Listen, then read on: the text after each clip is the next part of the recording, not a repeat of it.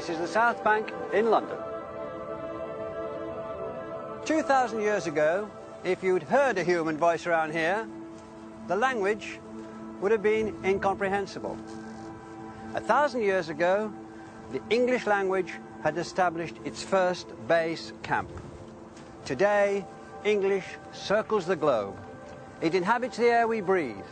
What started as a guttural tribal dialect, seemingly isolated in a small island, is now the language of well over 1,000 million people around the world.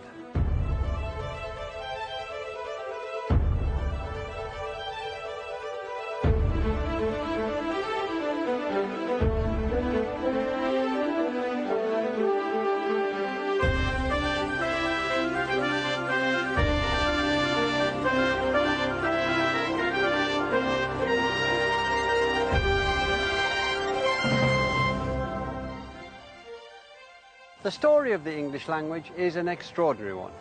It has the characteristics of a bold and successful adventure, tenacity, luck, near extinction on more than one occasion, dazzling flexibility, and an extraordinary power to absorb.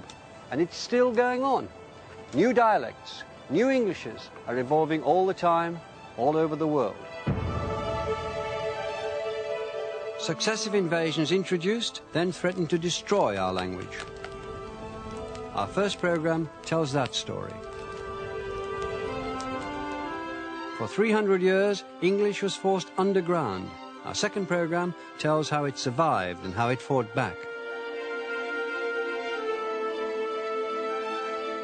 Our third program will tell how the English language took on the power blocks of church and state. Our fourth, how it became the language of Shakespeare. In later programs, we're going to leave these shores as English did, to tell the story of how in America, the language of one great empire became that of another. We'll go to the Caribbean, where a variety of new part English dialects took root. India, where English became a commanding, unifying language in a country of 1,000 tongues. And Australia, where a confident new English was invented by a people, many of whom had been expelled from their mother country. We'll travel through time, too, to explore how English in the 21st century has become the international language of business, the language in which the world's citizens communicate.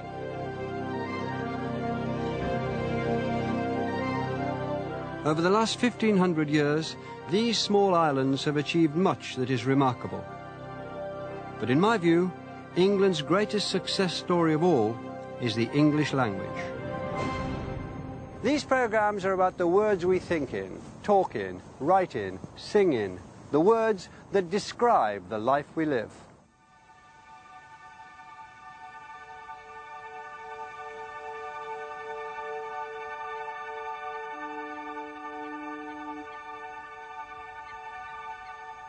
This is where we can begin, just after dawn, in a foreign country, on a flat shore by the North Sea, in what we now call the Netherlands.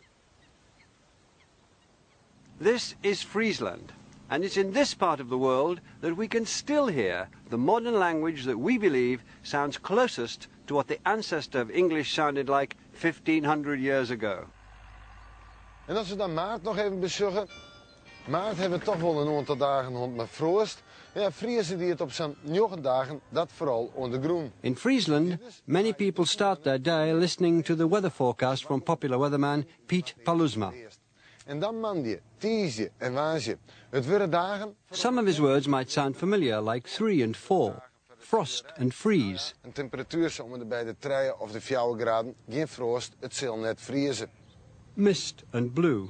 Vierders de kans op mist. En dan morgen. En daarmee flink wat zinnen. Blauw in de lucht. The reason we can recognize these words is that modern Frisian and modern English can both be traced back to the same family, the Germanic family of languages. And some words have stayed more or less the same down the centuries. Butter, bread, cheese, meal, sleep, boat, snow, sea, storm.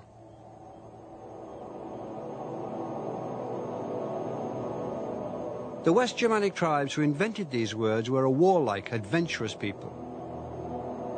They'd been on the move through Europe for the best part of 1,000 years and now had settlements in what we would call the lowlands of northern Europe, Holland, Germany and Denmark. But they were still greedy for land, ready to move on. This is the island of Terschelling. The English coast is about 250 miles to the southwest behind me. It was from these islands and the low-lying Frisian mainland that in the 5th century a Germanic tribe, part of the family that also contained Jutes, Angles and Saxons, made sail to look for a better life. And they took their language, our language, with them.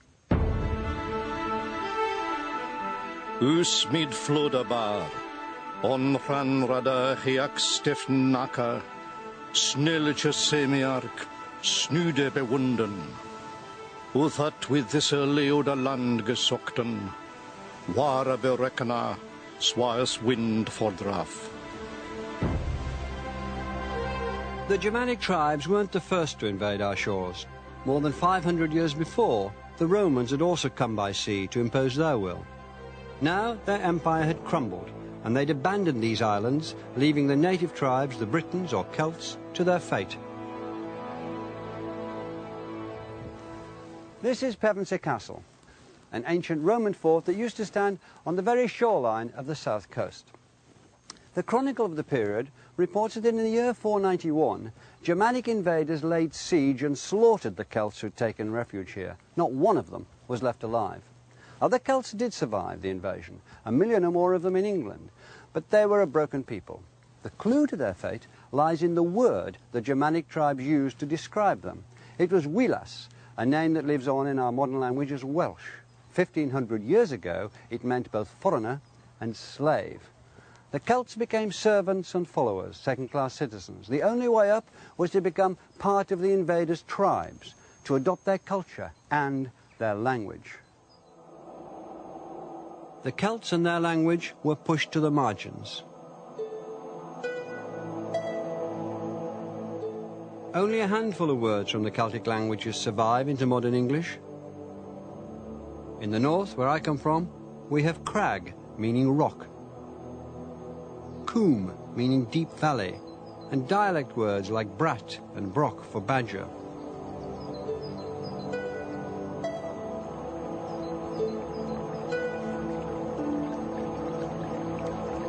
There are traces in place names. The Tor in Tropenna, spelled as Torpenhow, a neighbouring village to my own, that comes from the Celtic for peak.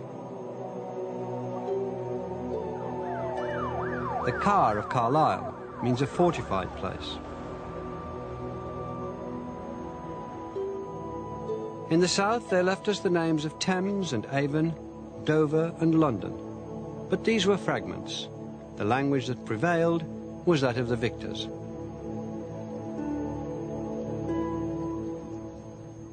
By the end of the 6th century, these Germanic tribes occupied half of mainland Britain. They had divided into a number of kingdoms: Kent, Sussex, Essex and Wessex, denoting the settlements of southern, eastern and western Saxon tribes; East Anglia, named after the Angles who gave England its name; Mercia in the Midlands, Northumbria in the north. Throughout these areas, many modern place names come from that settlement, or use the words they brought. We live with them. We live in them every day.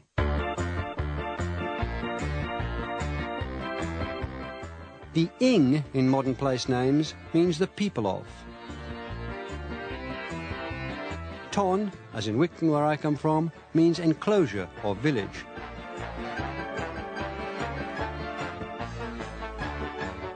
Ham means farm, which might surprise one or two Tottenham supporters.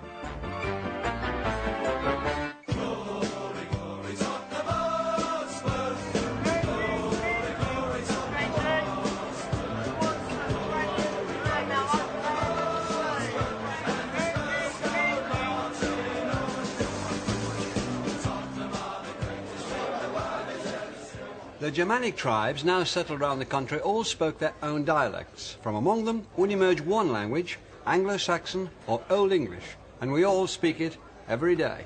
With our 5 strikers, none of them can really finish. Armstrong, Everson, Not natural Sheringham. born, are they? We just need some youth and, and two pace, ones really. Examine the language you use today and you'll still find hundreds of words from a language over 1,500 years old. Keywords ranging from the names we give family members to numbers. Gardner also. So what do you reckon today? I think we'll win 2-1 today. So I'll drink to that. I live in like a West Ham sort of area, and I've got a lot of West Ham friends, but for this game we'll be enemies. For the home games, I would go with the guys we meet up from the Top Spurs website, or with my daughter to other games. And she's 5 at the moment. Loves it. She loves singing the songs, the nice ones anyway. I was coming with my son, so we just go in, get something to eat first, go into the ground, savour the atmosphere and watch the game. There has been a few high-scoring games over the years. I think the highest we ever beat them was 6-1. A repeat today wouldn't go amiss. Most of those words were from Old English. Nouns like youth, son, daughter, field, friend, home and ground. Prepositions like in and on, into, by and from. And the are from Old English. All the numbers and verbs like drink, come and go, sing, like and love. But would these words have sounded different all those years ago? In a slightly quieter pub, I asked language expert Katie Lowe. They sound a little different. I mean, the Old English for sun is sunu.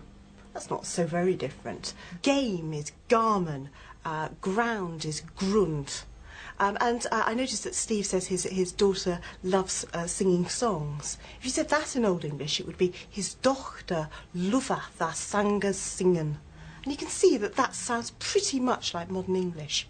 So in fact you can have a good conversation in Old English? Oh yes, you can indeed. I mean, each word I'm saying now is from Old English. Have you any estimate how many words there were swirling around compared with how many words we have now? We think it was in the region of 25,000 words. Compare that with an average desk dictionary, which maybe contains something like 100,000 words. It sounds pretty small. But if you think about the fact that an averagely educated person will probably have about 10,000 words in their active vocabulary, there are plenty of words to go round. English took its first steps away from its tribal roots with the revival of Christianity. Nu I schulen herian, he often reaches weird. Methodes mikte and his mood gethunk. Let us praise the King of Heaven, the power of the Creator and his conception, the work of the glorious Father who created every wonder, the eternal Lord. He often to groven, harlig schipend.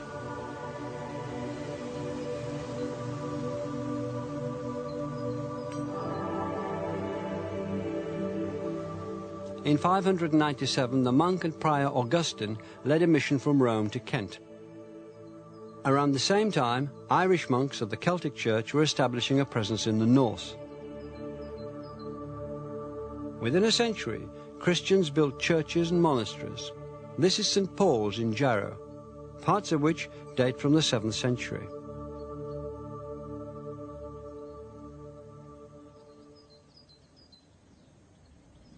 Faith and stone weren't the only things the Christian missionaries brought to the country. They brought the international language of the Christian religion, Latin. Latin terms became part of the English word hoard. Altare became altar. Apostolos became apostle. Mass, monk and verse and many others all come from the Latin. This would become a pattern of English, the layering of words taken from different source languages. And from Latin too, the English took their script.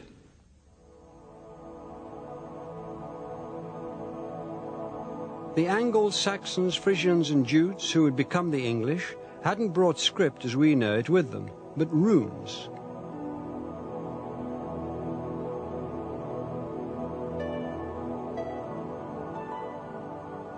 The runic alphabet was made up of symbols formed mainly of straight lines, so that the letters could be carved into stone or wood. Those were their media, rather than parchment or paper. Though this is a short poem, most examples of runic writing that survive suggest runes were mainly used for short, practical messages or graffiti.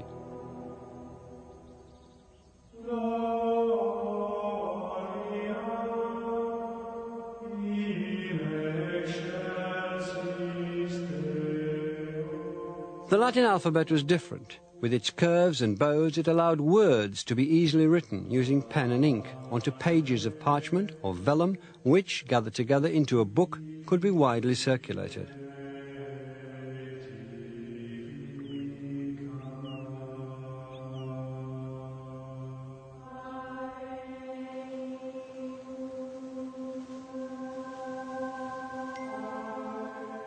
Christianity brought the book to these shores.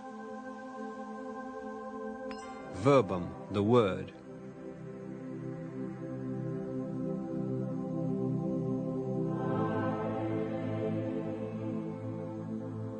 Soon a native culture of scholarship began to flower, a culture based on Latin and on writing.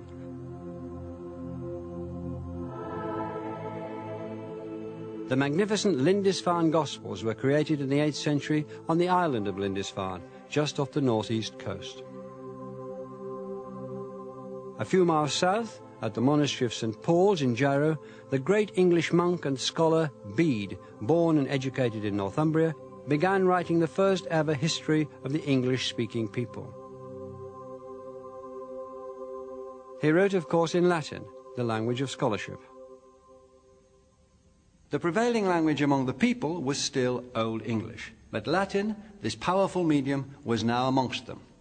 Now, Old English was written down, using the Latin alphabet, while retaining some of the old runes as letters. From the 7th century, we find English itself written on parchment in a language and a script which we can just about recognize as our own.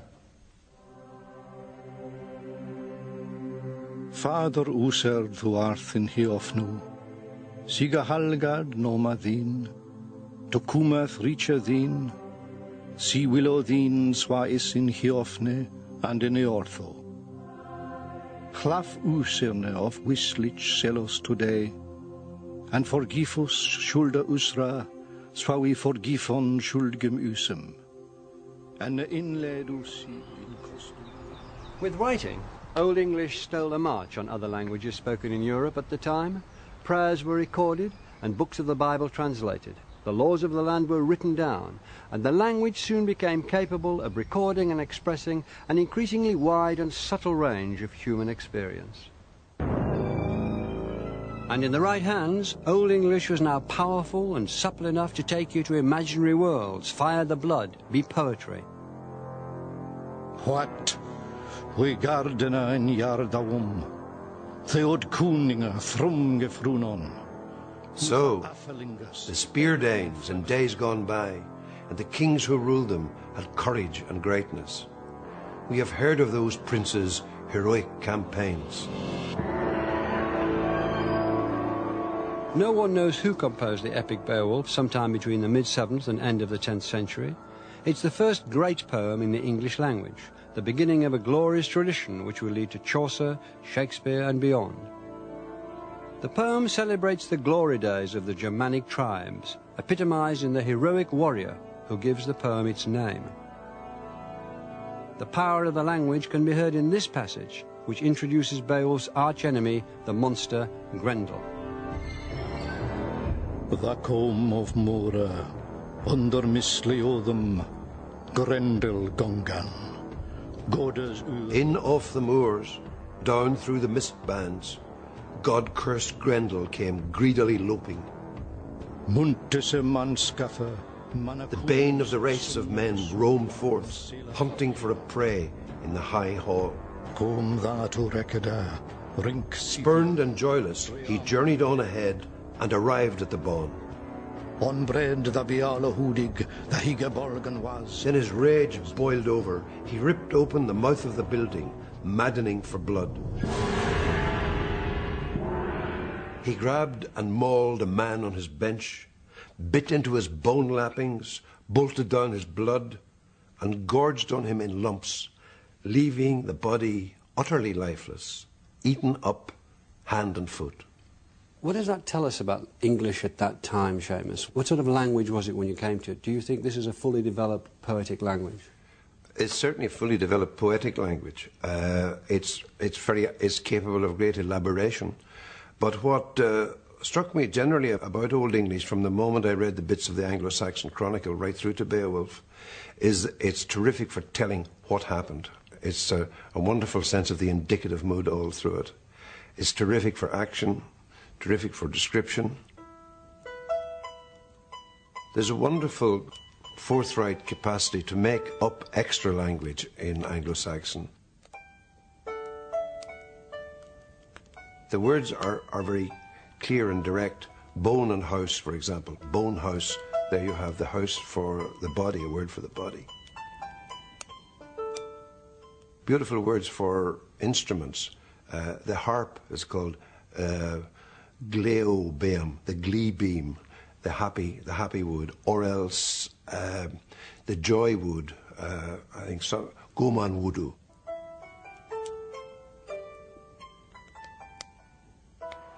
Swords or shields. The shield is the war board, weeg board.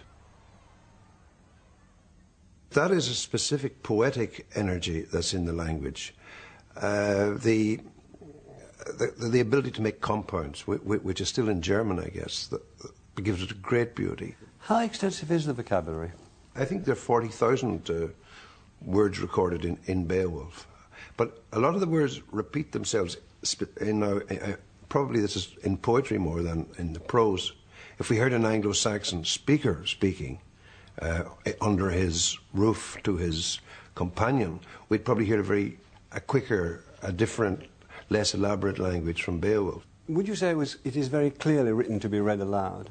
It's certainly written to be read aloud. The question that agitates some scholars is whether it was written, you know. But I think the general consensus now is that by the time you get to Beowulf, you have a writer dealing with a traditional oral language. What? We gardena in Jardavum, Theod Kuninga Thrum Gefrunon, Hutha Athelingus, Ellen Fremedon. Certainly you open the book, what we gardena and Jardagum, it asks to be uttered. And there are many speeches in it, and it comes off the tongue with terrific directness, I think.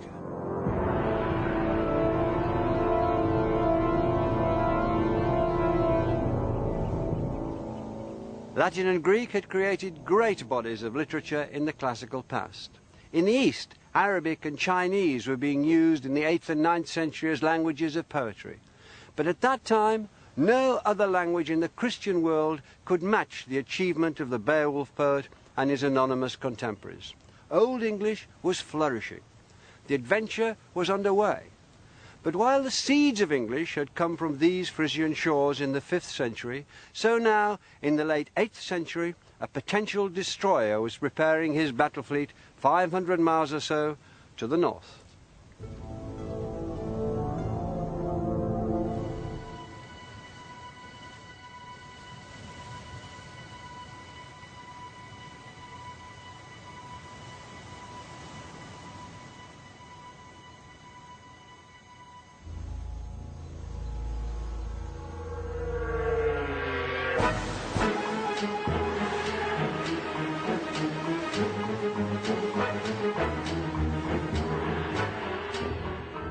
In the late 8th century, the Latin-based culture of scholarship, which had grown up in places like Lindisfarne and which had also been the cradle of Old English, faced extinction from across the sea.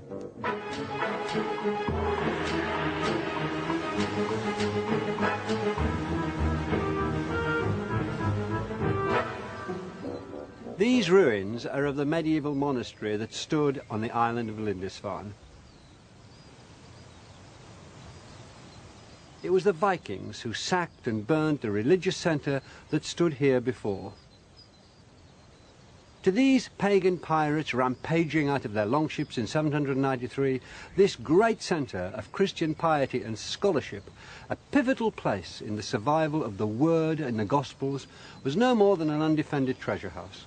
The jewels that graced the books of the church became baubles around a Viking's neck.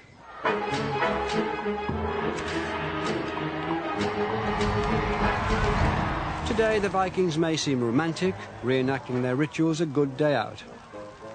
Over 12 centuries ago, their arrival was not so cheerful. To many, it seemed to signal the end for civilization. A year after razing Lindisfarne, the Vikings returned and sacked Jarrow, the abbey, where Bede had been the greatest scholar in one of the finest libraries in Christendom. This stronghold of the Latin word, where English was also being written down, uniquely among European dialects, was burned to the ground, its books with it.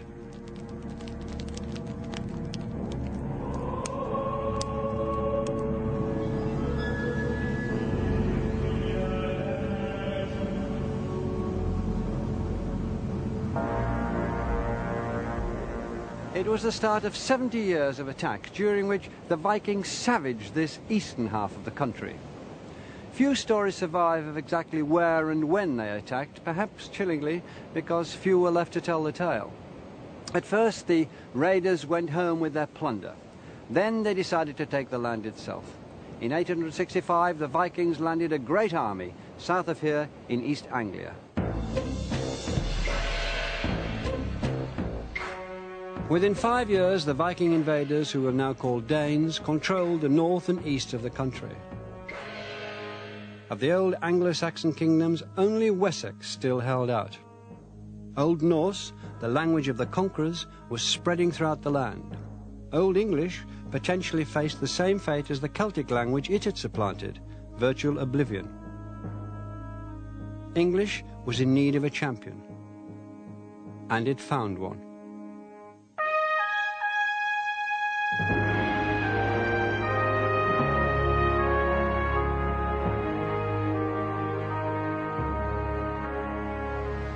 King Alfred's statue stands here in Winchester, the capital of his ancient kingdom of Wessex. He's the only monarch in our history to be known as the Great, and he's often been hailed as the saviour of England.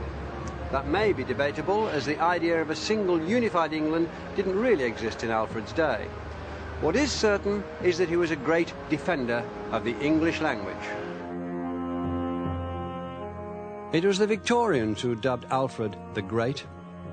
He was one of their darlings, an English hero whose exploits were enthusiastically woven into the fabric of national myth. But he very nearly didn't make it. He'd come to the throne of Wessex within a year of the first Danish attacks in the southeast, and at first he could hardly hold them back. In 878, the Danes won what appeared to be a decisive battle at Chippenham in Wiltshire.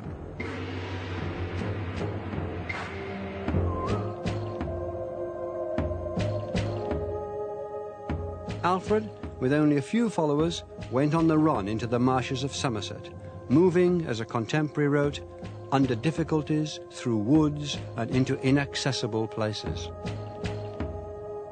Legend has Alfred, unrecognized, taking shelter in a poor woman's cottage and being scolded for burning the wheaten cakes he'd been set to mind.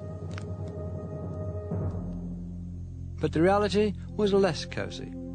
His situation was desperate, and if Alfred's kingdom fell, the whole country would be controlled and settled by conquerors whose language would inevitably crush English.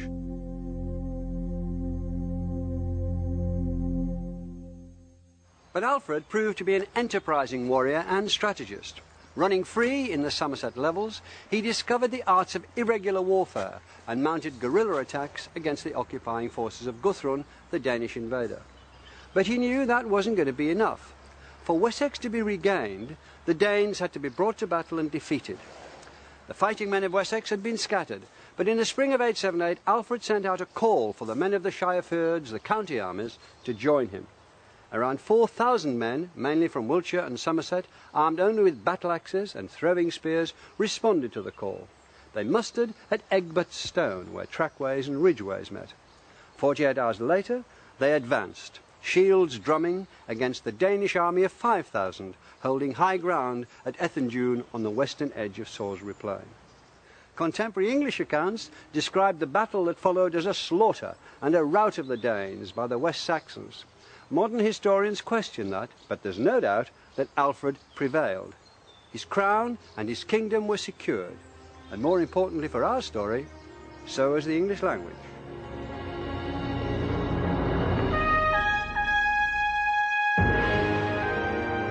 the Danes surrendered.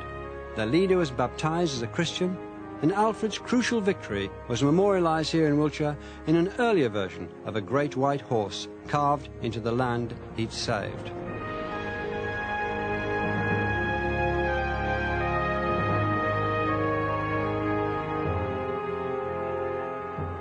Alfred left an even more significant mark on the country. He signed a peace treaty with the Danes which established a border running up through the country from the Thames to the old Roman road of Watling Street. The land to the north and east, to be known as the Danelaw, would be under Danish rule. The land to the south and west would be for the English. No one was to cross the line unless to trade.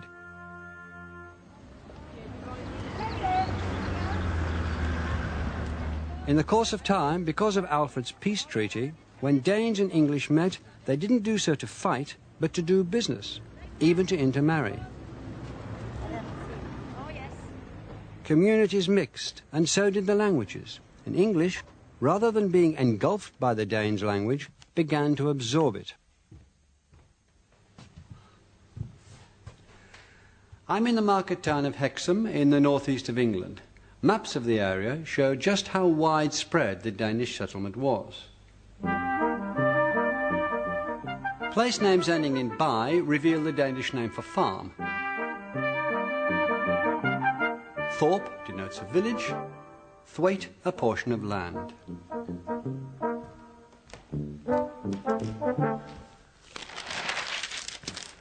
The births, marriages and deaths pages of the local paper feature lots of names ending in "son." That was a Danish way of making a name by adding to the name of the father. Just on this page, I can see Harrison, Gibson, Hudson, Robson, Sanderson, Dickinson, Simpson, Dickinson again, and Watson. In school where I was just across the country, there was a Pattinson, a Johnson, a Rawlinson, and another Dixon. Outside in the street, you can see the same thing on shop signs everywhere. Even given centuries of people moving around the country, names ending in "son" are still far more common in what were the Danish territories of the north and west than they are in the south and east. Above all, you can hear the echoes of the Danes' Old Norse language in the way people speak. What did you say it is? Charlie. Charlie, and out of... Sailor and a Limmy cows. It's a little field on its own. As Willie says, there's a beck down by the side of it. It runs down through a little wood. And it's such a lovely setting down by the, down by in that garth, isn't it? It's like a little isolation field. It's only a couple of acres, the whole field. It'd be interesting to see a few sheep sold with lambs. It's what it beats at it. Are they allowed to be sold tonight? Some Old Norse words stayed in the local dialects of the north. Words like beck for stream and garth for paddock. As a boy in Wigton, I remember hearing and using dialect words like slattery for shower, slape for slippery, yet for gate, laup for leap, yek for oak and yam for home, as in Arsgang and Yam. Pure Norse, heard in Wigton every night of the week, and there were many others. But the influence of Old Norse wasn't just local. All around the country over time, hundreds of Norse words entered the mainstream of English, and we still use them every day. The SK sound is a characteristic of Old Norse, and English borrowed words like score and sky and skive, as well as perhaps 1,000 others, including anger, bull, freckle, knife, neck, root, scowl, and window.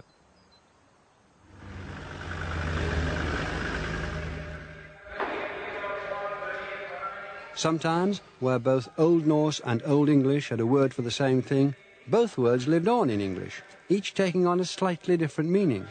Where Old English said craft, Old Norse said skill. For in English hide, the Norse said skin. In Old English you were sick, in Norse you were ill. Here was another example of English's extraordinary ability to absorb, to take in words from other languages, adding them to its word hoard, increasing the richness and flexibility of the vocabulary. I think that the point about vocabulary is how much it astonishes by its ordinary nature. Words like law, egg, husband, leg, ill, die, ugly, all these words are from Old Norse, and yet you wouldn't necessarily think that they were foreign at all. Most astounding of all, I think, are the pronouns they, their and them. Those are also from Old Norse. And in terms of grammar, in a way, they simplified English, didn't they? They took it away from its Germanic roots. I think it's probably true to say that Old Norse affects the English language more than any other, because it actually leads to a restructuring of the language. Old English formed sentences, and not by word order, as we do, but by tacking on endings onto the ends of things like articles and pronouns and nouns. What happens is, through contact with a pretty similar language, a lot of these inflectional endings start to lose their distinctive nature. And actually this is a process that we can see happening fairly early on in the Anglo-Saxon period. So the language is prone to do that, but contact with Norse languages speeded it up, gave it a shove towards modernity. Can you give us a very simple example of that? Yes, let's take a simple sentence like, the king gave horses to his men. That would be something like in Old English, Se kuning gaf blankan his gumum. Now in Old English, you didn't tend to have a preposition like to. Instead, you could use a special ending, which kind of meant to his men. And that would be a um ending, and you just tack that onto the end of the noun for man. So you'd have gumum. ending.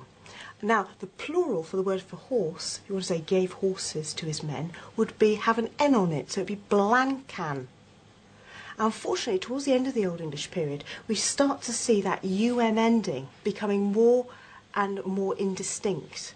And we see spellings like guman, an, just the same as blankan, an. And it's obvious that the king is more likely to give horses to his men than men to his horses, but you can see that there's a potential there for difficulties, and so we start to see prepositions being used in place of those endings, which had become indistinct. Spoken English survived the Danish invasion, but as the 9th century drew to a close, the written culture was in a ruinous state, and King Alfred was concerned. When Alfred looked at the state of his kingdom, he was appalled. The scholars in the monasteries had once made England the greatest powerhouse of Christian teaching in Europe.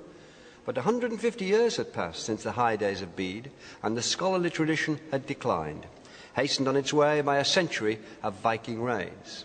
In all the country, Alfred could barely find a handful of priests who could read and understand Latin. And if they couldn't understand Latin, they couldn't pass on the teachings of the religious books that told people how to lead virtuous lives. They couldn't save souls. Where the written word had once flourished, Alfred now found only chronic spiritual sickness. He looked for a cure. One way was to educate more clergy in Latin. But that wasn't enough. He hit on a more radical solution, a solution that hinged not on Latin, but on English. And he took English to new heights of achievement. In the preface to his own translation of Pope Gregory's Pastoral Care, Alfred wrote, "I remembered how, before it was all ravaged and burned, I'd seen how the churches throughout all England stood filled with treasures and books. And there was also a multitude of God's servants who had very little benefit from those books because they couldn't understand anything of them, since they were not written in their own language." Their own language was, of course, English. Alfred didn't want to do away with Latin, but he realized that it would be far easier to teach people to read books written in the language they spoke. The best scholars could then go on to learn Latin and join holy orders. The rest would still have access to scholarship and spiritual guidance, but it would be written in English.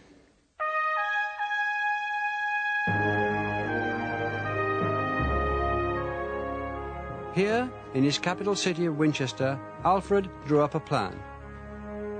It was an extraordinarily imaginative project to promote literacy and restore the English language.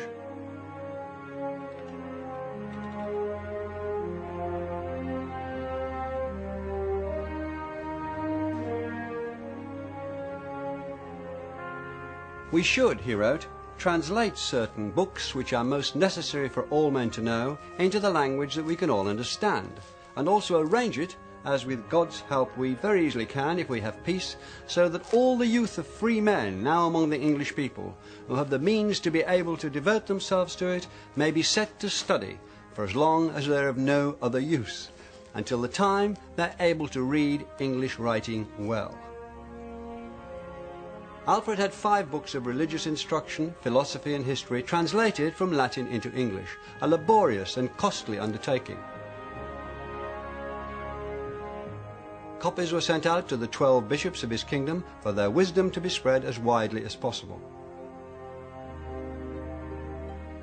To each bishop, to emphasize the importance and value of the project, Alfred sent a costly pointer used to underline the text. This is the Alfred jewel. Many historians believe that it formed the head of one of those pointers. Crafted in crystal, enamel and gold, it was discovered in 1693 in Somerset and is now on show at the Ashmolean Museum in Oxford. It's inscribed, "Alfred had me made," in English. Alfred the Great had made the English language the jewel in his crown.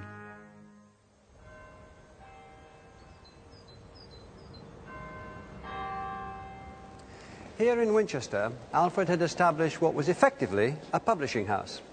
Other projects he undertook included the commissioning of the Anglo-Saxon Chronicle, detailing hundreds of years of history. Alfred died in 899. One of his legacies was an English language which was more prestigious and widely read than ever before. There was nothing to compare with this range of written vernacular, history, philosophy, poetry, anywhere else in mainland Europe. English was out on its own. By the middle of the 11th century, English seemed secure, but now other invaders were waiting in the wings, and English was about to face its greatest threat ever.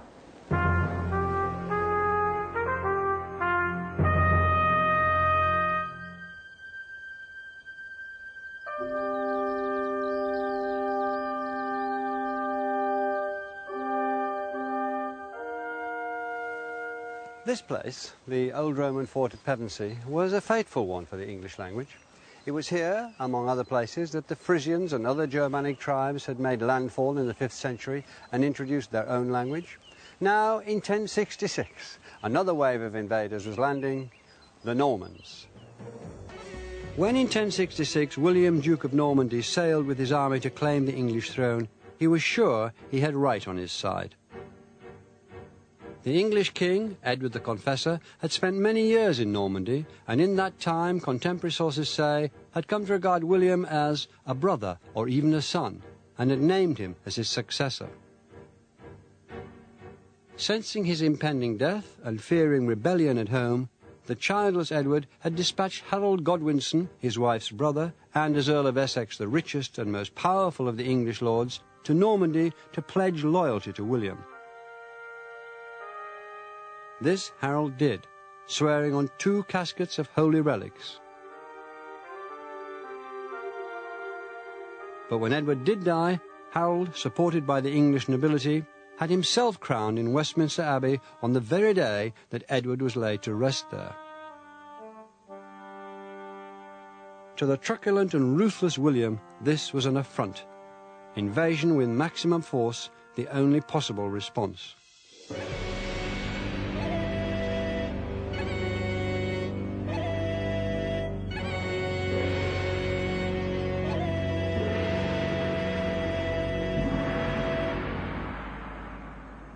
The armies met here, near Hastings.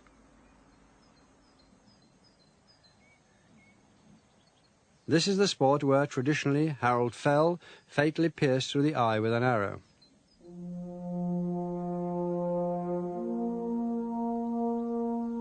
The site was later named after the engagement, but it's named not with an English word, like fight, but with a word from the language of the Norman victors, battle.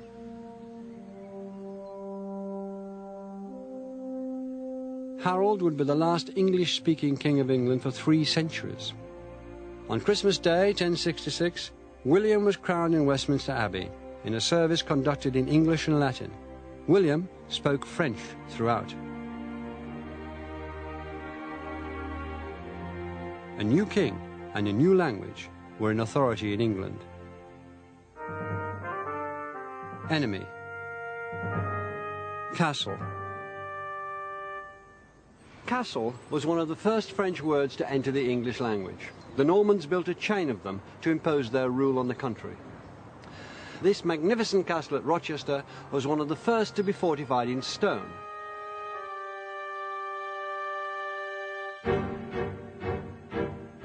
By blood, the Normans were from the same stock as the Norsemen who'd invaded in earlier centuries, but they no longer spoke a Germanic language, rather what we'd call Old French, which had grown from Latin roots. Many of the words they spoke would have been very strange to the native English, but would quickly become unpleasantly familiar. Our words, army, archer, soldier, garrison, and guard, all come from the conquering Norman French. French was the language that spelled out the architecture of the new social order: crown, throne, and court, duke, baron, and nobility, peasant, vassal, servant. The word govern comes from French, as do liberty, authority, obedience, and traitor. The Normans took the law into their own hands. Felony, arrest, warrant, justice, judge and jury all come from French. And so do accuse, acquit, sentence, condemn, prison, and jail. It's been estimated that in the 3 centuries after the conquest, about 10,000 French words colonized the English language. They didn't all come in immediately, but the conquest opened a conduit of French vocabulary that's remained open, on and off, ever since. Today, French words are all around us. City, market, porter. Here we are, look, one fabulous salmon, weighs about 14 pounds. It is a fabulous fish. We've got some fabulous mackerel, they've come up from Aberdeen. Next to them are the oysters, they come from the Essex coast. Sole. Pork, sausage, bacon. Nice bit of fruit, bit oranges, bit juicy lemons. Grape, tart, biscuit, sugar. Cream. Fry. Vinegar. Nearly 500 words dealing with food, cooking and eating alone entered English from French, just a fraction of the imports which would enrich the English word hoard in the centuries after the Norman conquest.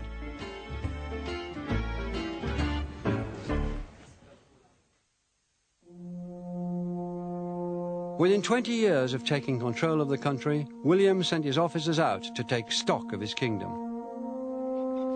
The monks of Peterborough, who were still recording the events of history in English in the Anglo-Saxon Chronicle, noted disapprovingly that not one piece of land escaped the survey, not even an ox or a cow or a pig.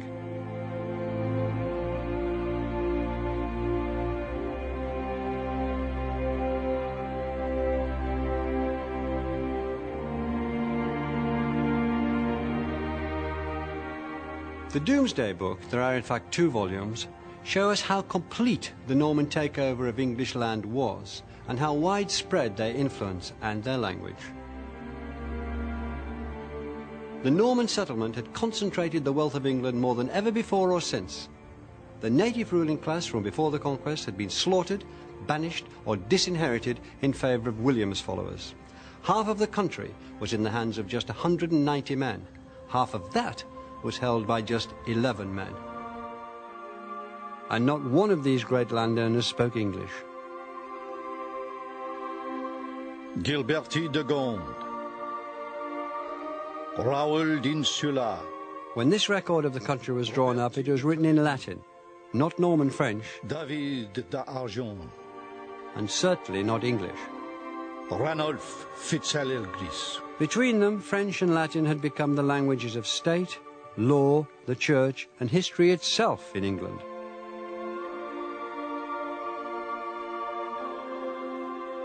The writing of English became increasingly rare. Even the Anglo-Saxon Chronicle guttered into silence. What we gardena in Yardawum, Theod Kuninga Thrung. The language of Alfred and the Beowulf poet had lost all the prestige that it had slowly built up. In a country of 3 languages, English was now a poor third, bottom of the pile.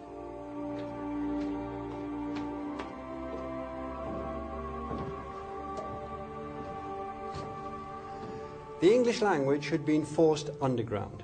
It would take 300 years for it to re-emerge, and when it did, it would have changed dramatically.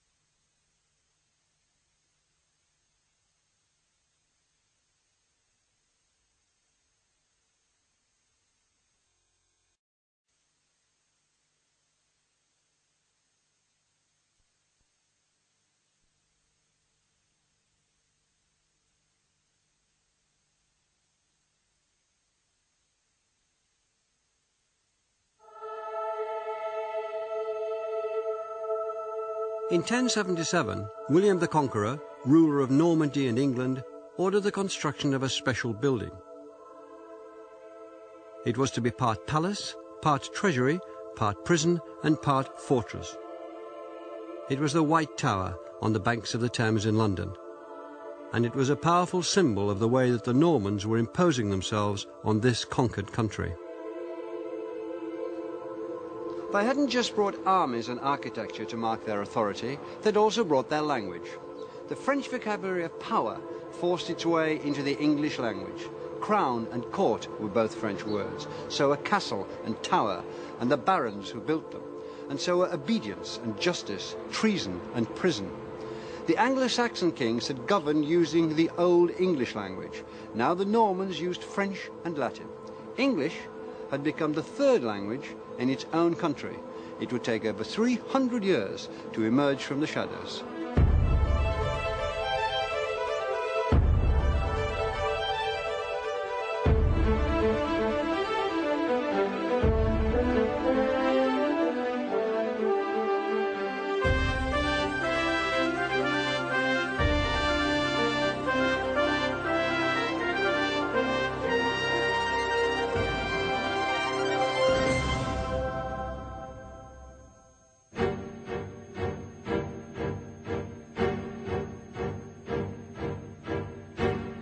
In the years following the arrival of William's army at Pevensey, the Normans tightened their grip on England, now part of a kingdom that extended across the Channel. Across the land, William's men took over every position of power in the state and in the church. Within 60 years, the monk and historian William of Malmesbury could write, "No Englishman today is an earl or bishop or abbot. The newcomers gnaw at the wealth and guts of England, nor is there any hope of ending the misery." He wrote in Latin. Written English, which had managed to establish itself so boldly before the conquest, was now dying.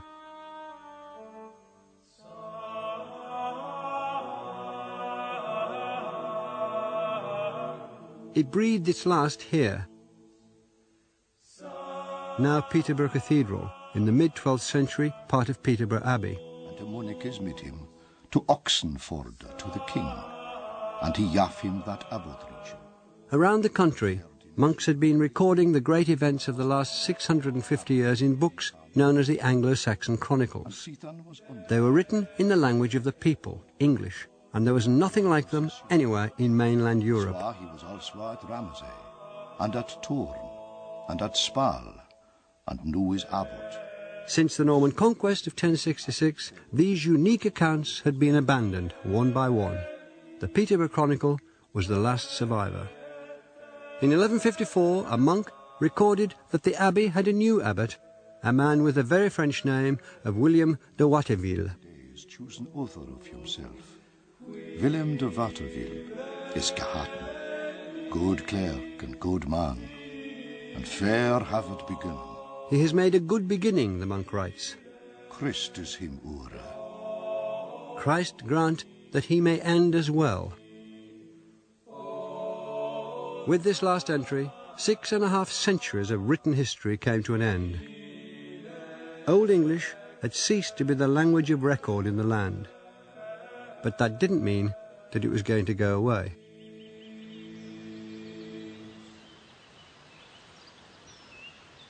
Since the conquest, English in varying dialects had remained the language spoken by 90% of the population, from the south coast to the uplands of southern Scotland, just a few miles north of here.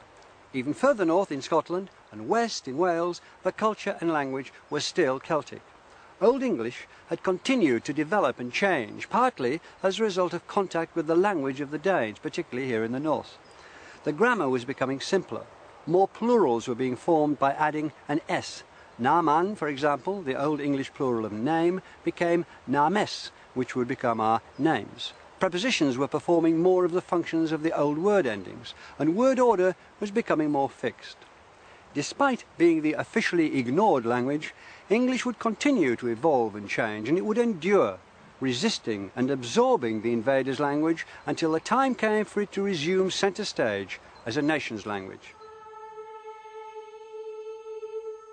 The Peterborough Chronicle of 1154 also recorded that in that year the people of England acquired a new king, Count Henry of Anjou, grandson of William the Conqueror and the first of the Plantagenet kings.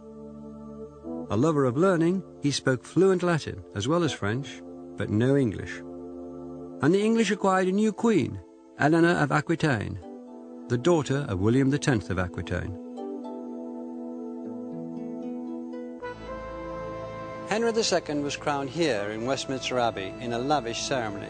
The clergy wore silk vestments that were more costly than anything ever seen before in England. The king and queen and the great barons wore silk and brocade robes. The luxury was fitting, it was thought, for an occasion that solemnized the bringing together of so much land and wealth.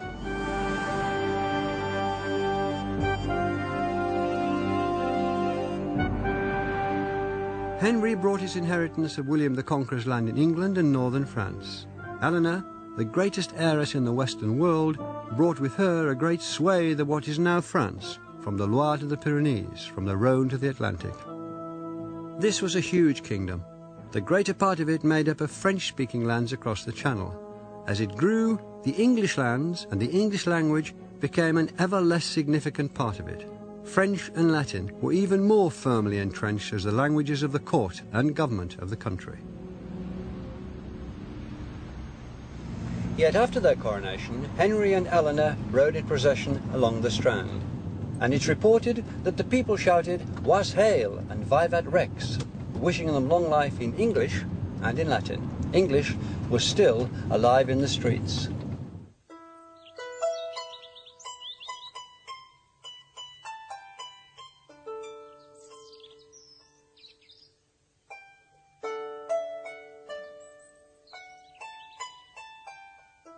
In the court and royal palaces, new ideas from across the Channel were in the air, and new words to express them, words which sang, of courtesy and honour, questing and damsels, jousting and tournaments. French words, every one. The vocabulary of romance and chivalry was heard in England. Bona donasius platia tu friend, del ben quieus vuel quieus vid el mal soffrire, e pues lo mals non puera dantener, ans merce blanquel partam egalment.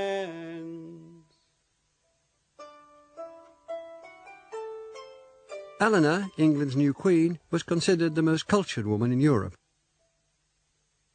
It was she, more than any other, who patronized the poets and troubadours whose verses and songs created the romantic image of the Middle Ages as the age of chivalry, a glorious vision that was never realized outside the pages of medieval literature.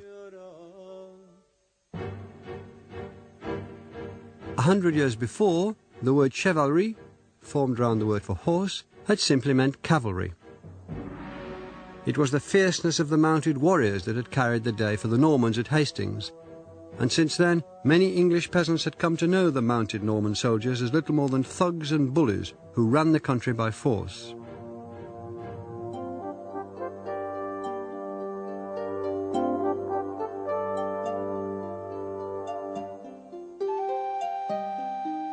But now, mounted warriors had become knights, and the word chivalry came to mean a whole model of ideals and behaviour. Infused with honour and altruism, one that prescribed how to act towards one's liege lord, one's friends and enemies, and of course fair, cruel ladies. Ideas had shifted, and words with them.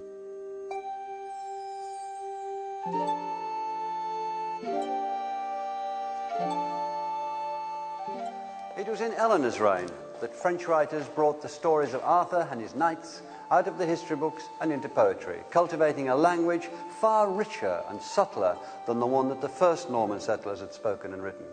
The poets rhapsodized about Eleanor, celebrating her as the most beautiful woman in the world, pouring out the impossible longing for the perfect woman that was at the heart of the cult of courtly love. The poetry of affairs of the heart had come to England, singing of pain and joy, and beginning a line in literature that runs through Shakespeare's sonnets and the great romantic poets to today's 3-minute pop lyrics.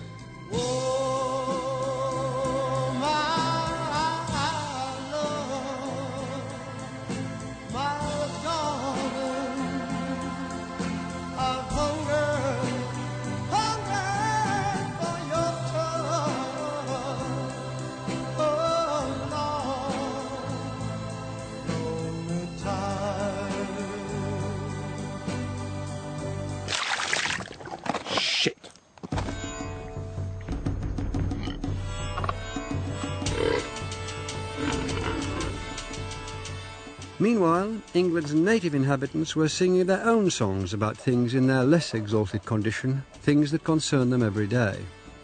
They sang in their own language, English.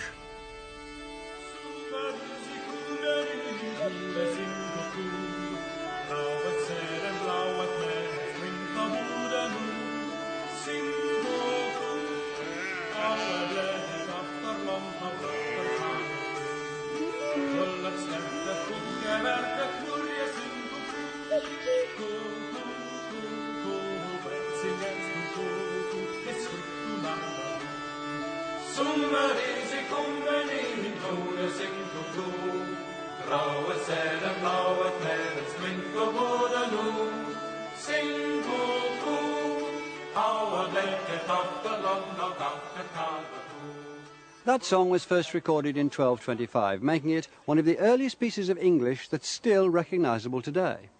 There's not a single French word in it. Words like summer, come, sow, seed and new can be traced right back to the flatlands of Frisia. Spring and wood can be found in the Anglo-Saxon poem Beowulf, and Mary, sing and loud in the works authorised by Alfred the Great. There's a pure line of Old English vocabulary here, in a song that comes from the peasants and the land, at the opposite end of the social scale from the troubadours' songs. The French language of the grand lords hasn't penetrated down to the common people. Certainly the native English and the French overlords lived very different lives. William the Conqueror had introduced the system of feudalism into England, and though evolving, it still defined all economic and social relations, expressed in French words like vilain and vassal, labourer, bailiff and factor. In the country, where 95% of the population lived, the English were essentially serfs, another French word. Not technically slaves, but tied for life to their lord's estate, which they worked for him and, at a subsistence level, for themselves. While the English-speaking peasants lived in small cottages or huts, their French-speaking masters lived privileged lives in their castles. Our modern vocabulary still reflects the distinction between them. English speakers tended the living cattle, which we still call by the Old English words of ox or cow. French speakers ate the prepared meat, which came to the table, which we call by the French word beef. In the same way, the English sheep became the French mutton, calf became veal, deer, venison, and pig, pork. English animal, French meat, in every case. The English laboured, the French feasted.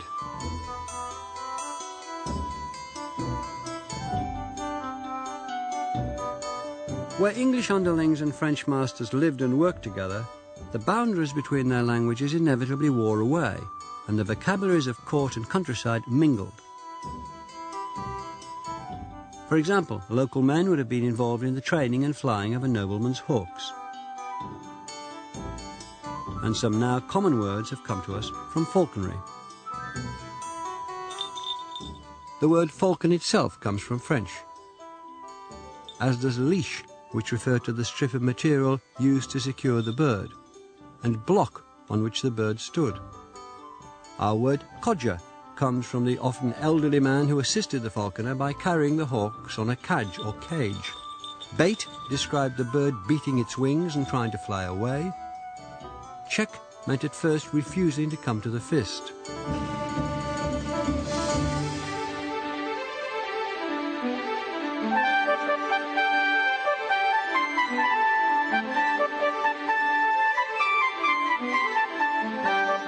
Our word lure comes from the leather device still used in training and recalling the hawk.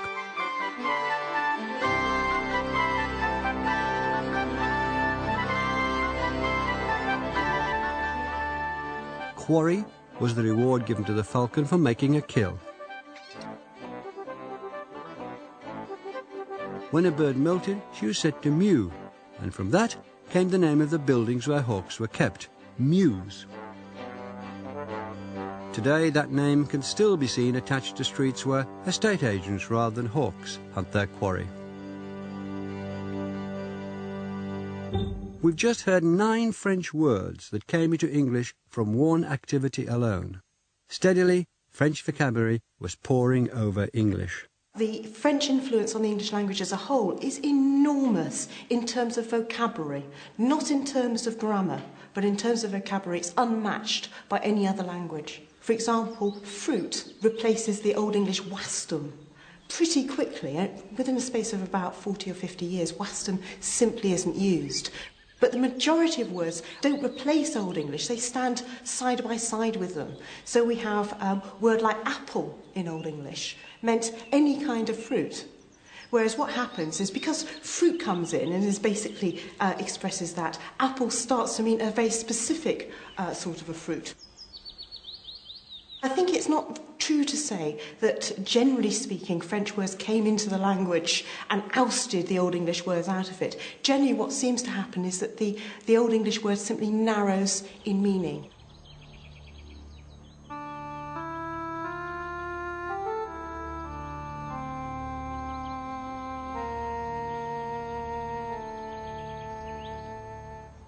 It was now almost 150 years since the Norman conquest. Though the people at the top had changed, the ascendancy of French was still absolute. Written English, that triumphant achievement of Alfred and English scholars, was dead, and spoken English was being progressively colonized throughout society by French words. But the balance of power and of languages was about to shift.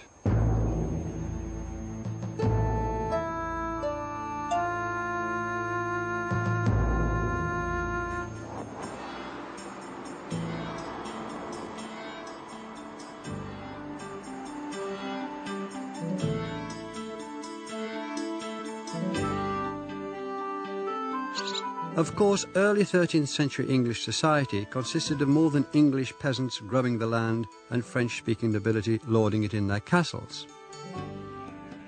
Trade was on the increase. The wool trade in particular made parts of England rich. On the proceeds, grand churches were built, even in modest villages like this one at North Leach in the Cotswolds.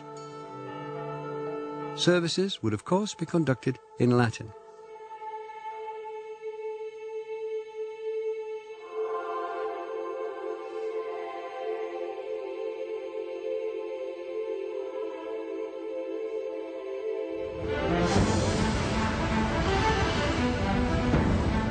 Towns were growing, sometimes French and English towns together, as at Norwich and Nottingham. Then, as now, London was the magnet. its population would double in the course of the 13th century. As feudalism loosened its grip, English speakers would flood in from the country looking for opportunities, a better life.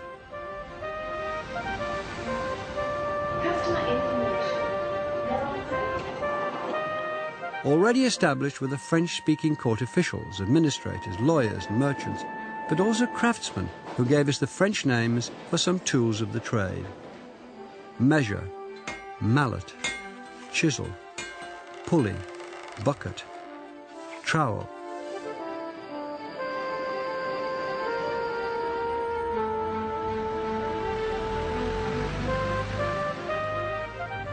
This is Petty France in London. Its name shows that it originally housed a community of French immigrants. In the early Middle Ages, there were areas like this in many English towns, home to craftsmen and merchants who'd come here from Normandy. English and French speakers met and mingled in these places, and the English middle classes picked up French words by the thousand. Merchant, money, price, discount, bargain, contract, partner, embezzle. The English didn't just borrow French vocabulary, they took their names. Then as now, names were a matter of fashion, and the fashion in the early 13th century was for French. So out went the good old English Ethelberts, Elfrics and Ethelstains, Dunstons, Wulfstons and Wulfrics, and in came the newfangled Richards and Roberts, Simons and Stephens, Johns, Jeffreys, and most popular of all, Williams. It seemed that everywhere French was the name of the game. If this process had continued, whereby French percolated and penetrated into every area of English society, then French could eventually have engulfed English. That didn't happen. Why not? One critical reason was that because of particular historical events, French speakers in England became cut off from their cultural and linguistic roots. In 1204, the reigning monarch John, King of Normandy, Aquitaine and England, lost his Norman lands in a war with the much smaller kingdom of France. The Norman dukedoms, ancestral lands of William the Conqueror, and cultural homelands were part of another empire now. As long as the French nobility and middle classes who lived in England kept contact with their homelands in Normandy, as long as they thought of themselves as French and married within French families, their identity and language were secure. When they lost their connections across the Channel, their language began to lose its grip on English.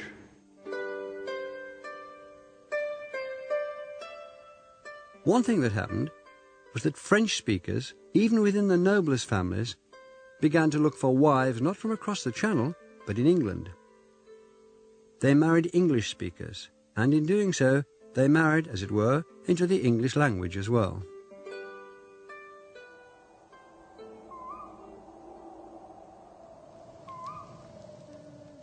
It's said that the hand that rocks the cradle rules the world. It's likely that by the middle of the 13th century, many children in families which would previously have been French-speaking were learning English from their mothers or nurses. Merry it is, summer last with Vogel's song.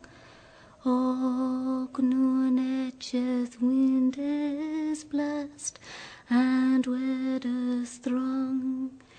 Hey, what this night is long, and each with well nature wrong. Soreg and mourn and fast.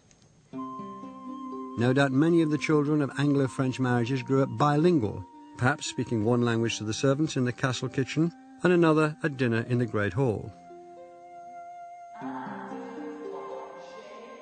By 1250, there's even some evidence that children of the nobility were having to learn French from a written primer, grappling with the vocabulary of what was becoming effectively a foreign language. By the middle of the 13th century, more and more French speakers throughout society were themselves beginning to speak English, becoming bilingual.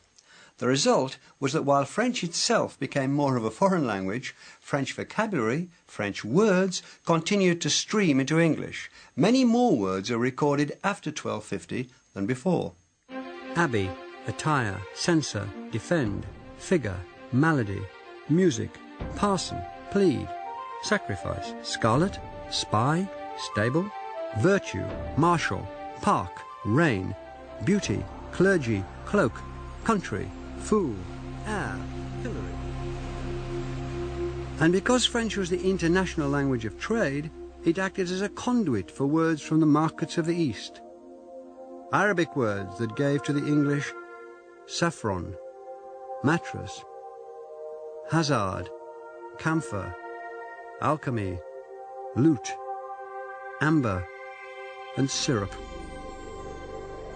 Our phrase checkmate comes through French from the Arab shahmat, the king is dead. As we've heard, very often the imports didn't replace existing English words, but settled down with them, each word adopting a slightly different meaning. The same thing had happened with English and Old Norse, this layering effect. So, a young English hare came to be named by the French word leveret, English swan, French cygnet. A small English axe is a French hatchet. Ask, English, and demand from French have slightly different meanings, as do bit and morsel, wish and desire, might and power, room and chamber. On the surface, some of these words appear to be interchangeable, and sometimes they are. But more interestingly, there are fine differences. That's the beauty of it. Answer is not quite respond. Begin isn't always commence. Liberty isn't always freedom. Shades of meaning, representing new shades of thought, were massively absorbed into our language at that time. The range of what I would call almost synonyms became one of the glories of English, contributing to the language's precision and flexibility, allowing its speakers and writers over the centuries to select very precisely the right word. Rather than replace English, French was helping equip and enrich the language for the central role that it was on its way to reassuming.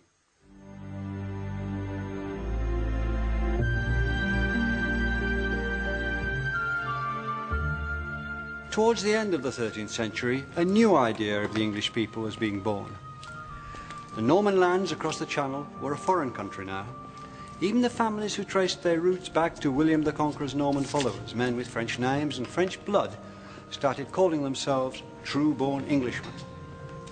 Behind me is the tomb of Edward I, the hammer of the Scots, it says there in Latin. Latin was the language of official business. But when the French King Philip threatened invasion of England in 1295, Edward used the English language as a symbol of nationhood to galvanize support. If Philip is able to do all the evil he means to, from which God protect us, he plans to wipe out our English language entirely from the earth, he said. The old language, reborn, could now be a rallying point for a new mongrel people. The invasion never came. And though Edward made the English language a symbol for the country, he didn't elevate it to official use. Latin and French were still the languages of state affairs. It was Edward's direct ancestor, William the Conqueror, who more than 2 centuries before had enshrined Latin and French as the written languages of state, banishing English.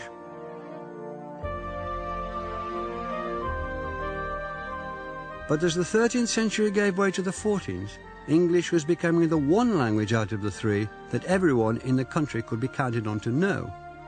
In 1325, for instance, the chronicler William of Nassington could write, Latin can no one speak, I trow, but those who it from school do know. And some know French, but not Latin, who are used to court and dwell therein. And some know Latin, though just in part, whose use of French is less than art. And some can understand English, who neither Latin know nor French. But unlettered or learned, old or young, all understand the English tongue.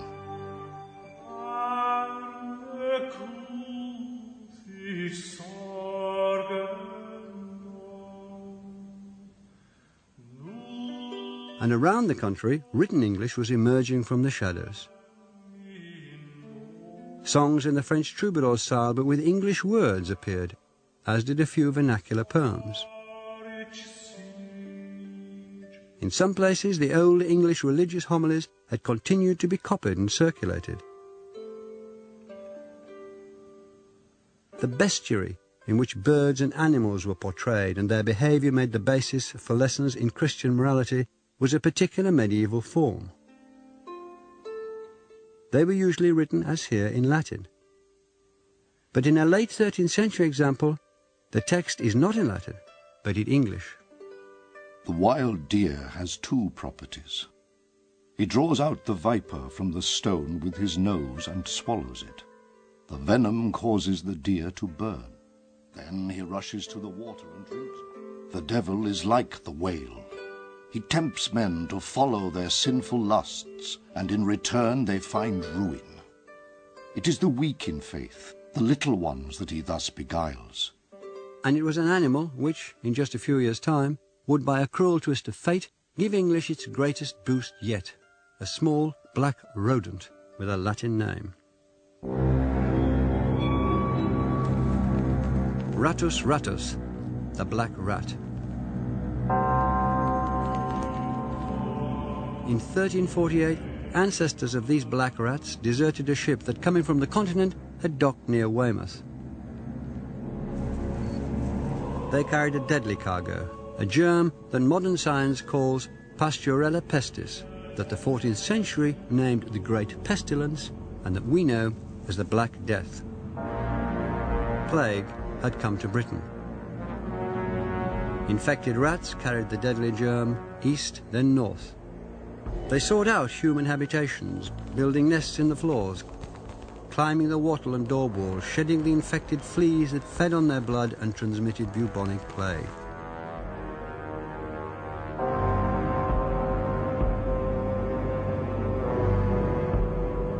It's been estimated that between a quarter and a third of England's population of 4 million died.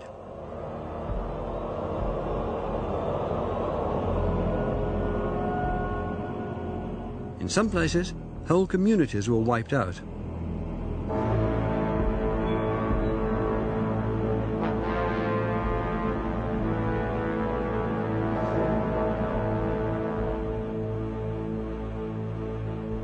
This is Ashwell in Hertfordshire. In the bell tower of the church, some desperate soul, perhaps the parish priest, scratched a poignant record on the wall in bad Latin.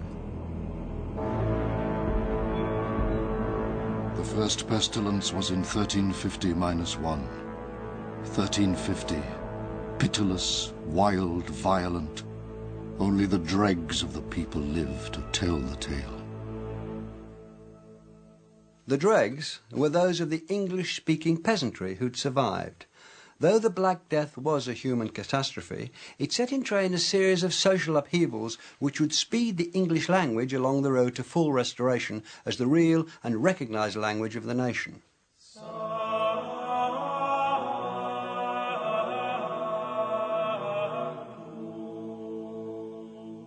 For one thing, the Black Death dealt Latin, the language of the church, a body blow. Where people lived communally, as the clergy did in monasteries and other religious orders, the incidence of infection and death was disproportionately high. At a local level, many parish priests either caught the plague from tending their parishioners or simply ran away.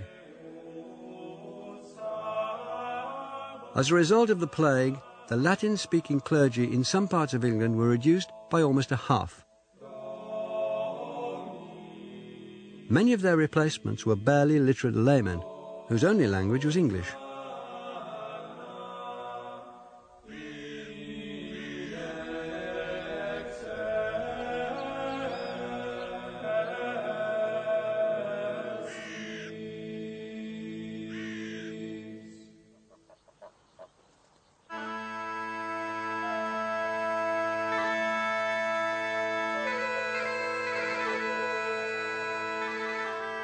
England after the Black Death was a very different place. In many parts of the country, there was hardly anyone left to work the land or tend the livestock.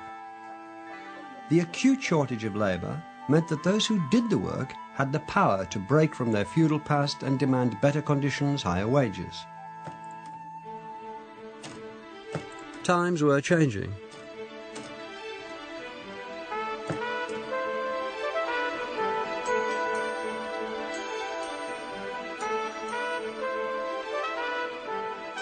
Wages rose, the price of property fell. Working people seized the opportunities they'd never had before. The fortunes of the common people were changing. They were rising through society, and they took their English with them. By 1385, English had replaced French in the schoolroom, and as education and literacy spread, so did the demand for books in English. And English was already finding a place in the state and in the law. In 1362, for the first time in 3 centuries, English was acknowledged as a language of official business. Since the conquest, court cases had been heard in French. Now the law recognized that too few people understood that language, probably because many of the educated lawyers had died in the plague. From now on, it was declared cases could be pleaded, showed, defended, debated and judged in English. In the same year, 1362, Parliament was opened here at Westminster. For the first time ever, the Chancellor addressed the Assembly not in French, but in English. For the worship and honour of God, King Edward hath sumpned his prelates, dukes, earls, barons, and other lords of his realm, to his Parliament holden at Westminster, the year of the King's 6th. And soon, English would once again be the language of kings.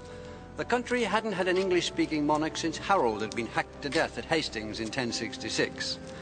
In 1399, King Richard II was deposed by Henry, Duke of Lancaster. Parliament was summoned here, to the Great Hall at Westminster. The dukes and lords, spiritual and temporal, were assembled. The royal throne, draped in cloth of gold, stood empty.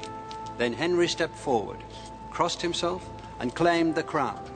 And in a great symbolic moment, he made his speech not in the Latin language of state business, or the French language of the royal household, but in what the official history calls his mother tongue, English. In the name of the Father, Son, and Holy Ghost, I, Henry of Lancaster, challenge this realm of England, and the corona with all the members and their appurtenances. As I that am descended by richt line of the blood, coming from the good Lord, King Henry III. And for that richt, that God of his grace hath sent me, with the help of me kin and of me friends, to recover it. The which realm was in point to be undone for the fault of governance and undoing of the God allowance.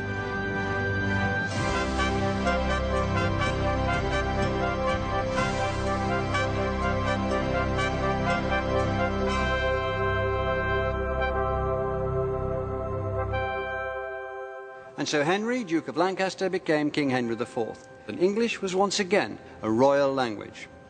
The tide seemed to be turning in its favour. By the end of the 14th century, it was on course to regain its status as the first language of the country. And now it also had a literary champion who could harness its full capabilities to produce great writing, Geoffrey Chaucer.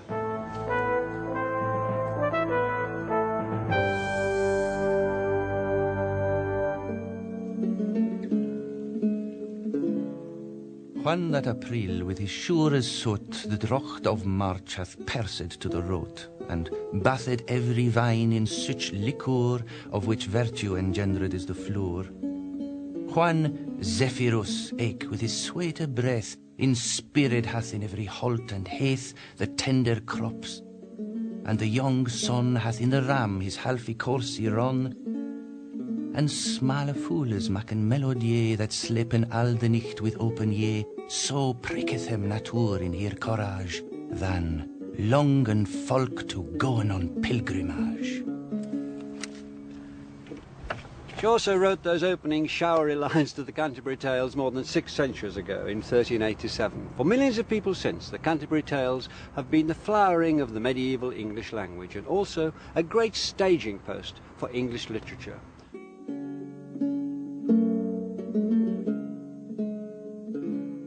Chaucer, pictured here as one of his own pilgrims, wasn't the only writer of his time, and he didn't invent the language he was working with. But he, more than any other, recognized its richness, the potential in having at his disposal vocabularies from high and low society, drawn from French and Old English, and he worked it to the full. Chaucer was a Londoner and an important man with connections to the royal family and a high position in the civil service. He'd travelled widely, perhaps even been a spy, and he knew Latin and French. He might have been expected, like many other English poets of the time, to write in either of those languages for an exclusive audience. But he didn't. He chose to write in English, the English that was spoken in London. The language of London would have been a huge mixture. You've got people coming in from the central Midlands, from the northern Midlands. From the northern Midlands, they'd have bringing more Scandinavian terms because it's an area of strong Scandinavian settlement. But we'd have also have heard French loanwords, which people would have heard in literature as well. So it's a vibrant variety of English.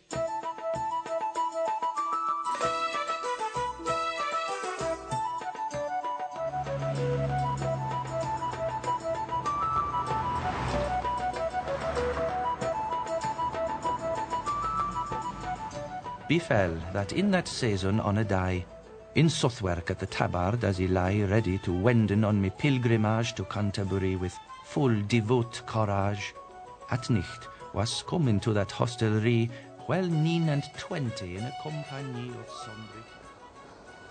This is where the Tabard Inn used to stand. Now it's the rather dismal backyard of Guy's Hospital. This is where Chaucer's pilgrims gather before setting out on their pilgrimage to Canterbury. The buildings may have gone, but Chaucer's characters, a cannily constructed cross-section of medieval society, live on in his writing.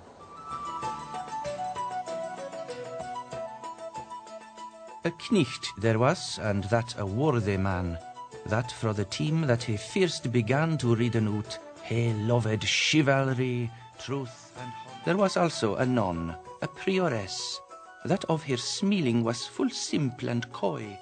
A merchant was there with a forked beard, in motley, and he on horse he sat. A good wife was there of beside a bath, but she was somedel deaf, and that was scath. The miller was a stout carl for the nonnes, full big he was of brown and eke of bonus. The pilgrims set off for Canterbury, a journey of about 3 days then, and to pass the time they told each other stories. The stories have a range of styles, from serious moral fables to bawdy farces with episodes that wouldn't be out of place in a carry-on film. What Chaucer did most brilliantly was to choose and tailor his language to suit every tale and its teller. The creation of mood and tone and the realization of characters through the language is something we expect of writers today. So it's difficult to realize how extraordinary it was when Chaucer did it. He proved that reformed English was fit for great literature, which gives him a key part in our story. This gentil cock had in his governance 7 hennes for to do all his plaisance, which were his sisters and his paramours, and wonder like to him as of colours, of which the firest hewed on her throat was clepped fire, dam o saile, pertelot. Can you tell us what language is predominating in this particular passage? Well, you've got so many French words, haven't you? They really hit you between the eyes. Even today, I think you'd notice them.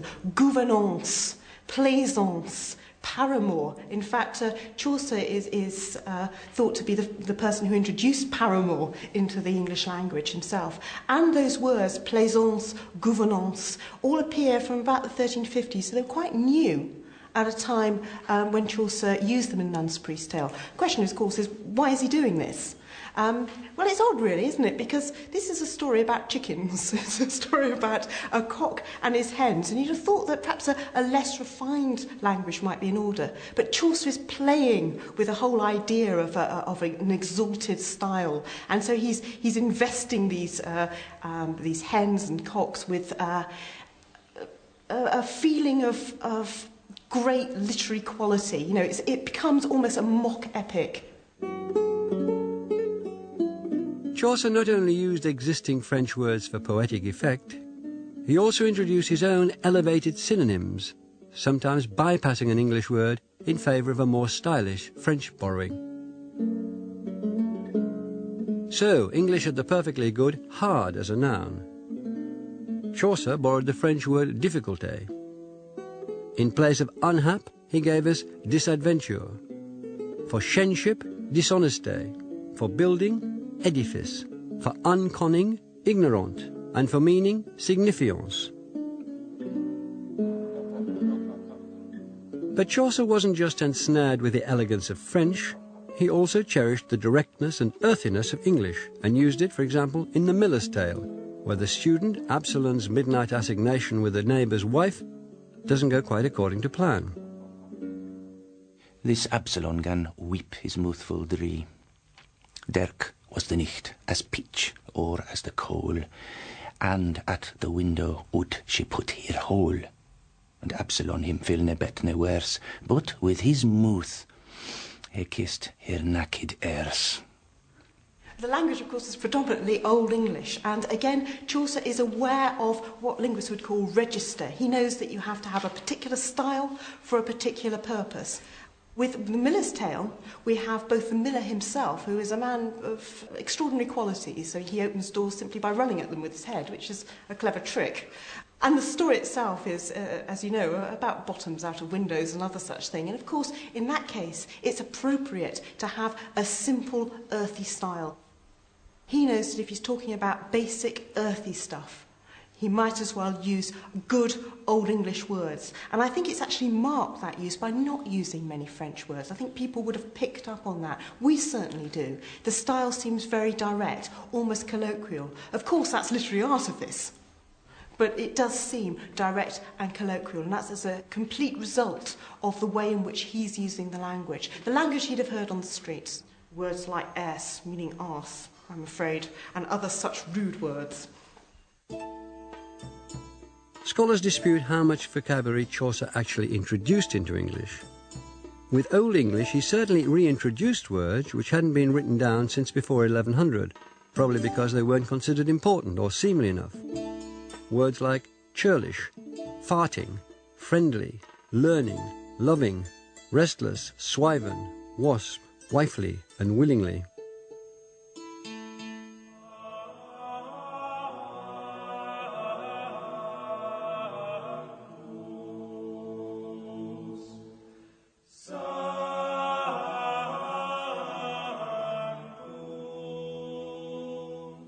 This is where the pilgrims who'd beguiled the miles with their various tales would have been making for.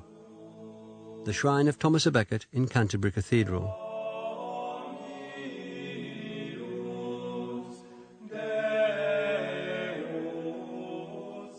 The brilliant archbishop, son of a French merchant, had been brutally murdered in 1170 by knights acting on the wishes, if not instructions, of Henry II, that first Plantagenet, whose wife Eleanor had done so much to promote the courtly French language, which Chaucer was now mining so expertly.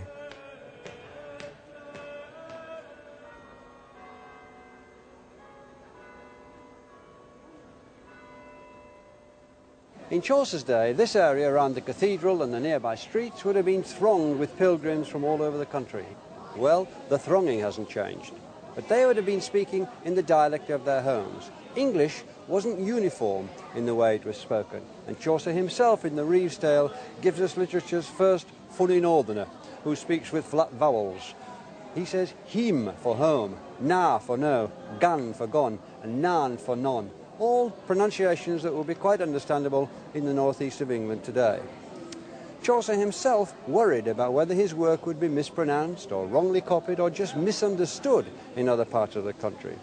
He bids one of his poems, Troilus and Cressida, a rather worried farewell, voicing a concern he must also have felt for the Canterbury Tales. Go, little book, and for there is so great diversity in English and in reading of our tongue, so pray God that none misread they, ne they mismetre for default of tongue, and read whereso thou be or else song that thou be understand. A God beseech. Of course, Chaucer's books, particularly the Canterbury Tales, were understood. His language, the language of late 14th century London, would become, with some later modifications, the standard form of English, and his genius in harnessing that language to serve his vision as a writer would guarantee that it lived on. A century and a half after his death, Geoffrey Chaucer was famous enough for this tomb to be put in Westminster Abbey. In the intervening years, his tales had spread round the country and delighted listeners and readers ranging from London merchants to the future Richard III. Before the 15th century was out, the Canterbury Tales had been printed by Thomas Caxton, ensuring the future of Chaucer's work and furthering the process by which Southern English, Chaucer's English, would become the standard. Chaucer was the first poet to be buried here in what's become Poets' Corner. It's appropriate for the man who not only entertained and delighted in his own work, but who, through expanding the capabilities of the English language, created a standard and a platform for those who followed.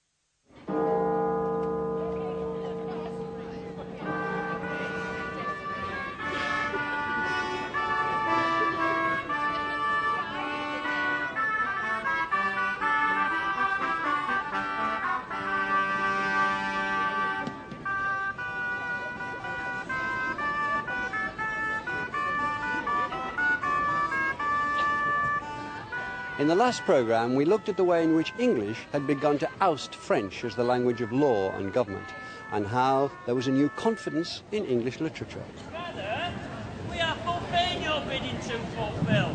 9 months past the plane since we were put to pain. But during the 14th and 15th centuries, there began a movement to return English to its central place in society. This fight was often a violent one. It was as much a political story as a linguistic one, and it starts right at the top, for late medieval Britain was above all a religious society. The Catholic Church controlled and pervaded all aspects of life, and it was in the Church that this struggle for access and power would be fought. English set out to become the language of God.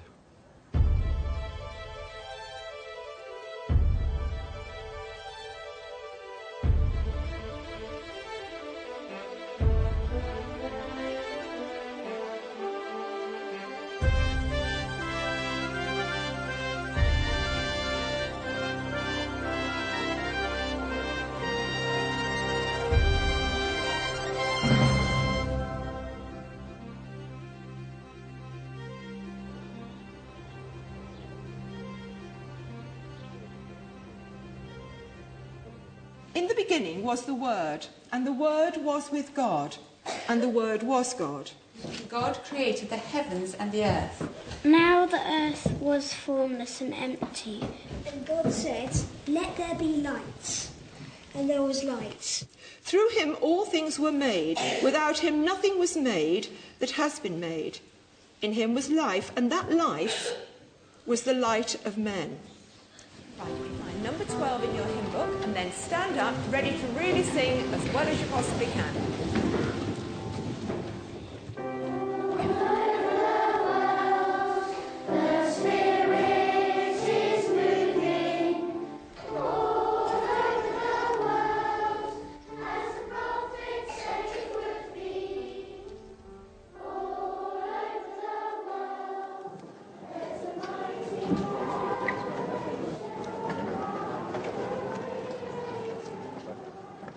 In the beginning was the Word, but not if you lived in 14th century England and couldn't speak Latin. Power in words lay in the Bible. There was no Bible in English.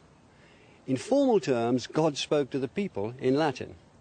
6 centuries ago, the Bible stories were commonly enjoyed, but not the Bible itself. To the vast majority, it was a closed book.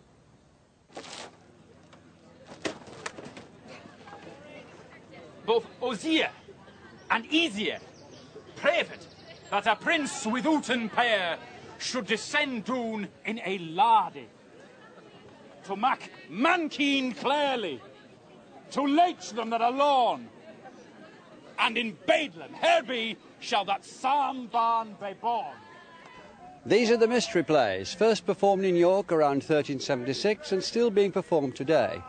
They tell the Christian story, from the mystery of God's creation to the birth, death and resurrection of Christ. They are religious plays, but they're not the scriptures. They're a sort of biblical soap opera, at the same kind of remove from the original source as our nativity plays are today. If you wanted to hear the real thing, you'd have to go in there, in the Minster, and hear it in Latin. Out here you'll get the strip cartoon version in English.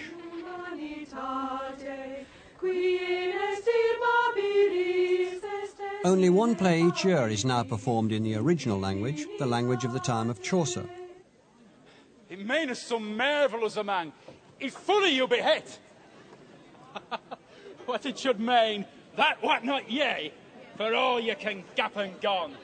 He can sing it as well as they. And honest say, it shall soon be proved all we pass. If ye will help, hold on, for thus it was. Dies et laetitia in auture. This year it's the Shepherd's Play, the story of the 3 shepherds seeing the angelic host coming and preparing for the newly born Jesus. This was a merry note, be the day that he shall see. It has so cracked in me throat that me lip is on the street.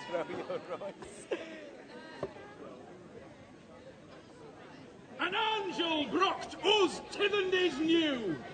A barb in Bedlam should be born, of whom then spark our prophecy true, and bard has made him there this morn.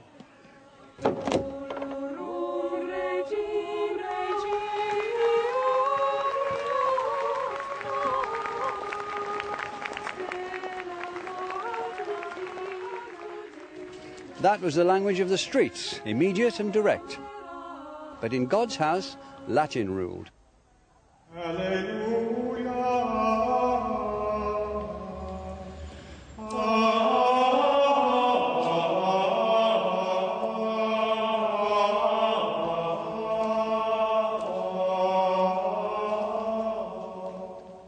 Anybody who was brought up in the ways of the Church of England, as I was, would find a medieval church service linguistically a strange and remote affair.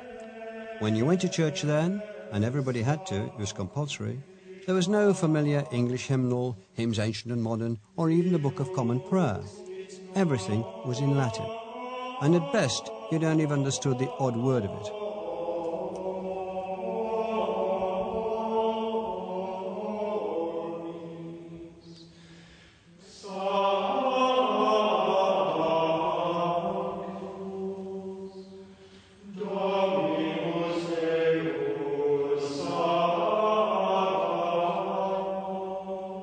Only the clergy were allowed to read the Word of God, and they did even that silently. A bell was rung to let the congregation know when the priest had reached the important bits.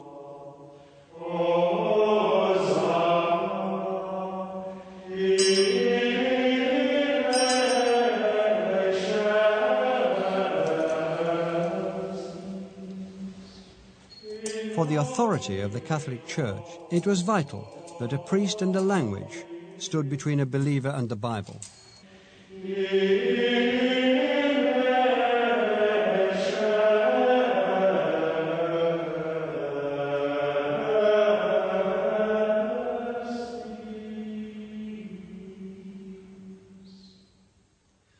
But all that was about to change dramatically. In the 14th century, there was the beginnings of a counter-movement that was going to turn the English-speaking world on its axis. It would eventually tear the church in two. It would mark the end of the Middle Ages and would cost many, many lives. It was the battle for the language of the Bible. The English, some of them, wanted access to the kingdom of heaven in the language of the streets. They wanted a Bible that belonged to them, and they were prepared to fight for it. It was the boldest way for English to become the language of real power. The prime mover was John Wycliffe, who at the age of 17 was admitted here to Merton College, Oxford.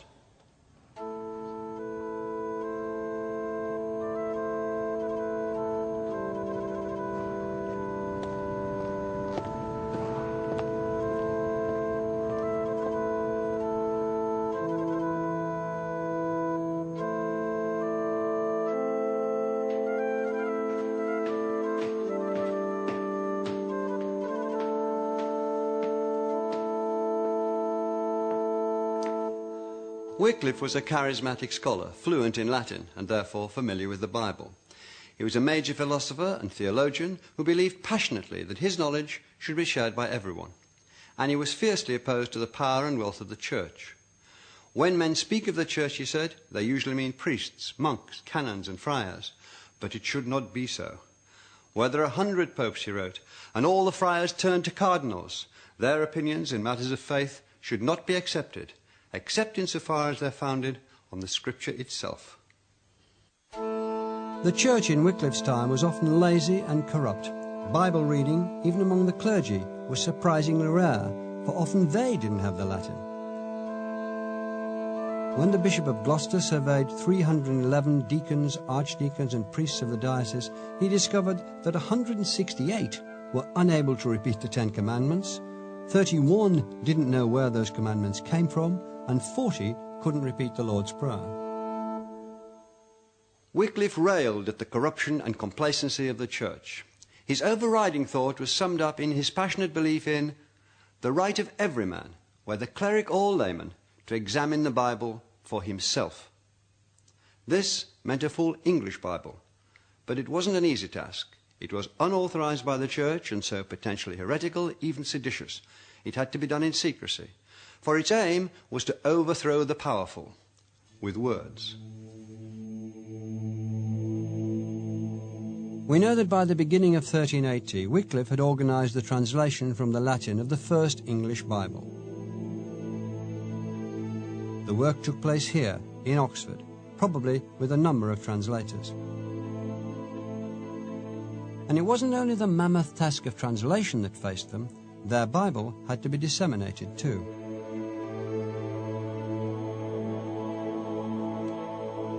Once the translation was done, the new Bible was reproduced. Hundreds were copied in scriptaria, production lines turning out handwritten copies. 170 of these Bibles survive, a huge number for a 600-year-old manuscript, which tells us there must have been armies of people secretly transcribing it, copying it, and passing it on.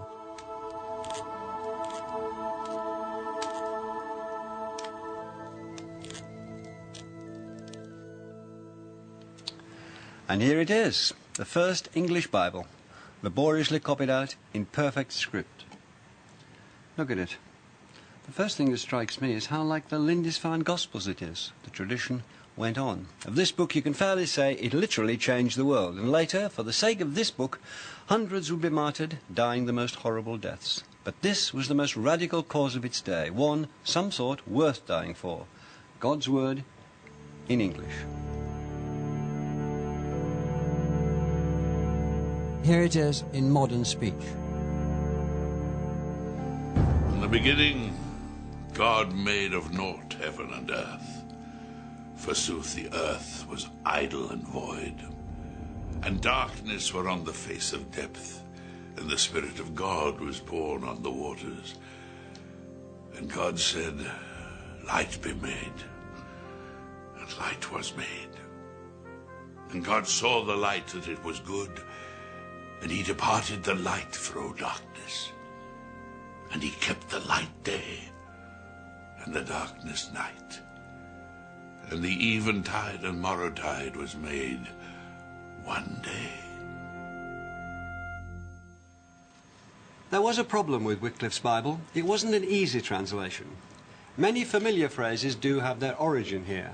Woe is me, an eye for an eye. and words such as barbarian, birthday, canopy, childbearing, cockcrow, communication, crime, dishonour, envy, frying pan, godly, graven, humanity, injury, jubilee, lecher, madness, menstruate, middleman, mountainous, novelty, oppressor, philistine, pollute, puberty, rampart, schism, tramp, unfaithful, visitor and zeal. You read them first in Wycliffe's Bible from the 1380s onwards. But on the whole, Wycliffe and his team were so in awe of the sacred nature of the Latin scriptures that they did a translation word for word, even keeping the Latin word order. So it contains phrases like, Lord, go from me, for I am a man sinner, and I, forsooth, am the Lord thy God, strong jealous. These were people still nervous with their own language, anxious that it could carry the weight of God's word. One result was that there are over 1,000 Latin words that turn up for the first time in English, whose use in English is first recorded in Wycliffe's translation. Quite ordinary ones like emperor, justice, profession, city, cradle, suddenly, angel, multitude, and glory, a good word for this Bible. This was still a difficult language to Wycliffe's contemporaries, but at least it wasn't Latin. By the standards of the day, it was the bestseller. The church condemned him for it, maintaining that he'd made the scriptures more open to the readings of laymen and women. Thus the jewel of the clerics is turned to the sport of the laity, and the pearl of the gospel is scattered abroad and trodden underfoot by swine.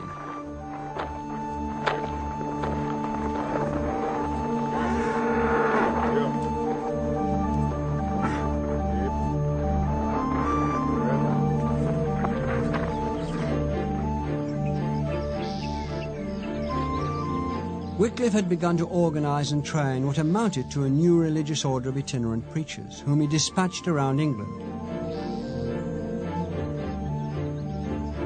Their purpose was to spread the word, literally in English. It was like a guerrilla campaign. They were determined to win the battle for God. In the highways, byways, taverns, inns and village greens, they preached against church corruption and proclaimed Wycliffe's anti-clerical ideas. They read from his English Bible, and they became known as Lollards. The name might be derived from lollia, meaning weeds, or from lollen, to whisper, murmur, or hum. They were a secret but influential movement and hated by the Catholic establishment. They went straight to the source of God's teaching and cut out the priests. Blessed be poor men in spirit, for the kingdom of heaven is theirs. Blessed be mild men, for they shall wield the earth. Blessed be they that mourn, for they shall be comforted. Blessed be they that hunger and thirst rightwise, for they shall be fulfilled. Blessed be merciful men, for they shall get mercy. Blessed be they that be of clean heart, for they shall see God. Blessed be they that suffer persecution for rightfulness, for the kingdom of heaven is theirs.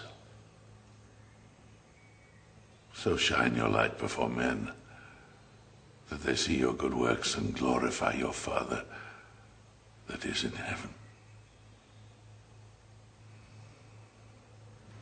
The church wasn't going to stand for this. It cut at its very authority. On this spot, Blackfriars in London, on May the 17th, 1382, a special synod made up of 8 bishops, various masters of theology, doctors of canon and civil law, and 45 friars met to examine Wycliffe's works. It was a show trial. Their conclusion was preordained, and 2 days into their meeting they drafted a statement condemning Wycliffe's pronouncements as outright heresies. The synod also condemned Wycliffe's associates. It ordered the arrest and prosecution of itinerant preachers throughout the land. Eventually, it secured a parliamentary ban on all English-language Bibles. On the 30th of May that year, the synod instructed every diocese to publish the verdict. Wycliffe became ill. the stress defeated him and he was paralysed by a stroke.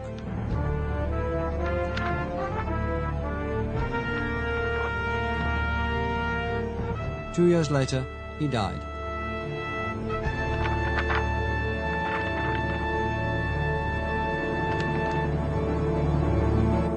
Wycliffe's death didn't signal the end of the movement, though afterwards Lollards were at constant risk of their lives. They met in hidden places, especially in Hereford and Monmouthshire. They managed to elude the agents of the church and keep their faith alive. One contemporary chronicler said that every second man he met was a Lollard, and they went all over England, luring great nobles and lords to their fold. It's most unlikely that they were that numerous, but nevertheless this was a national political movement, and its cause was the English language. In summer season, when soft was the sun, he shot me into a shroud as his shape were. But in a Maya's morning, on Malverne hulles, me befell a fairly of firing me tochter. This is the West Midlands dialect of William Langland's Piers Plowman. It's a religious poem, the most popular poem of its day. It's the first time we know of that the English language was used to express a personal Christian spiritual vision, and is evidence of a native tradition that's a real and growing alternative to the established religious culture. It came to Langland in a series of dreams, the first here on the Malvern Hills. It's written in alliterative verse, itself a form which harks back to the Old English of Beowulf, and it's an allegory of the Christian life and of the contemporary corruption of the Christian church. And as he beheld into the east and height to the sun, he saw a tour on a toft trelliche i market. A deep dale beneath, a dungun therein, with deop ditch and derk dreadful of sichte. A fair feld full of folk fondi there between, working and wandering as the world asketh, some putten hem to the plough, playden full selden, in setting and in sowing, swonken full harde. He fond their freres, all the four orders, preaching the people for profit of her wombes, glossing the gospel as hem good liketh. But the parish priest and the pardoner parted the silver, that the poor people of the parish should have yift that herne war. English here is being used to form not just a literary language, but one which is an alternative to the received authority passed down either through French or Latin. This is plain speaking for plain folk, it seems to say. This is real experience. This is the language of an individual relationship with God. It prefigures books like Pilgrim's Progress and Paradise Lost. It would bestir the Pilgrim Fathers and in good time become the Protestant language of the English Reformation.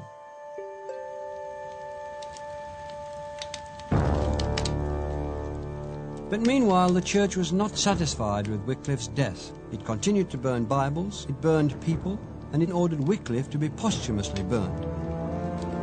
In 1414, the most imposing council ever called by the Catholic Church condemned Wycliffe as a heretic, and in the spring of 1428 ordered his bones to be exhumed and removed from consecrated ground. With the Primate of England looking on, Wycliffe's remains were disinterred and burned by a little bridge that spanned the River Swift, a tributary of the Avon. His ashes were scattered into the stream.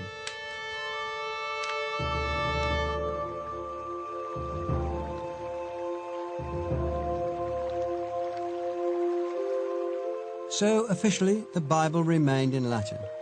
But there was a Lollard prophecy of the time which ran, "The Avon to the Severn runs, the Severn to the sea, and Wycliffe's dust shall spread abroad, wide as the waters be." The prophecy was right. English would eventually have its Bible, but the Church would not give way before the new force of English until the State had buckled first.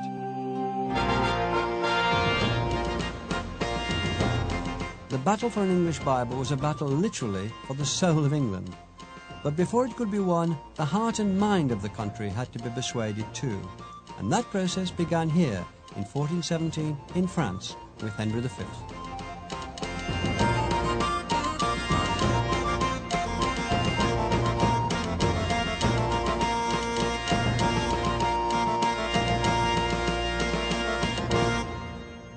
Right trusty and well-beloved brother, right worshipful fathers in God, and trusty and well-beloved, for as much as we know well your desire were to hear joyful tidings of our good speed, we signify unto you that of our labour has sent good conclusion. In the early 15th century, Henry was campaigning around northern France, winning French territory in famous battles, especially at Agincourt. It seems a small thing, but it was of quite extraordinary significance that after his victory, Henry V broke with 350 years of royal tradition and wrote his dispatches home in English. This was an astute move.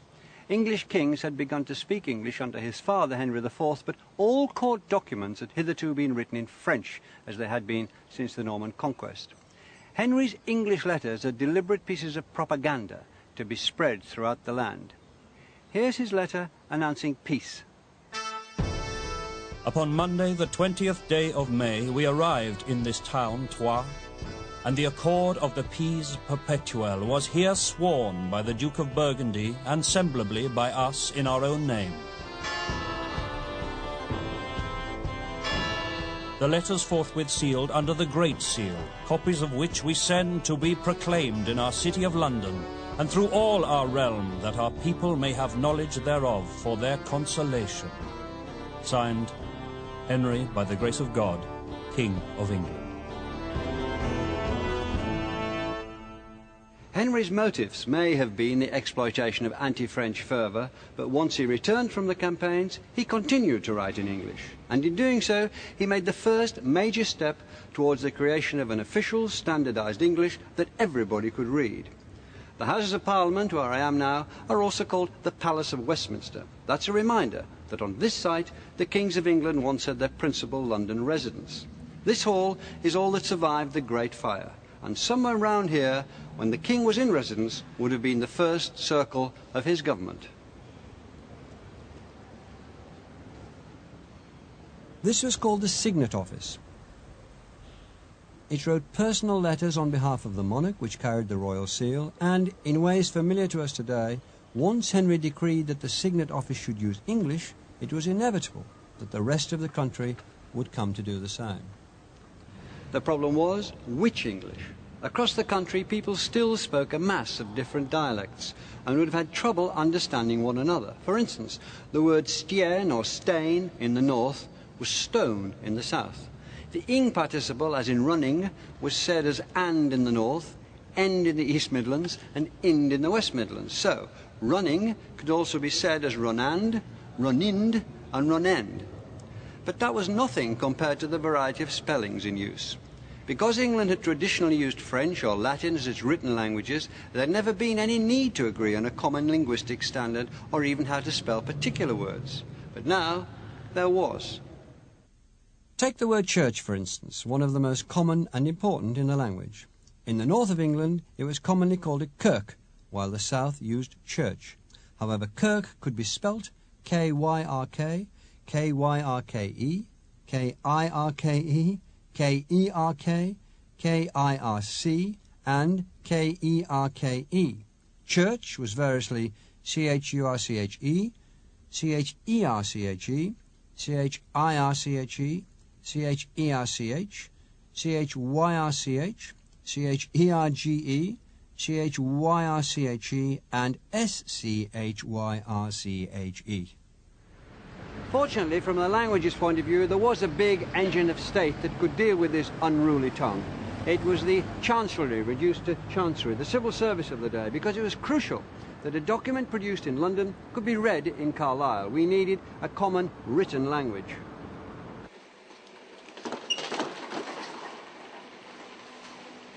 This is the Public Records Office, where the official documents of the 15th century are kept. As Chancery began to use the English language, it had to make hundreds of decisions about which form of a word and which spelling to adopt. We don't know how these choices were made, but we do know that they stuck. Thousands of documents were painstakingly written out and sent all over the country. Many had legal status, so they had to be exact and consistent. And under the influence of Chancery, the language starts to look more modern. and more even. Words like any, but, many, not, such, ought, and even I, previously Ike, I-C-H-E, had also been allowed, find their modern forms at Chancery.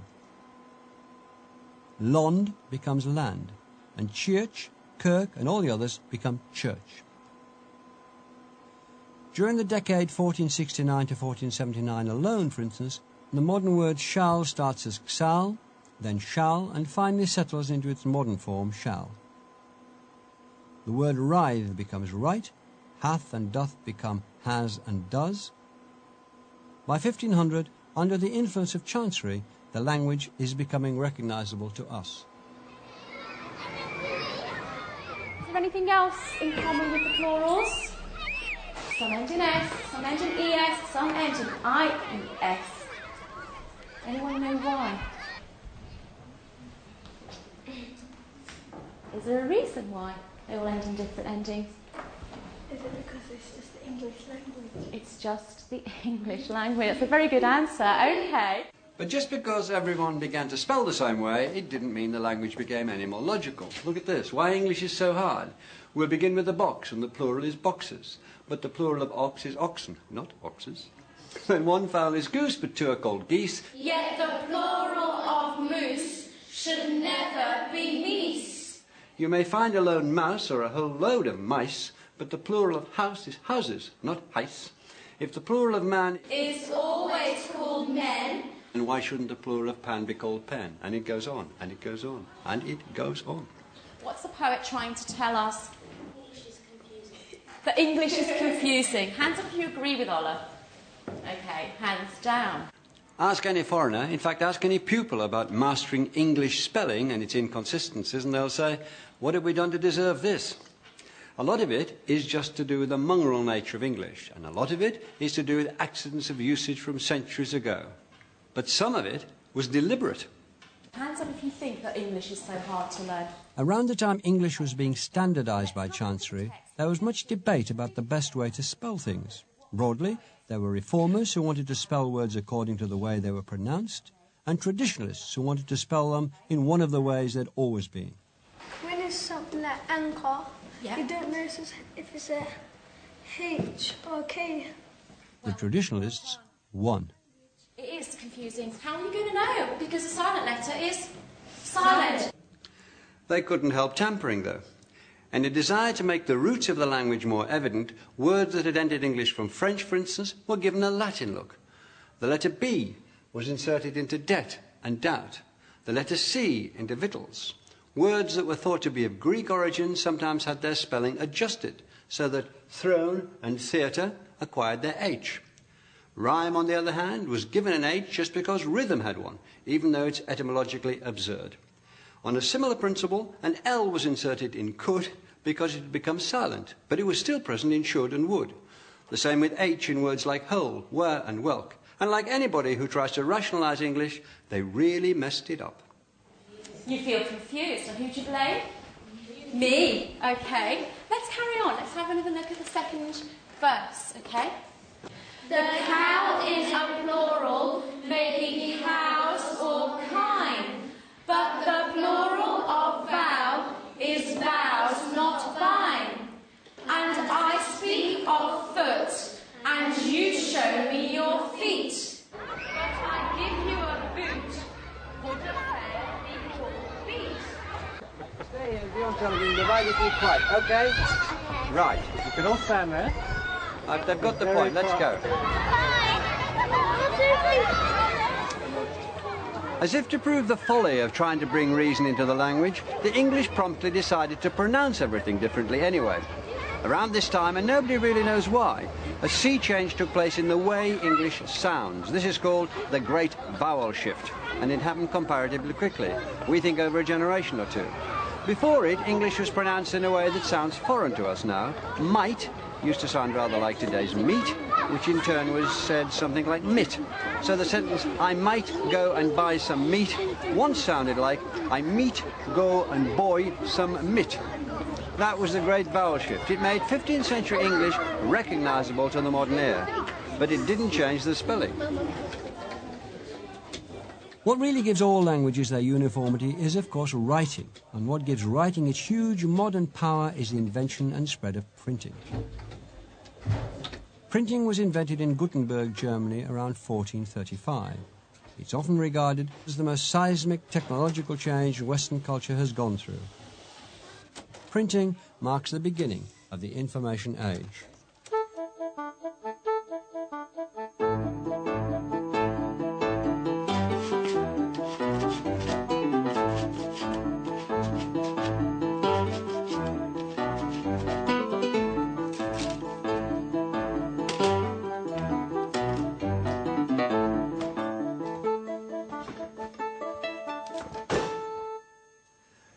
It's extraordinary, looking at this simple piece of technology, to think of what a revolution it brought about. This isn't 15th century, but it worked in exactly the same way. And because this device made it easy to manufacture books in large numbers, it became very hard indeed to control the spread of ideas. And print favoured the language of the people. English was pressed into service.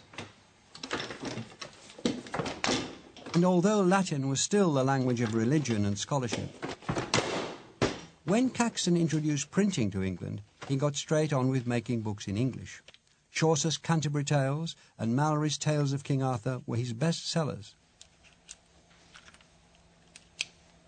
But English was still a fluid and regionally difficult monster, and Caxton worried about how to achieve a common standard that will be understood and read by all. Certainly it is hard to please every man, because of diversity and change of language.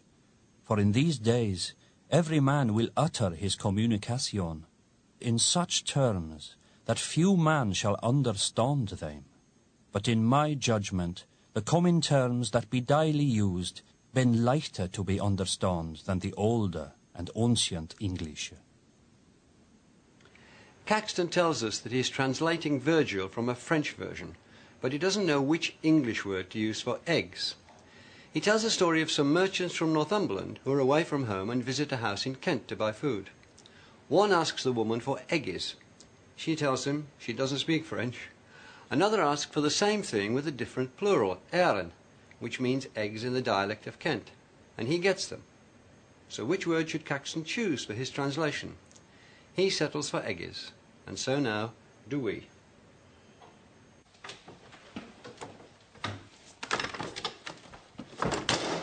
So it's printers, as much as teachers and writers, who decide on a lot of words and their spellings. And although it was writers like Chaucer and Wycliffe who had established a dominant dialect, it was Caxton's publications that consolidated the gains which would eventually be made permanent by the English Bible, which in Tudor times, thanks to printing, reached everyone who could read. The scene was set for the creation of probably the most influential book there's ever been in the history of language, English or any other.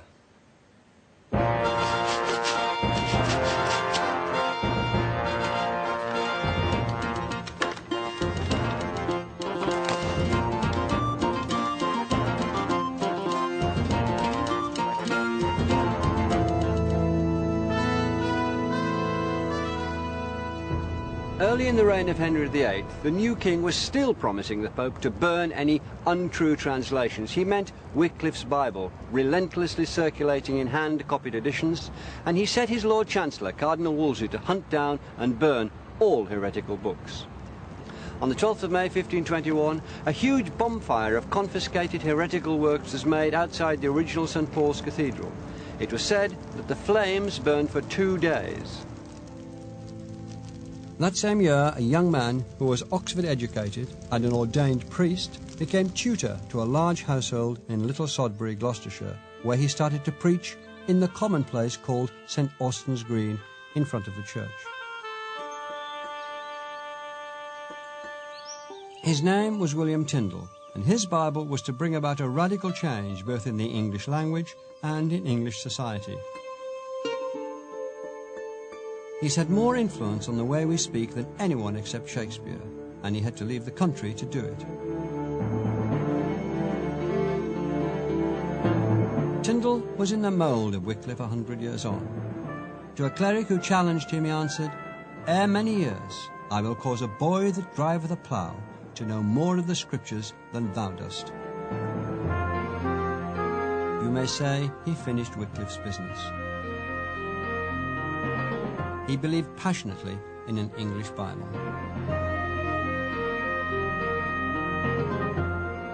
In 1524, aged 29, Tyndale left England, never to return. He settled in Cologne and began the work of translating the New Testament into English, not from Latin, but from the original Hebrew and Greek. By 1526, 6,000 copies had been printed abroad and were about to be smuggled into England. Henry VIII and Cardinal Wolsey, whose spies had alerted them, were terrified of this perceived threat, and the whole country was put on alert. Naval ships patrolled the coastal waters, boats were stopped and searched, and a great many of the Bibles were intercepted. For the state, this was a serious struggle. Latin was the language not only of God, but the state's authority rested on it too. The enemy had to be beaten off, an enemy that would eventually give the English language so magnificently to the English people. But first tens and then hundreds of these Bibles began to get through. The Bishop of London tried another tack. He sought to buy the entire print run through an intermediary. "Oh, he will burn them," Tyndale is supposed to have said when he heard this. "Well, I am the gladder, for I shall get the money of him for these books, and the whole world shall cry out upon the burning of God's word." And that's what happened. The bishop bought and burnt his books, and Tyndale used the money to prepare and print a better version at church expense. And this is what the conflict was about, a Bible for the people in their spoken language. Blessed are the poor in spirit, for theirs is the kingdom of heaven. Blessed be they that mourn, for they shall be comforted. Blessed are the meek, for they shall inherit the earth. Blessed are they which hunger and thirst for righteousness, for they shall be filled. Blessed are the merciful, for they shall obtain mercy. Blessed are the pure in heart, for they shall see God. Blessed are the peacemakers, for they shall be called the children of God. Blessed are they which suffer persecution for righteousness' sake, for theirs is the kingdom of heaven. Ye are the salt of the earth. It's hard, it's impossible to overpraise the quality of Tyndale's writing. Its rhythmical beauty, its simplicity of phrase has penetrated deep into the bedrock of English as we still know it today. Tyndale's work formed 85% of the later King James Bible, the one we all know, and we all use his phrases still. Scapegoat, let there be light, the powers that be, my brother's keeper, filthy lucre, fight the good fight, sick unto death, flowing with milk and honey, the apple of mine eye, a man after my own heart, the spirit is willing but the flesh is weak, sign of the times, ye of little faith, eat, drink and be merry, broken-hearted, clear-eyed, and hundreds more. Words like beautiful, fisherman, landlady, seashore, stumbling block, taskmaster, two-edged, viper, zealous, and even Jehovah and Passover come to us from Tyndale. By this stage in the adventure of English, we're coming across words that carry our ideas and emotions and feelings even today. Words that not only tell us about the external world we live in, but about the inner nature of our condition. Then God said, let there be light. And God saw the light, and that it was good.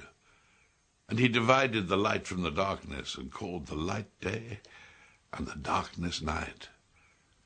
And so of the evening and morning was made the first day.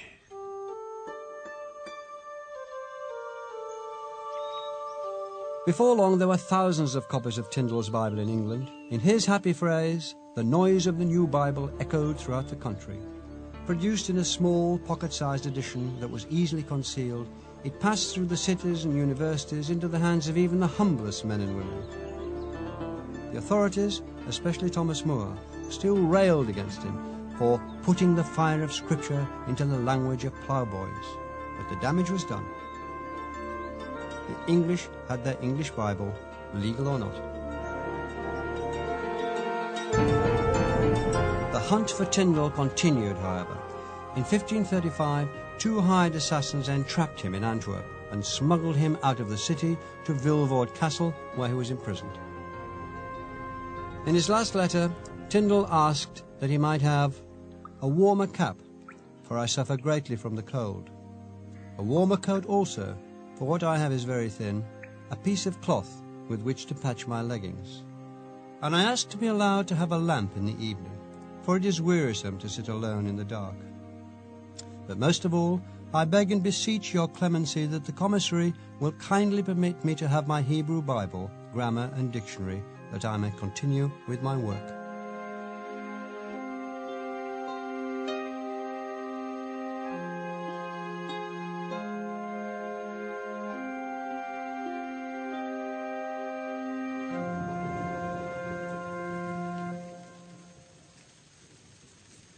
And continue his work he did.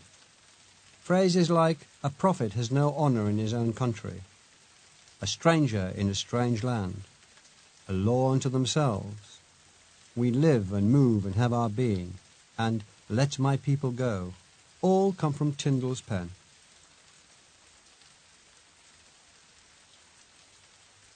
In August 1536, Tyndall was found guilty of heresy by a court in the Netherlands, and on October the 6th he was strangled, then burned at the stake. His last words were, Lord, open the King of England's eyes.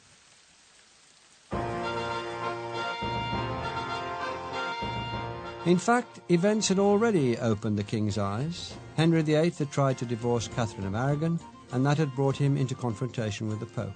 Now he too was opposed to papal supremacy. Henry's mood had changed, and Scripture was suddenly more important than church authority. Thomas More had been executed for refusing to see things the King's way, and his new advisers, Thomas Cromwell and Thomas Cranmer, keen to keep their heads, moved on ecclesiastical reform. And that reform came with the split from Rome and the English Reformation. Now England needed the Scriptures to be available in its own tongue. English was to become at last the language of power. Henry's change of mind came too late to save Tyndall, even supposing he gave his fate any thought at all. But by the time of Tyndall's martyrdom, Henry had already authorized this, Coverdale's Bible, which was translated from the German and was the first legal Bible in England. That was in 1535. In 1537, Matthew's Bible, an amalgam of Coverdale's and Tyndall's, was allowed to be printed in England. In 1539, we have the Great Bible, designed to be the official version for newly Protestant England and to be placed in every parish church in the land. After centuries of suppression, 3 Bibles are approved and published inside 6 years. And it goes on. The Geneva Bible, the Bishop's Bible, the Reims Bible. The English language has suddenly flowered. It's already returned to the palaces of court and state, like this one, Lambeth Palace in London. It's again become the language of a vivid and vigorous national literature, and now, with the split from Rome, it's conquered the last and highest bastion, the Church. It was the spirit of Protestantism that the Bible be available to everyone. In 1530, Thomas More had ranted about the shame of it being read by ploughboys, but the Great Bible of 1540 came with a preface by More's successor, Cranmer, which commended it to all. Here may men, women, young, old, learned, unlearned, rich, poor, priests, laymen, lords, ladies, officers, tenants and mean men, virgins, wives, widows, lawyers, merchants, artificers, husbands, and all manner of persons of what estate or condition soever they be, learn all things, what they ought to believe, what they ought to do, as well as concerning Almighty God as themselves and all others. And so we've come full circle. Where the medieval Catholic Church kept the Bible from the people, Henry's new church set out to get the Bible to as many people as possible. It's had an extraordinary influence on the spread of our language. By the end of the 16th century, there were so many competing versions that King James I ordered a standardized version, which we now know as a King James Bible of 1611. The writers drew on all the previous versions, but mostly on Tyndall's. Interestingly, they made no attempt to update the language that was now 80 years old. So even though by 1611 English had undergone further revolution, the King James translators would still use ye sometimes for you, as in, ye cannot serve God and mammon, even though nobody said ye in common speech anymore. They used thou for you, gat for got, spake for spoke, and so on.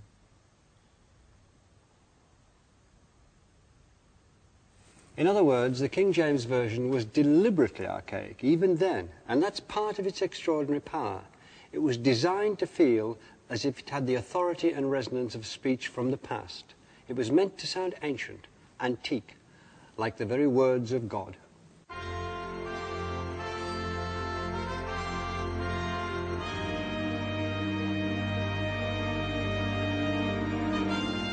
And above all, the men who made this version listened to their final drafts being read aloud over and over again, and altered them accordingly, so that they had the right rhythm and balance. This makes the Authorized English Bible par excellence a preacher's Bible. It was written to be spoken, to be heard, to be understood. It was written to spread the word. English, at last, had God on its side. The language was authorized by the Almighty Himself. In the beginning was the Word, and the Word was with God, and the Word was God. The same was in the beginning with God. All things were made by Him, and without Him was not anything made that was made. In Him was life, and the life was the light of men. And the light shineth in darkness, and the darkness comprehended it not. And the Word was made flesh, and dwelt among us.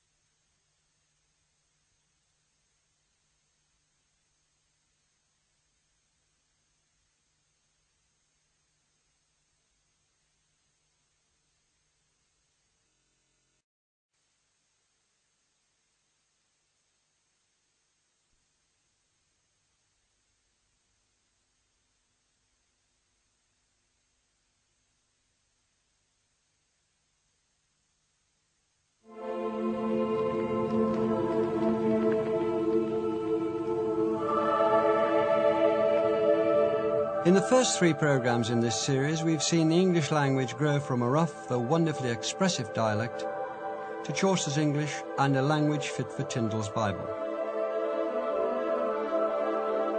Now, the language makes a dramatic leap forward.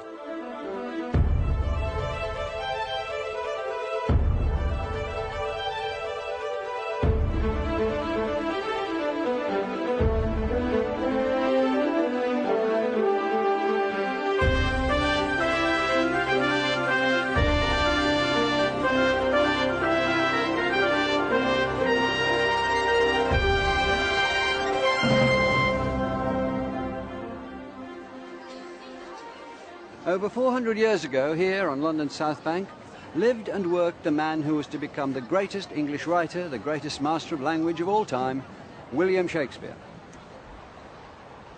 Shakespeare wrote at the end of the 16th and the beginning of the 17th century. This was the period of the English Renaissance, a word that was borrowed from French, meaning rebirth. During this time, the English language too was reborn. English vocabulary was rapidly changing. It expanded, grew, flowered, and exploded with new words.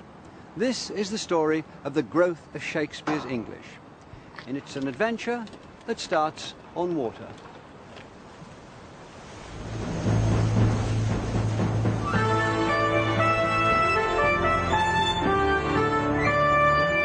Most important changes in the English language had come about through foreign invasions. But in the late 16th century, the legendary repulsion of an invasion started off a new chapter in the adventure of English.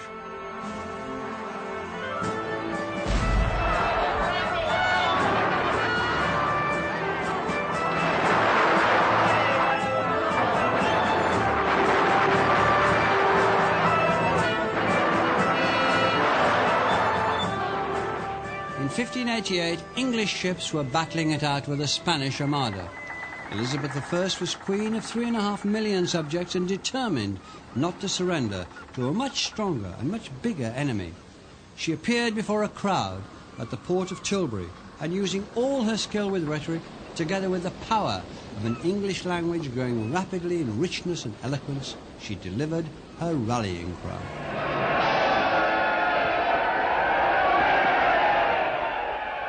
My people, I am come to live or die amongst you all, to lay down for my God and for my kingdom and for my people, my honor and my blood, even in the dust.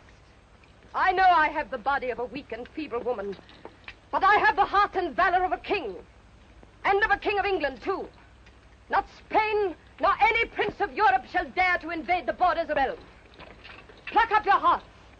By your peace in camp and your valor in the field, we shall shortly have a famous victory. Elizabeth's famous call to arms at Tilbury, delivered here by Dame Flora Robeson in this 1937 film, has been told and retold for over 400 years. It's because Elizabeth understood how to use the new power and resonance of the English language to inspire her people. And this new power of the English language reflected the naval strength of a small country that was able to hold off the Spanish Armada.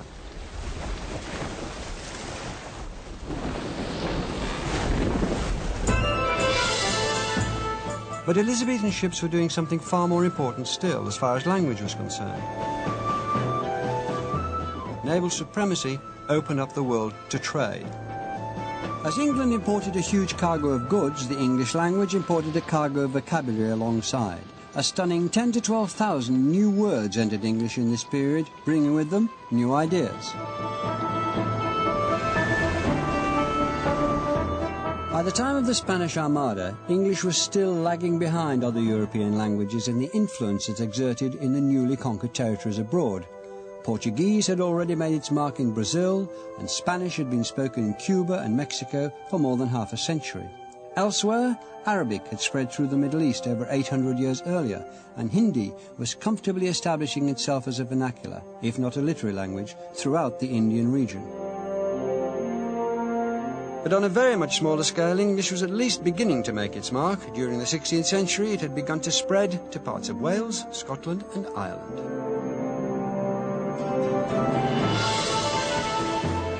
English was spreading, but English was also absorbing. Some of the thousands of new words that entered the language came from just across the Channel. England's thriving maritime trade was most successful close to home. And it's not surprising that French, which had a long history of providing words to English, was to provide English with many of its nautical and meteorological terms. Words like crew, detail, passport, progress, moustache and explore were traded into English from French. Other maritime terms like embargo, tornado, canoe and port come to us from both Spanish and Portuguese. We get keelhaul, smuggle, yacht, decoy, cruise and reef, along with knapsack and landscape from Dutch. And although the popular myth is that Anglo-Saxon gave English all its swear words, it was sailors that brought us fucking, crap and bugger from Low Dutch, now called Flemish, in the 16th century. Anglo-Saxon is in the clear. But these sailors brought back more than just colourful language.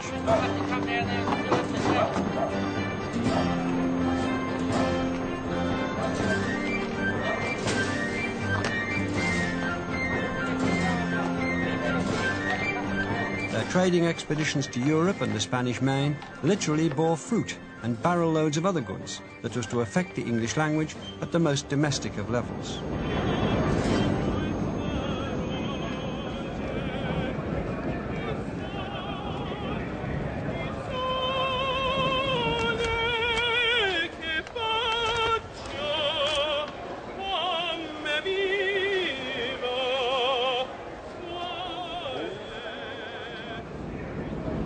More of our food began to come from abroad, and many of our food terms have Renaissance origins. Spanish and Portuguese gave us new delicacies and new words for them too. Here at Borough Market, which would have existed in Shakespeare's day, we can see these goods such as apricots, bananas, limes, mandarins, yams, potatoes, and anchovies, cocoa, maize, and port wine. Meanwhile, the words for chocolate and tomato come to us from the French.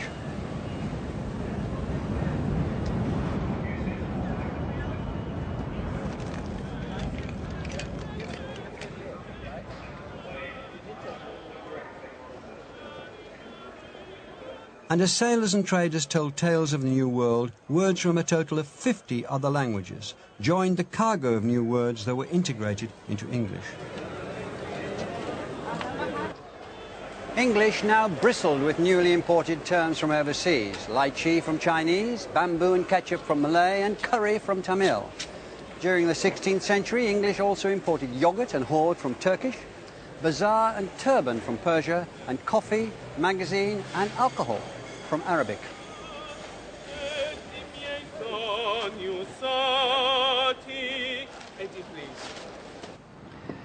It wasn't just the traders who returned to England bearing their exotic goods and linguistic wealth. English artists and scholars and aristocrats explored Italy and its culture, which was the dominating influence of that time. There they wondered at the architecture and the science and the music, carrying back new ideas and a sumptuous lexicon to describe them.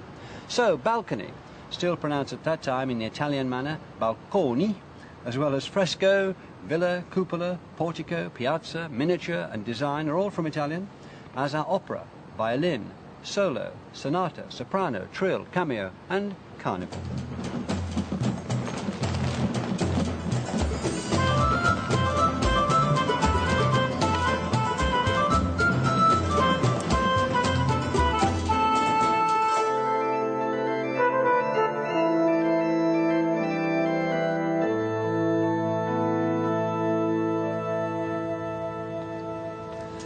But the biggest influx of words came from the classical languages, Latin and Greek. In the 16th century, here at Oxford and also at Cambridge, the Renaissance scholars wanted to revive Latin. They founded schools teaching pure and literary Latin and Greek, and they also translated classical texts into English.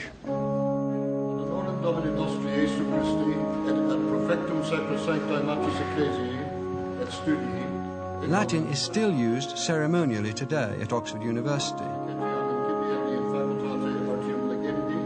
In the 16th century, it was not only the language of religion, but also the language of classical thought, science and philosophy. In nomine Domini, Patris, Filii, et Spiritus Sancti. Latin was the language of scholarship, controversy and diplomacy.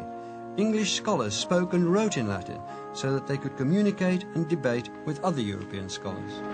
Gratias a collegiis vel societatis suis pro gradibus quaesitis concessas quise et eostem mihi satisficis. Latin had been spoken by some people in England for over 1500 years, since Roman times. But though it was the language of scholarship, on an everyday basis things were changing. Everyone, from the common people to the academics and the Queen, now spoke English and not Latin, even though Latin was still a compulsory subject in schools.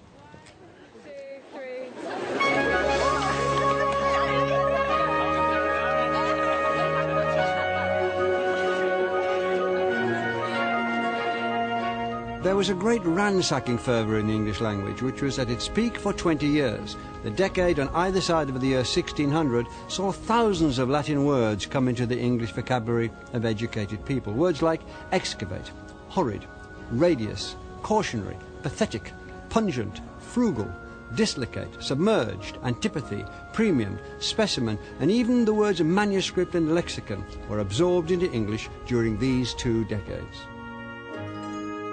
Latin and Greek were the perfect building blocks for a new English vocabulary to describe the new concepts, techniques and inventions that were coming in from continental Europe during the Renaissance.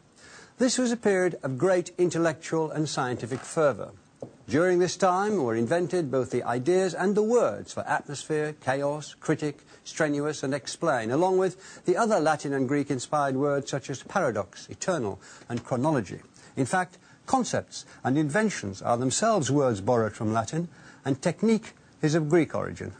The developing field of medicine particularly relied on classical words. Still today, medical terms are in Latin and Greek, and many date from the Renaissance. Amongst the words that arrived at that time from Greek via Latin were skeleton, tendon, tibia, larynx, glottis, pancreas and sinuses. From Latin we also inherit our temperature, along with the parasites and viruses, the attacks of pneumonia, delirium and epilepsy that plague our health. Even our thermometers, tonics and capsules to cure them are all words of classical origin. In fact, even now we use Latin and Greek for medicine and technology. The Greek-derived plutonium, or the Latin insulin, id, internet, quantize, audio and video are all 20th century inventions. One of the most recent additions to the Oxford English Dictionary this year was the phrase quantum computation, which is purely Latin in origin. Latin seemed set to honeycomb English, but not everyone agreed with what critics called new inkhorn terms. Dissent was growing among the scholars. The scene was set for the national uproar of the inkhorn controversy. The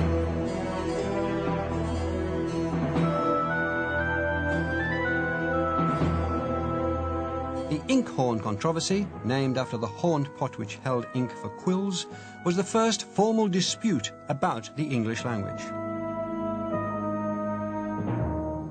Never before had there been such a consciousness of what the English language was and should be. What began as a few testy written outbursts culminated in a full-blown academic row. Many scholars objected to the increasing incursion of Latin and Greek words. A key figure among them was Sir John Cheek, who was provost at King's College here in Cambridge. He argued strongly that English should not be polluted by other tongues. Ironically, Cheek was a classicist and the first Regius Professor of Greek in Cambridge. Nevertheless, Cheek felt that English should be reappraised as a Germanic language, going back to its Anglo-Saxon roots. Cheek even invented words like crossed for crucified, gain rising for resurrection, ground wrought for founded, toller for publican, mooned for lunatic, forsayer for prophet, and hundreder for centurion. I am of this opinion, that our own tongue should be written clean and pure, unmixed and unmangled with borrowing of other tongues, wherein if we take not heed by time, ever borrowing, and never paying, she shall be fain to keep her house as bankrupt. Cheek wrote about the bankruptcy and counterfeiting of the pure English language, but it's again ironic that the very words he used, words like bankrupt, counterfeiting, and indeed the word pure itself, aren't of Anglo-Saxon or Germanic origin at all. They're from the Latin-based languages, Italian and French.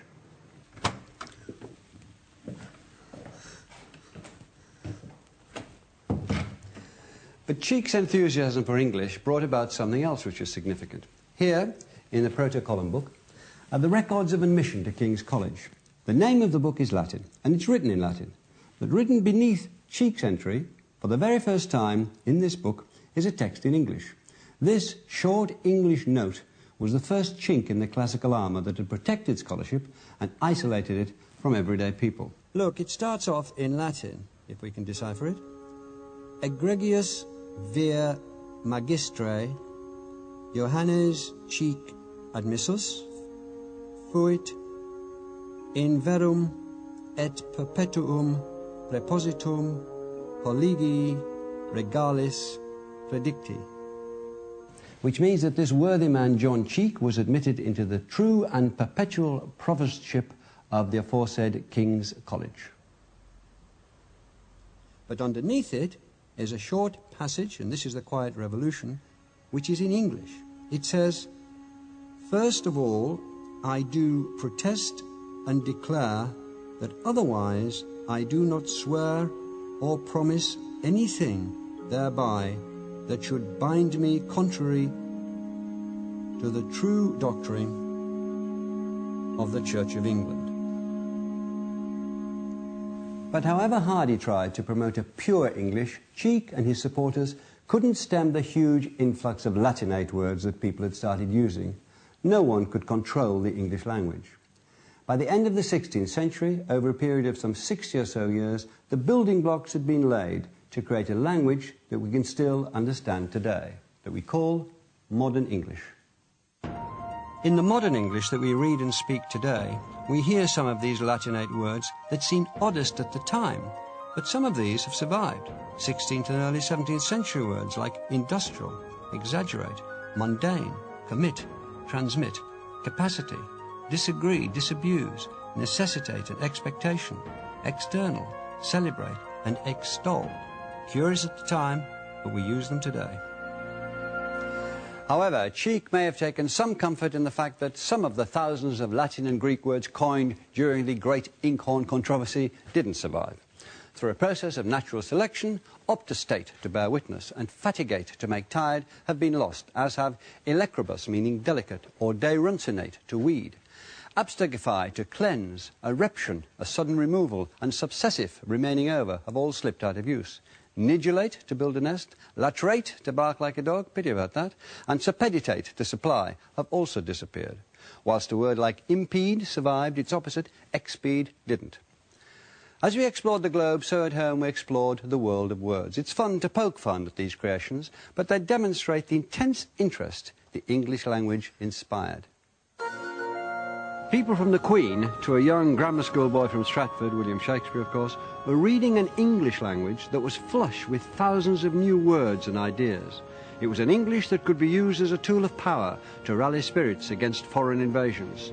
But it was also an English which could and did create a literature of the most remarkable poetry and flexibility. English already had a great author in Chaucer, but now the English language was to take on an even bigger challenge, to lay the foundations for a world language.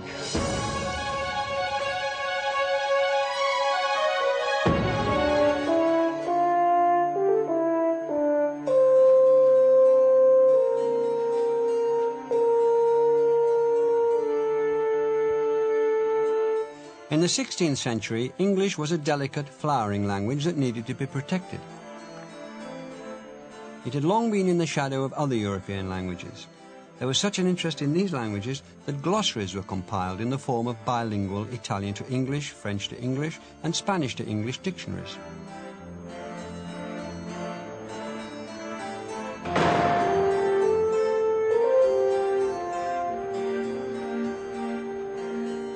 English was finally to get its very own dictionary, 8 years before Italian, 35 years before French, but 800 years after Arabic and nearly 1,000 years after Sanskrit.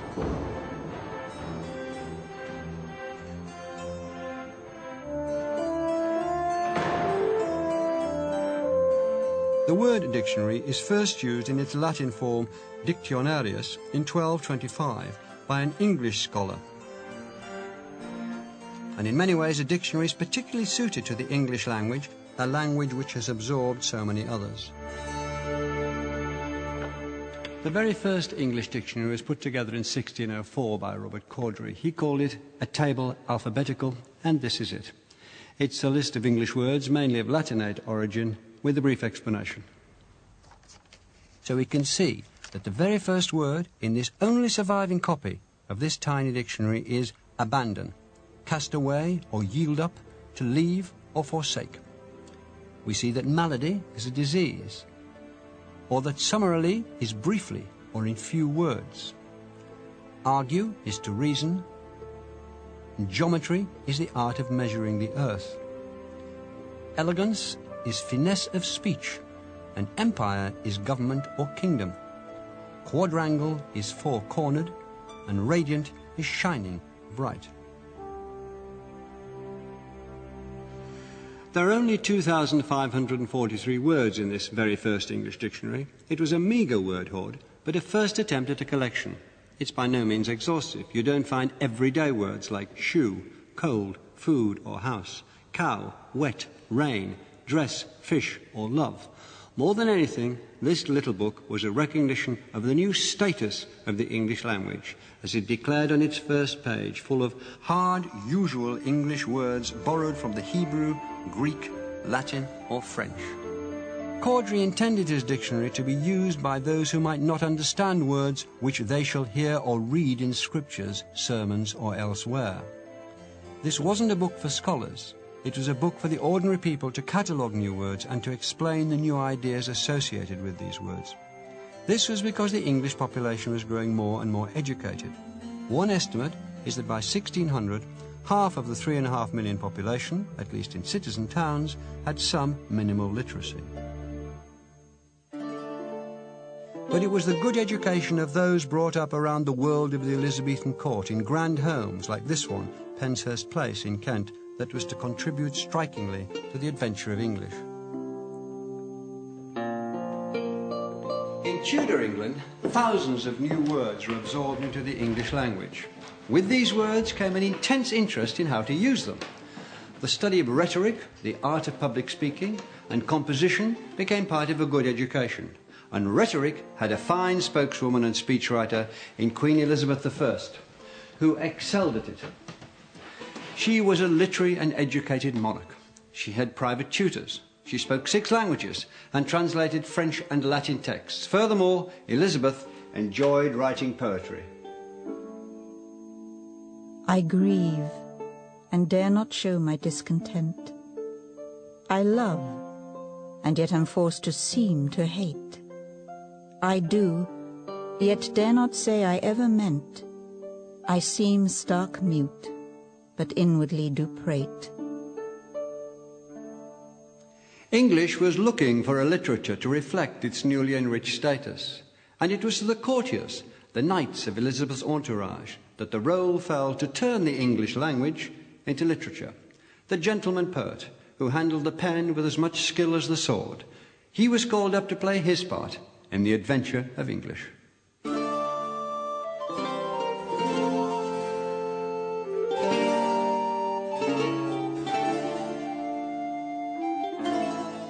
The courtier wrote for pleasure, and for him, writing, playing and moulding the language all became things to aspire to.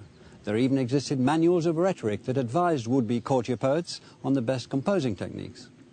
The perfect embodiment of the courtier poet was a heroic nobleman who was born here, in Penshurst Place, in 1554, Sir Philip Sidney.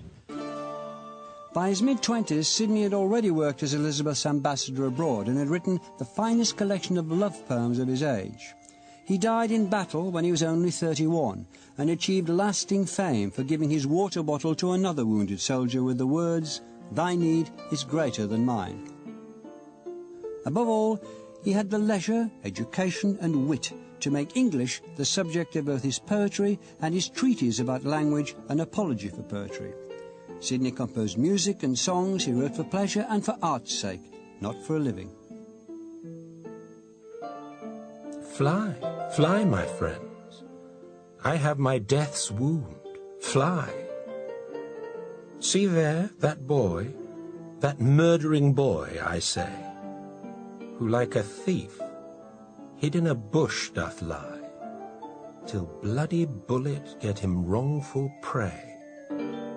I talked to Catherine Duncan-Jones, Oxford Don and Britain's leading expert on the work of Philip Sidney, about his importance to the English language.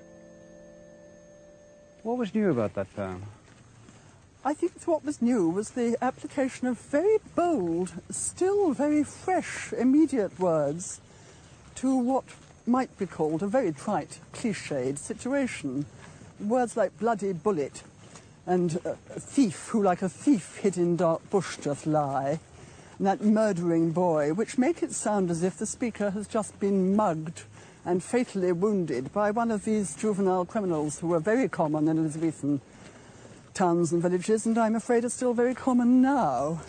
And I think, like many of Sidney's sonnets, it's a sort of trick performed with language, that he makes us think we're reading something very surprising and new, when it's just that tired old story of Cupid shooting with a golden arrow, but bloody bullet makes it sound completely different, as if it's a gunshot wound.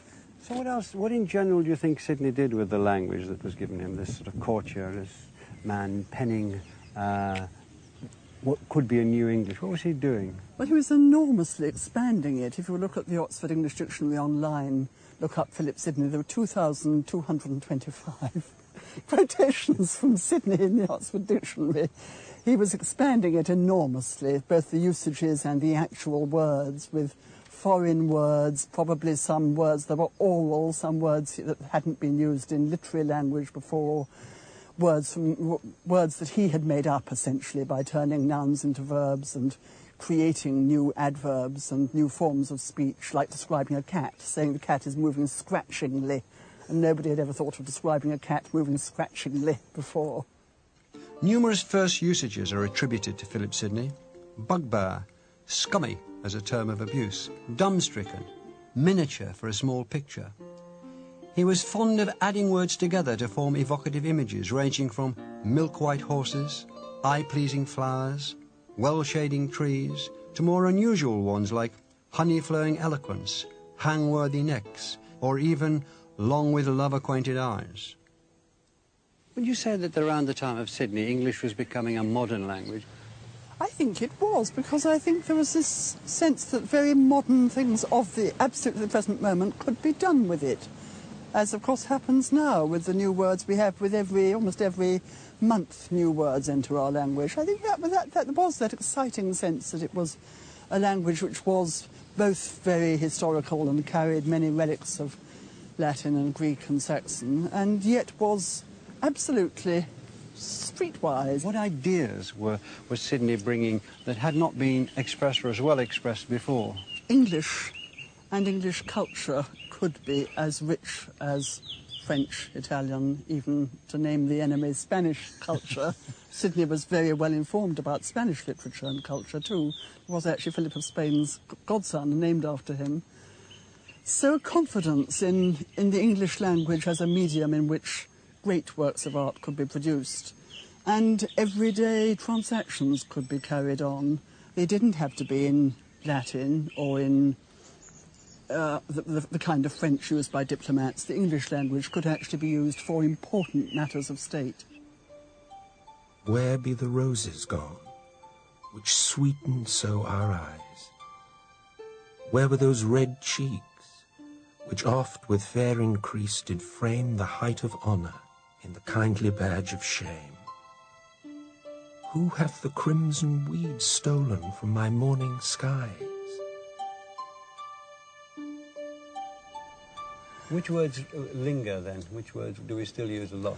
Phrases, comic, trite phrases like my better half for a much-loved spouse, which actually in its context in Sydney is tragic and now is a sort of sitcom cliche. I'll see what my better half thinks about that.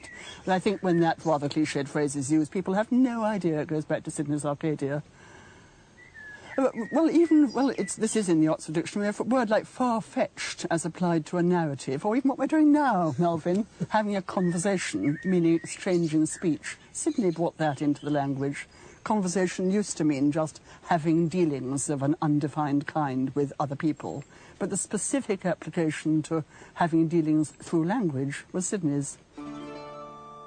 But for the uttering sweetly and properly the conceits of the mind, which is the end of speech, that hath it equally with any other tongue in the world. English hath it equally with any other tongue in the world. There's a sense of triumph there, a victory, even the sweet smell of success. Sidney was one of the courtly stars of poetry. Poetry became the benchmark for English. By the 1600s, poets like John Donne, Edmund Spenser, Ben Jonson, George Herbert, and many more were writing lines like Johnson's "Drink to me only with thine eyes," or Donne's "No man is an island." They become everyday expressions. And in polishing their technique, the poets also polished English as a language fit for the most testing poetic and dramatic endeavours. But the flowery sonnets of the gentleman poets wouldn't have been understood in the area that we now know as Southwark, or the South Bank.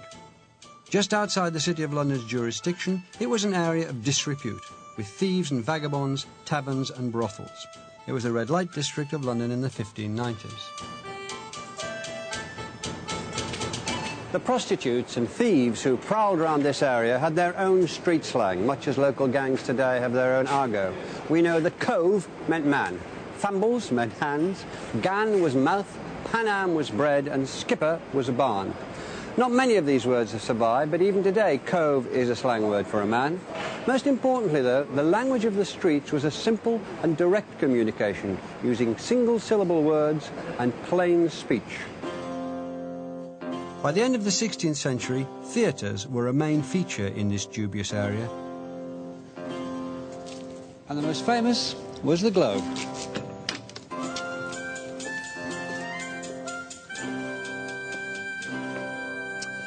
By the time the Globe was built in 1599, people had been attending performances in the commercial playhouses for 30 years.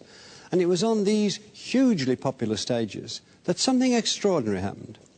The playwrights of the period echoed and transformed the turbulent English language which they were hearing, combining the rich vocabulary and poetry of the courtiers with the slang of the commoners. Because the theatres of the time had no scenery and barely any props, language was the means of choice on the stage to captivate the audience. And the scene was set for the most famous dramatist of them all, William Shakespeare, to make his indelible mark on the English language. The plays that were written by Shakespeare, as well as those of his contemporaries such as Marlowe, Jonson and Nash, attracted enormous crowds. The Globe could hold between 3,000 and 3,500 people. And the other 5 theatres in London could easily rival the Globe. A 10-day run for a play counted as a long one, and the London population of merely 200,000 inhabitants, about the same population as Sunderland today, demanded constant novelty and excitement. It's astonishing to realise that a box office hit like Shakespeare's Titus Andronicus would have been seen by 1 in 2 men in London. Genius and the new mix of language was bringing together a mix of society in the popular playhouses. English's seeding of words was no longer restricted to the scholars and the courtier poets. With Shakespeare and his contemporaries, English had a new audience. It was ready to travel the world. All the world's a stage, and all the men and women merely players. They have their exits and their entrances, and one man in his time plays many parts, his acts being 7 ages.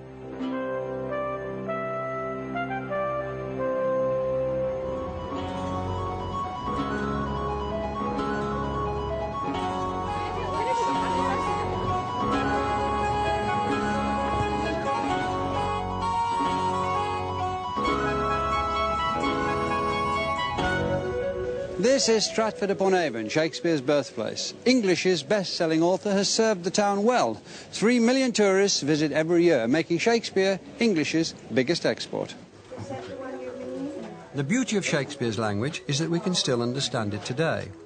Shakespeare's English has become so quotable that it's come to define English in the words that we use, the thoughts we express, be it for native speakers, for students of English, or for tourists.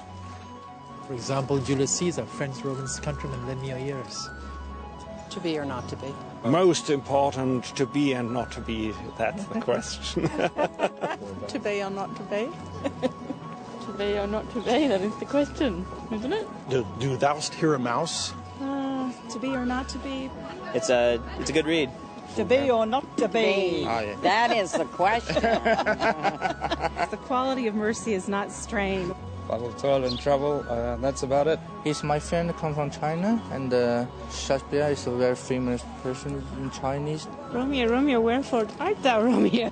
Wherefore art thou, Romeo? Yes. And is this the dagger I see before thee? Me? We heard about Shakespeare at school and later on at the theatre, and we are interested in reading Shakespeare. Hail thee, Ten of Lamps. Hail thee, Ten of Cawdor. Hail thee, King Hereafter. Shakespeare's the favorite all over the world. Most scholars today attribute 38 plays, 154 sonnets and other major poems to Shakespeare, who was born in this house.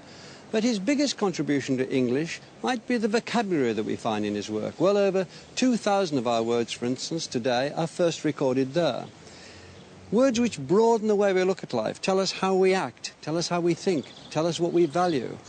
Although Shakespeare didn't invent them, for instance, the words obscene, accommodation, barefaced, misanthrope, leapfrog and lacklustre all make their first appearance in his work, as do advertising, assassination, courtship, dexterously, indistinguishable, premeditated and reliance. Over 400 years ago, Shakespeare already used an enormous English vocabulary of at least 21,000 different words. English was in a state of flux, and Shakespeare was perfectly placed to make the most of it. Shakespeare is influenced by the language of ideas at the end of the 16th century. His language still influences ours today. In many ways, his words and images define the way we think. Hamlet's To Thine Own Self Be True, for instance, explores the notion of personal identity, which we still probe. What the Dickens has nothing to do with Charles, but makes its first appearance in Shakespeare's Merry Wives of Windsor. As good luck would have it, that does too. Beggar's all description and salad days are inherited from Antony and Cleopatra. Hamlet gave us In My Mind's Eye, caviar to the general, to be cruel, to be kind, to the manner born, hoist with his own petard, to hold the mirror up to nature, as the lady said. It's full of quotations. Shakespeare coined many of the expressions we use today, but brevity is the soul of wit, so I won't play fast and loose, but I'll make a virtue of necessity and vanish into thin air. In many ways, Stratford itself defined Shakespeare's use of the English language. The Stratford of the second half of the 16th century was a village of merely 1,500 inhabitants. Shakespeare's thought to have attended Stratford School. He would initially have been taught in English, but he'd also have studied the Latin classics, Cicero, Virgil and Ovid. And by the upper forms, it would have been forbidden to speak in English, only in Latin. Tainarias etiam falces aut ostia ditis. Over 400 years later, they're still teaching Latin in the same room that Shakespeare studied in. Ipsa cara solem zygrum, te studine amorem, te dulcis coniugs, te solin litere secum. Te veniente di, te deciente canebat, tenaris etiam falces, aut ostia ditis. E caligantem nigra, formidine lucum, ingressus menisque, audit regenque tremendum. Later on in Shakespeare's life, it seems that he picked up both French and Italian. The Italian story source of Othello, for example, never appeared in translation into English.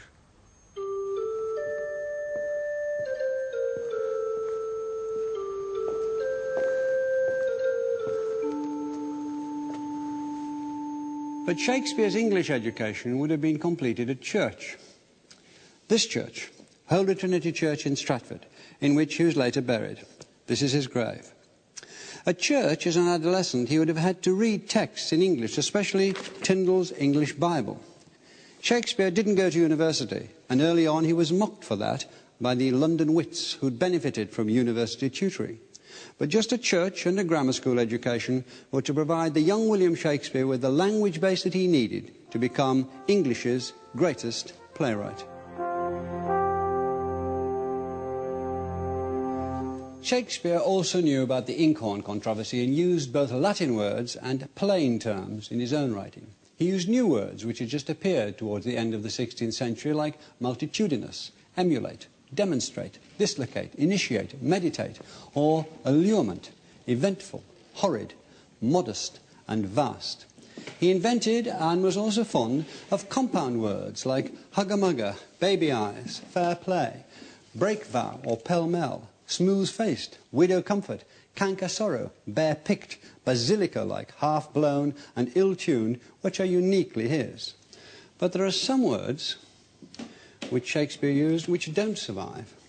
Our everyday language might sound very different if we were saying appertainments, cadent, exsufflicate, questris, tortive, solia, abruption, persistive, protractive, ungenitored, unplausive, vastidity. And Shakespeare's longest word, honorificabilitudinitatibus, which means with honour, has sadly fallen out of fashion altogether. Shakespeare's vocabulary also betrays his Midlands roots.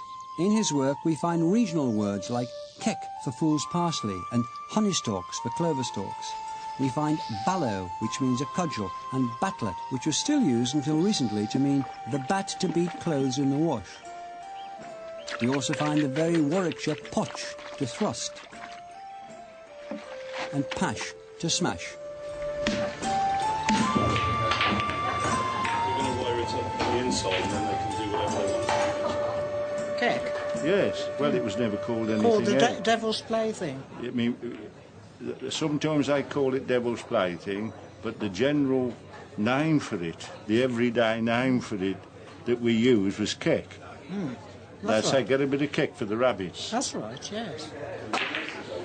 Do you remember them saying a batlet too? A batlet out in the yard, yes. We had a bathlit tub out in May Street in the backyard. For the where they washing? had to put, well, washing, or you could put soak stuff in it, you know, or make wine in it, or anything. I see. Use it generally. Yeah, yeah. Shakespeare's regional accent is thought to have sounded a bit like the locals today, speaking a kind of Midlands English with a strong R in words like turn and herd.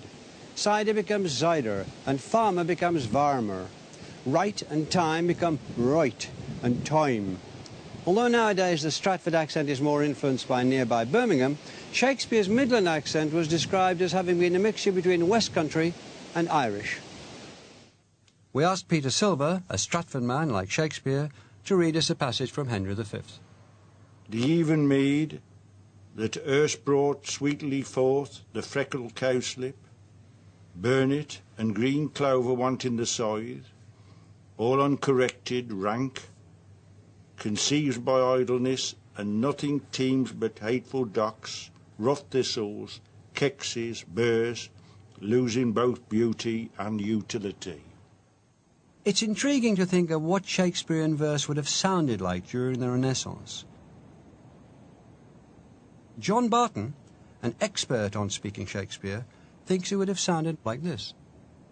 Once more into the breach, dear friends, once more, or close the walls up with our English dead. In pace there's nothing so becomes a man as modest stillness and humility. But when the blast of war blows in our air, then imitate the action of the tigger, stiffen the sinews, summon up the blood, disguise fair nature with hard favour's rage, then lend the eye a terrible aspect, let it pry through the head like the portage of the brass cannon, let the brow o'erwhelm it, as fearfully as doth the gold rock, or hang and jutty his confounded base, swilled with the wild and wasteful ocean. Inside that wonderful speech, have you got any particular words or stresses that you say, look, this is what they did then that we don't do now? Shakespeare was very free with words and would scan the same word differently within the same scene or speech, like whether you said complete or complete. That was poetic license and for writing more freely. I think that we tend to look down the wrong end of the telescope if we don't allow that they actually were not yet quite settled on spelling, that they were free to play games with words and language, and it was in dispute. That was the culture. The culture was a different one, which we've tended to codify. So if you were asked to say what you thought was unique about Shakespeare's language, where would you put the emphasis? It's the monosyllables that are the bedrock and life of the language, and I believe that is so with Shakespeare. It's the high words, the high phrases, he sets up to then bring it down to the simple which explains it, like making the multitudinous seas in Carnadine, making the green one red. There is high language, what the hell's he talking about? Specific, clear definition. And I think that the heart of Shakespeare, for listening to it, for acting it, is that the great lines, often the most poetic lines, are the monosyllables. But do you think that the monosyllables were what would be called common speech, and the high lines were Shakespeare being Latinate, proving that he didn't need a university education to be clever? This is the paradox. High words can be verbal show-off and rhetoric. Deep feeling probably comes out most in monosyllables. So I say that not to deny that he teemed with word invention, but I think in some ways the living power of the language comes from the interplay of the two. This interplay of the high speech with the commonplace was important to Shakespeare. It was also a fertile ground for comedy. He was so inventive with just one insult, knave, that we can find 50 instances of it in his plays, playing off monosyllables with more complex formations. Foul knave. Lousy knave. Beastly knave. Scurvy railing knave. Gore-bellied knave. Bacon-fed knave. Wrangling knave. Base notorious knave. Arrant malmsy nose knave. Poor cuckoldy knave. Stubborn ancient knave. Pestilent complete knave. Counterfeit cowardly knave. Rascally yea forsooth knave. Foul-mouthed and calumnious knave. The lyingest knave in Christendom. Rascally, scold, beggarly, lousy, pragging knave. Or some beetle-headed, flap-eared knave. Three-suited, £100, filthy worsted stocking knave. In The Tempest, Shakespeare's last play, the main character, the magician Prospero, uses a staff that's often seen to be an image for Shakespeare's quill. Shakespeare called Prospero's magic a potent art, and Shakespeare himself used the power of language to conjure up images for a spellbound audience here at the Globe. When in Prospero's last speech he breaks his staff, Shakespeare is setting down his pen, the instrument of his own potent and magic art.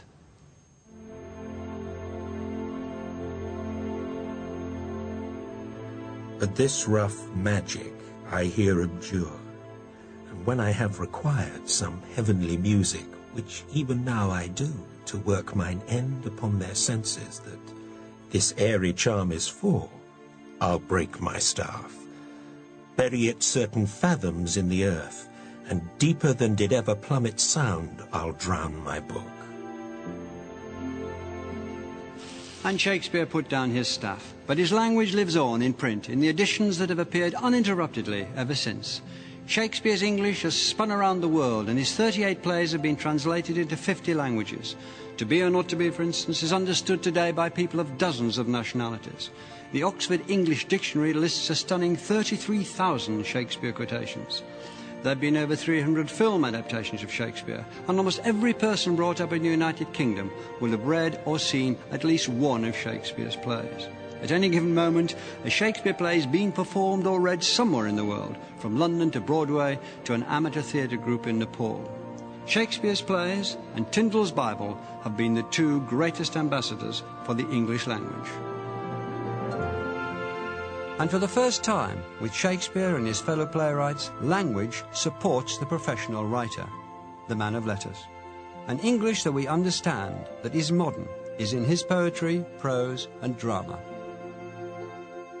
Old English began here in Friesland as a rough tongue, but its later speakers and writers, the people of England, learned how to exploit its potential, and thousands of new words were added to its store. By Shakespeare's time, English is a rich, a glorious language. And as the Plymouth Pilgrims set sail for America, they took with them flags to claim foreign lands, their English Bibles, and this remarkable language. There were new worlds for English to discover, and English itself was poised to discover a new world of words.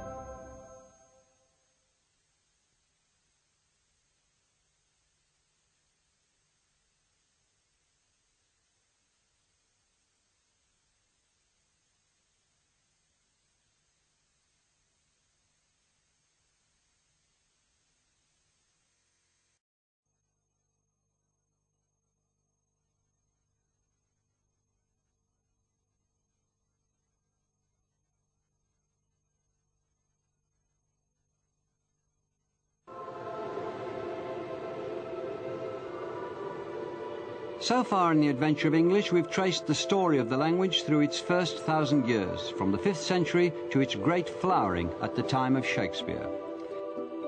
What began as a minor Germanic dialect had come to these shores with the Saxons, endured invasion by Vikings, and 300 years of suppression by Norman French, during which time English virtually went underground. It had even toppled Latin as the language of worship and philosophy, and by the Elizabethan age, English completely dominated this sceptred isle.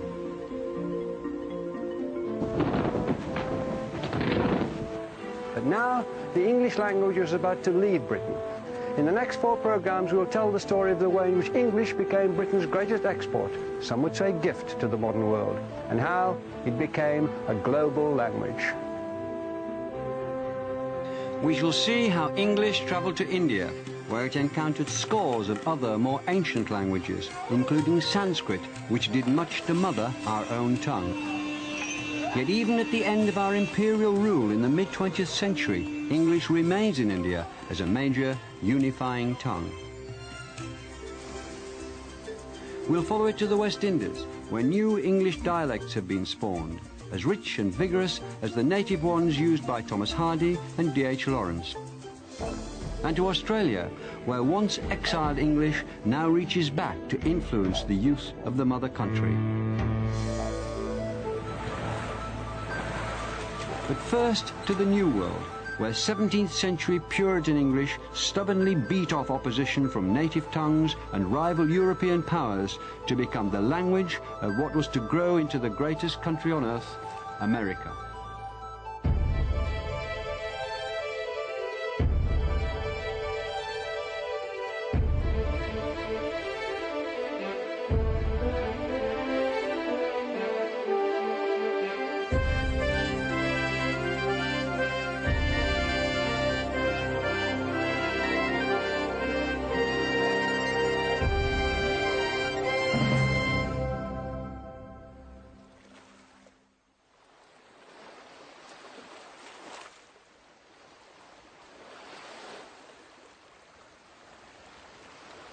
This was the newfound land.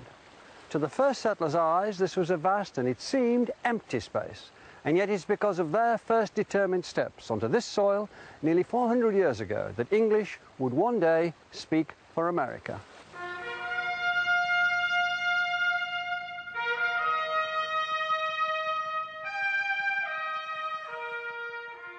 This is Plymouth Rock.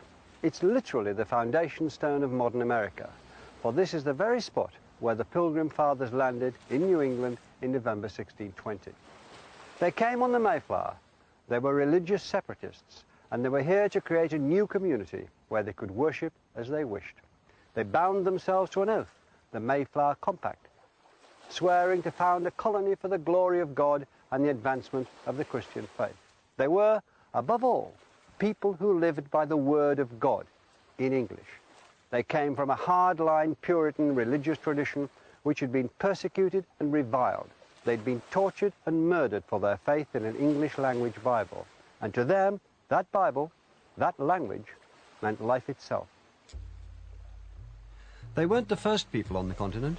Native Americans had been here for 30,000 years, and the woods and the plains rang with the sounds of hundreds of their languages. When the Pilgrim Fathers looked around them, instead of a new Eden, they saw what they described as a hideous and desolate wilderness, full of threat and danger. And for the season it was winter, and they that know the winters of that country know them to be sharp and violent, and subject to cruel and fierce storms. Dangerous to travel to known places, much more to search an unknown coast. Besides, what could they see but a desolate wilderness, full of wild beasts and wild men? And what multitudes there might be of them, they knew not. They were cold, hungry, and prey to sickness. Nearly half of the company of 144 died that first winter. It wasn't going to be easy to turn their oath into reality and to give English its toehold on the land. The Pilgrim Fathers had one advantage, though.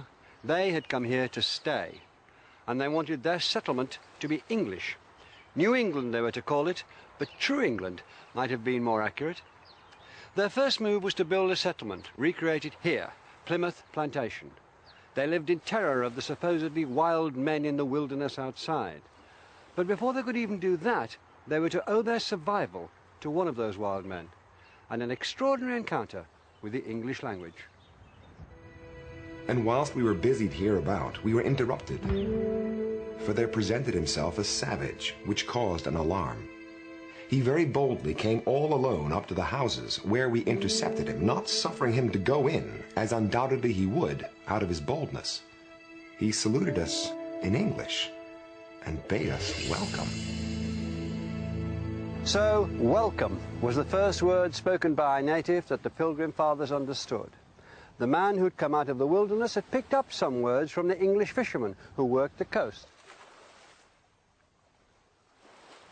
Even more extraordinarily, he was able to introduce them to Tisquantum, or Squanto as he became known. He is the most important man in this chapter of the adventure of English. He'd been kidnapped by English sailors 15 years before, taken to London where he was trained to be a guide and interpreter and learned English. Then he managed to escape on a return visit. To the colonists, it must have seemed like a miracle. It was the most unlikely of all coincidences that they should have settled near the tribal home of the man who was almost certainly the only English speaker for hundreds of miles around. But for their extraordinary good fortune, the whole history of America might have been very different. For Squanto saved the colony, and who knows, gave America the English language. Squanto taught the settlers how to farm the unfamiliar land, and he got them through that terrible first New England winter. It's almost certain that without him, sickness and hunger would have wiped out the settlers. Against all odds, the English colony had been saved by an encounter with the English language. The adventure had planted its roots in American soil.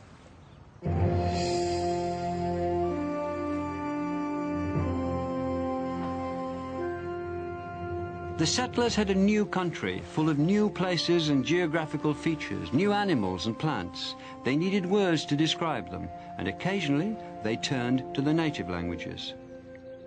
Skunk was derived from the local language, and squash for the variety of pumpkin grown here. Squaw, meaning young woman, was a local word, as was papoose, a young child.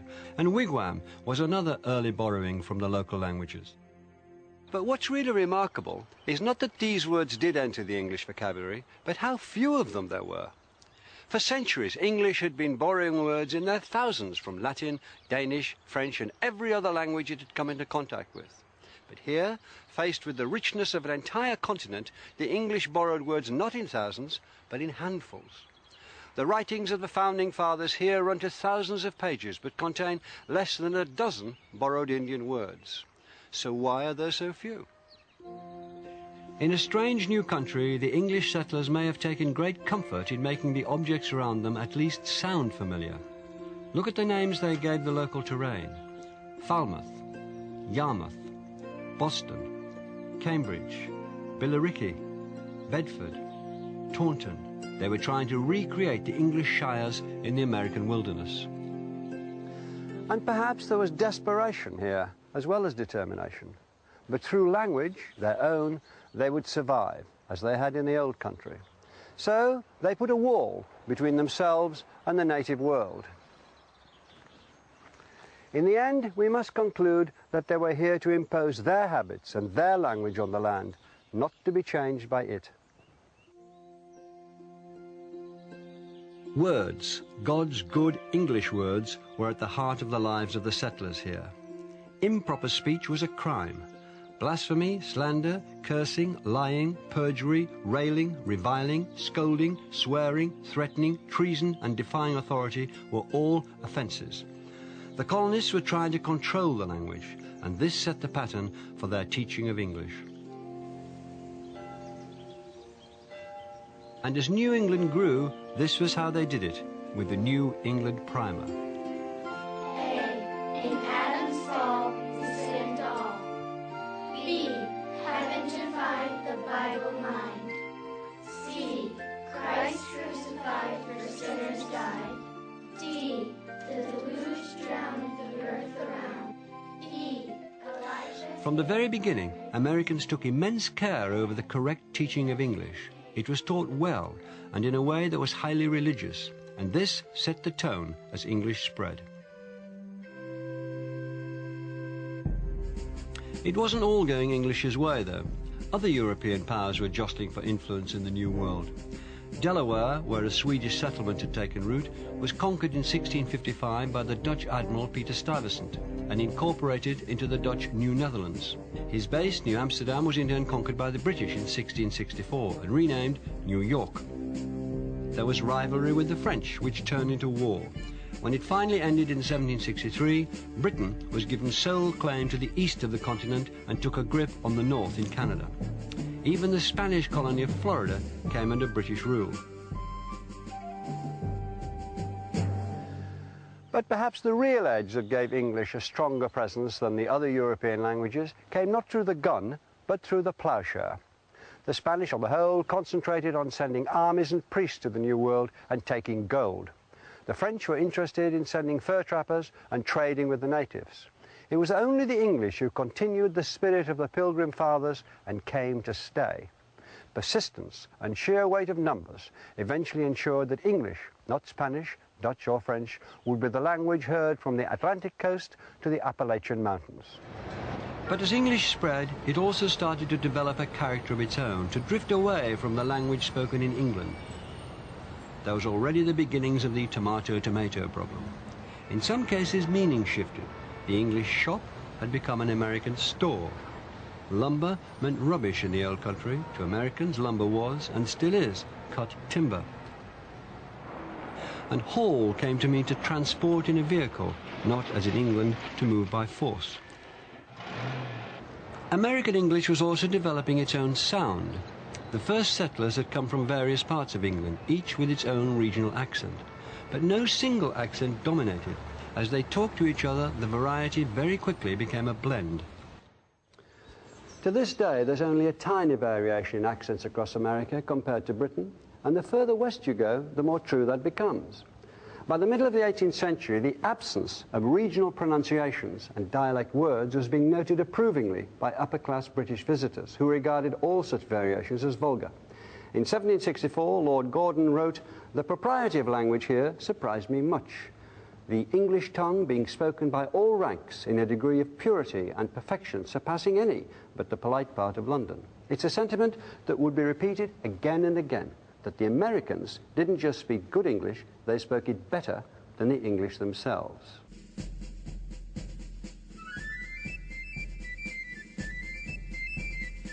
It wasn't only where language was concerned that the colonists began to stand up to the English. Tension was growing between them and the Crown. In 1775, here on this bridge at Concord in Massachusetts, 75 American volunteers confronted 700 British troops. One of them fired what has ever since been called, with a touch of hyperbole, the shot heard round the world. Revolution had begun. A year later, 13 colonies declared their independence and did so in perfect, what we might call classical English. We hold these truths to be self-evident, that all men are created equal, that they are endowed by their Creator with certain unalienable rights, that among these are life, liberty, and the pursuit of happiness. John Adams, who had become the second President of the United States, wrote of a future in which all Americans spoke the language equally well, in which eloquence would be the way to high office, and no one would be excluded because their speech betrayed inferior origins. It was the birth of a democratic ideal that's still part of the American myth, that anyone can become president. Everyone would have a presidential vocabulary and accent.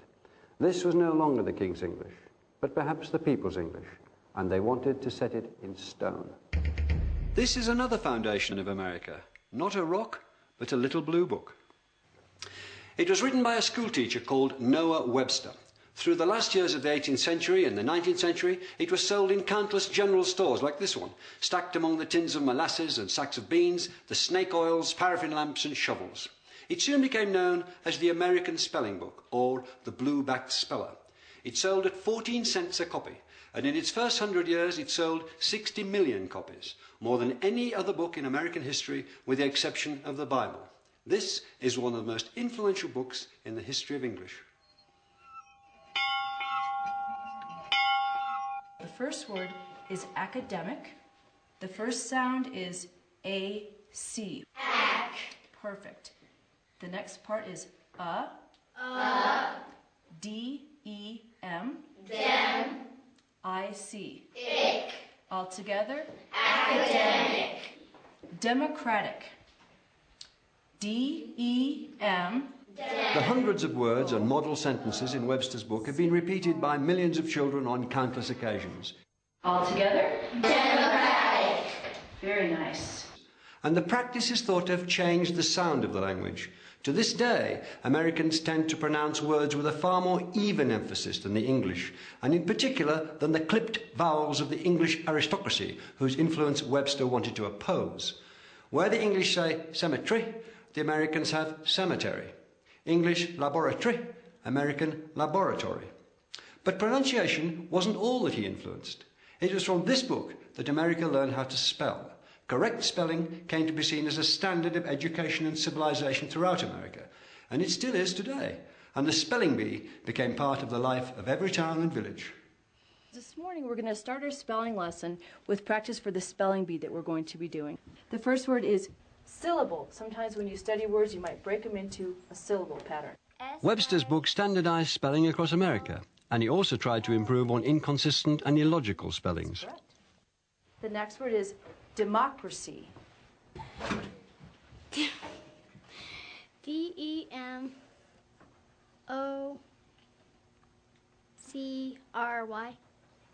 Under Webster's system, honour, colour and a score of similar words lost their U.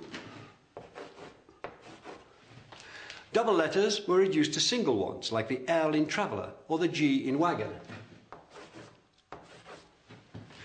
ER replaced RE as the ending of theatre or centre. Defence with the C became defence with an S. Axe lost its E. Axe. A-X. Perfect. I see you've all been doing your homework. England had made the language, but America had begun to claim its future. By the 1820s, East Coast America was presenting itself confidently as the guardian of English, beating off vulgarity and fashion. There was even a cheeky motion proposed in the House of Representatives to invite the sons of the English aristocracy to come to America to learn how to speak properly. Americans felt they'd kept the English language pure for 200 years, so pure that they were still using words the English had dropped, words like greenhorn, burly, deft, scant, talented and likely. Americans still say sick to mean ill, not just nauseous. They say fall, meaning autumn, just as the English did once. And when Americans say I guess, they're using a form of words that would have been familiar to Chaucer, yes. And they denied that they were changing the language. When Webster published his groundbreaking American dictionary in 1828, he claimed that this, contained less than 50 terms that were new to the country. Here was America claiming to preserve English in all its past glories, to have erected a barrier against change and corruption. But they could no more exclude these natural developments in the language than the first colonists could hide behind their stockade from the world beyond. John Adams had predicted that America would drive the English language into a great future. His vision was prophetic. But the language would be very different from the measured East Coast tones that Adams had known.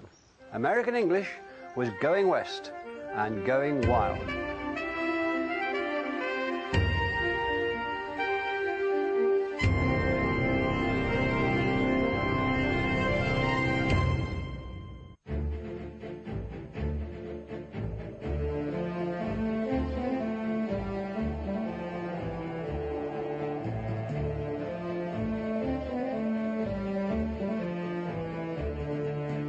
In 1804, the United States purchased what was then called Louisiana from the French for 3 cents an acre, and more than doubled the size of the country overnight.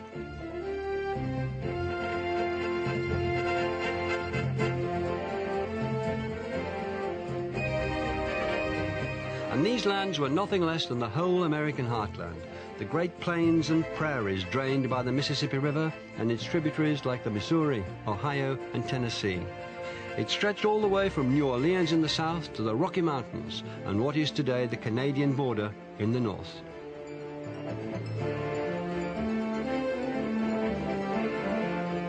Jefferson, the president, sent an expedition of 45 men under the leadership of Captains Meriwether Lewis and William Clark into the unknown interior in search of a navigable river route to the west coast.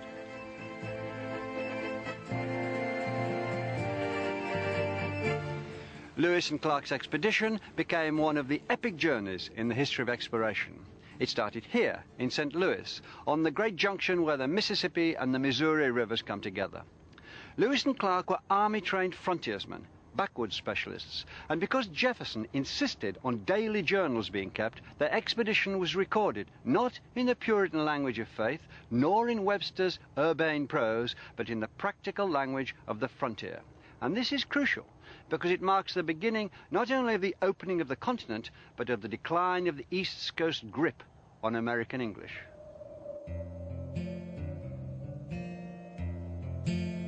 We finished butchering the buffalo, and on my return to camp, I trod within a few inches of a rattlesnake, but fortunately escaped his bite.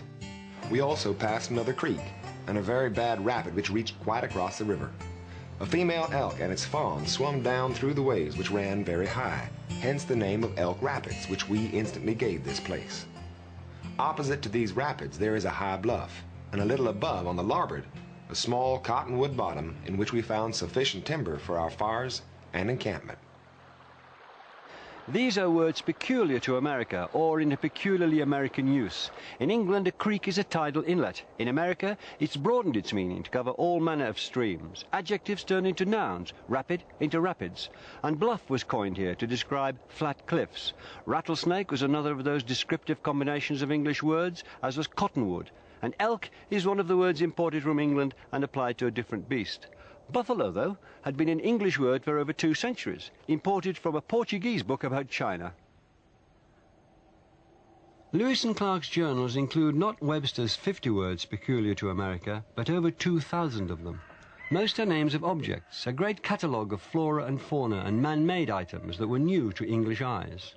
Words like hickory, hominy, maize, moccasin, moose, opossum, pecan, persimmon, toboggan are derived from native languages, as well as more obscure words like kinnikinnick, a mixture of leaves for smoking, pemmican, a preserved mixture of meat, fat and berries, and tamarack, a kind of larch. Others are English coinages with descriptive properties of their own. The whippoorwill, a bird named by the sound of its call, or the mockingbird, a name inspired by its habit of imitating other birds' songs.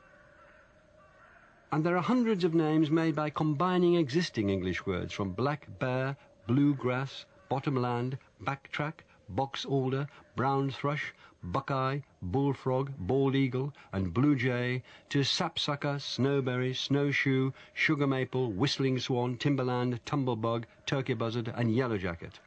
But this was just the beginning.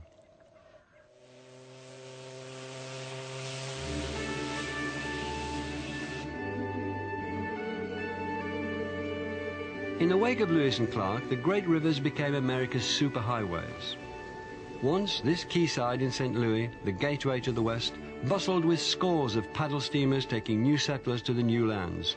This was the hub of the frontier in the 1830s and 40s. The very word immigrant is an American invention. Vast migrations of people had never been a huge factor in the old world, but it was the defining experience of the new one. And new settlers brought new linguistic energies. The Pilgrim Fathers had come primarily from the south and east of England, but 2 centuries on, Americans were as likely to come from Scotland, escaping the aftermath of the Highland clearances, or from Ulster, often driven out by famine, high rents, religious intolerance, or simply looking for the chance to make a new and better life. As many as half the population of Ulster crossed the Atlantic, and many kept moving west. They became a major part of the rich mix of people who were creating a new American country and a new American voice.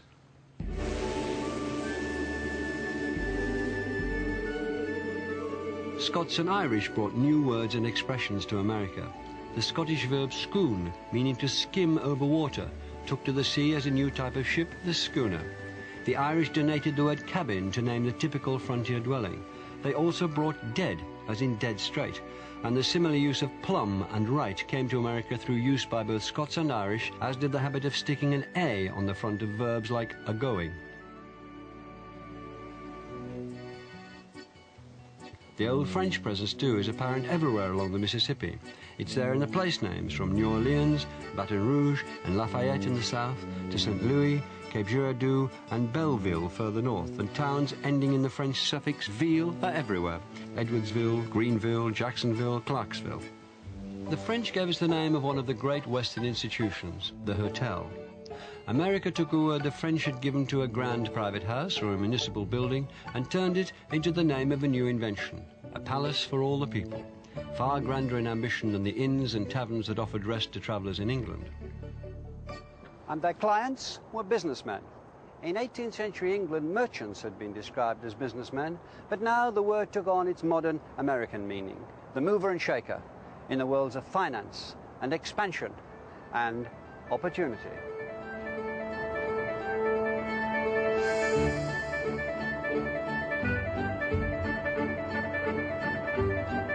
The country was on the move and on the make. The river teemed with poor migrants, rednecks, who got their name from the way their necks were burnt by the sun as they bent to work in the fields. Because they couldn't afford the steamboat fare, they travelled on rafts, which they steered with oars called riffs, so they were known as the riffraff. On board boats like this one, richer travellers were in turn regarded as highfalutin because of the high fluted smokestacks that carried soot and cinders well away from those passengers, and also perhaps because of the stovepipe hats those dudes wore. They bestrode the Texas deck, the biggest on the boat. Ready to play? Gentlemen, this is 5-card stud. Gambling was a favourite activity among the riverboat passengers. Pass the buck and the buck stops here both come from such card games. The buck was a buckhorn-handled knife passed round to show who was dealing. And they're just the start of the phrases that American gamblers gave to the language in the middle of the 19th century. I'm assuming you have an ace. Deal became part of phrases like square deal, new deal, fair deal, raw deal. Dealer will take 3. Big deal, no big deal. And raise it 3. I'll raise your bid, you bet, put up or shut up, and I'll call your bluff were all first heard around the card table. I'll call you. You have an ace up your sleeve, so you up the ante. Someone throws in his hand, but you keep a poker face. Now the chips are down, but the cards are stacked against you. Someone plays a wild card and scoops the jackpot. There are kings. Nice. Cheers. Gambling and drinking spread across the West, no surprise there. This was a very different frontier from the original one at Plymouth, and nothing added more slang words and phrases to the language than alcohol. Barroom and saloon both entered the language, soon followed by bartender and set 'em up. Measures like a snifter, a jigger and a finger all came from the bars of America. And bootlegging comes from the practice of hiding a flat bottle of whiskey in the leg of a boot to be sold illegally to the natives. And there were literally hundreds of terms for drunk. Even before the Revolution, Benjamin Franklin listed 229 of them, minted in America, including, he's casting up his accounts, his head is full of bees, he sees the bears, he's cherry merry, he's womble-cropped, he's halfway to Concord, he's ate a toad and a half for breakfast, he's grotable, he's globular, he's loose in the hills, he's intoxicated, he's juicy, he clips the King's English, he sees 2 moons, he's nip-topsical, he's oiled, he's like a rat in trouble, he's double-tongued, he's trammelled, he's got the Indian vapours, he's out of the way, he's very weary. Teetotal was another word that came into the language from the Irish settlers, along with speakeasy, shillelagh and smithereens, yes indeedy and no siree, and later of course came on the wagon.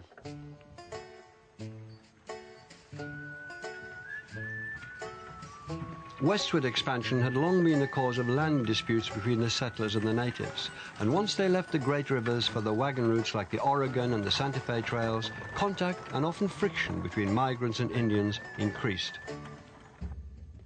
Many of the Indian words that had already come into English reflected this antagonism. Scalp, a good old English noun, had become a far more threatening verb as early as 1693. Tomahawk was another early addition to the language. So were warpath, war whoop, war dance, and long knives, an Indian word for white man, and firewater, the term they gave to alcohol. Phrases like no can do or long time no see are literal translations from Indian languages. The word brave to describe Indian warriors was certainly inherited from the French, and buck, slang for $1, derives from buckskin, the standard unit of trade between Europeans and Indians. Conflict with the natives was just one of the hazards faced by the people who went west. Every one of them had an epic journey to tell of the hardships imposed by distance and the weather. Every one had carved a new life out of a landscape made on a scale unknown in Europe. They chose new American heroes for themselves, through whose stories they could distill their own experiences, and they chose them and told tales about them on a grand scale. The most famous of all straddled the gap between fact and fiction, Davy Crockett. He was, as we know from the song, born on a mountaintop in Tennessee. He was the son of a veteran of the Revolution. He became a congressman, famous for his plain speaking, and he died defending the Alamo in Texas in 1836. He was as American as they came, and he became a legend, the king of the wild frontier, the hero of a series of paper-bound books telling exaggerated stories about him. This fictionalized Crockett was the first great exponent of a style of speech as big as the country, called tall talk. When he opened his mouth, he made the forest shake. These is times that come upon us like a whirlwind and an earthquake. They are come like a catamount at full jump. We are called upon to show our grit like a ball lightning against a pine log, to exterminate, mollify, and calumniate the foe. Pierce the heart of the enemy, cram his pesky carcass full of thunder and lightning like a stuffed sausage, and turtle him off with a red-hot poker. And while the stars of Uncle Sam and the stripes of his country wave triumphantly in the breeze, where is the craven, low-lived, chicken-bred, toad-hopping, red-mounted, bristle-headed mother son of ye who will not raise the beacon light of triumph, snouse the citadel of the aggressor, and squeeze ahead to liberty and glory? Confidence bred ornate baroque words, shebang, shindig, and slumgullion, kaflop, kabang, and kathump. An American need not simply leave hurriedly, he could absquatulate or skedaddle. He didn't just use something up, he exflunkitated it. The language was hunky-dory, rambunctious, splendiferous. Its vigour was in speech, and that habit of coming up with vivid verbal images has left us with many that figure in everyday talk. It's not my funeral if you fly off the handle because you have a chip on your shoulder and an axe to grind. I won't sit on the fence and dodge the issue. I won't fizzle out. I won't crack up. No two ways about it. I'll knuckle down and make the fur fly. I'll go the whole hog and knock the spots out of you, and you'll be a goner. You'll kick the bucket. So face the music. You're barking up the wrong tree. You won't get the drop on me. I'm in cahoots with some people with the know-how. Keep a stiff upper lip and have the horse sense to pull up stakes, okay? Within 2 generations of the opening of Louisiana, the American language had been reborn. No legislator sitting in a library in one of the eastern states could have hoped to arrest its exuberant progress. It's a fact that the biggest author of the language is Anon. This was the democratic language that Adams had foreseen, but democracy meant that everyone threw in their 2 cents worth, and the old conservative values were trampled in the movement west. And never quicker than when gold was discovered in them thar hills.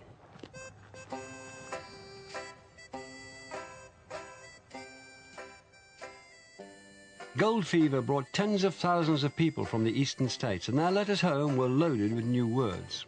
Prospector was one. They wrote about how they'd staked their claim, about how they hoped that gold dust would pan out of the water that they were sieving, or they would strike it lucky or strike it rich and produce a bonanza, which came from the Spanish word for fair weather. And for the first time, a surefire investment became known colloquially as a gold mine.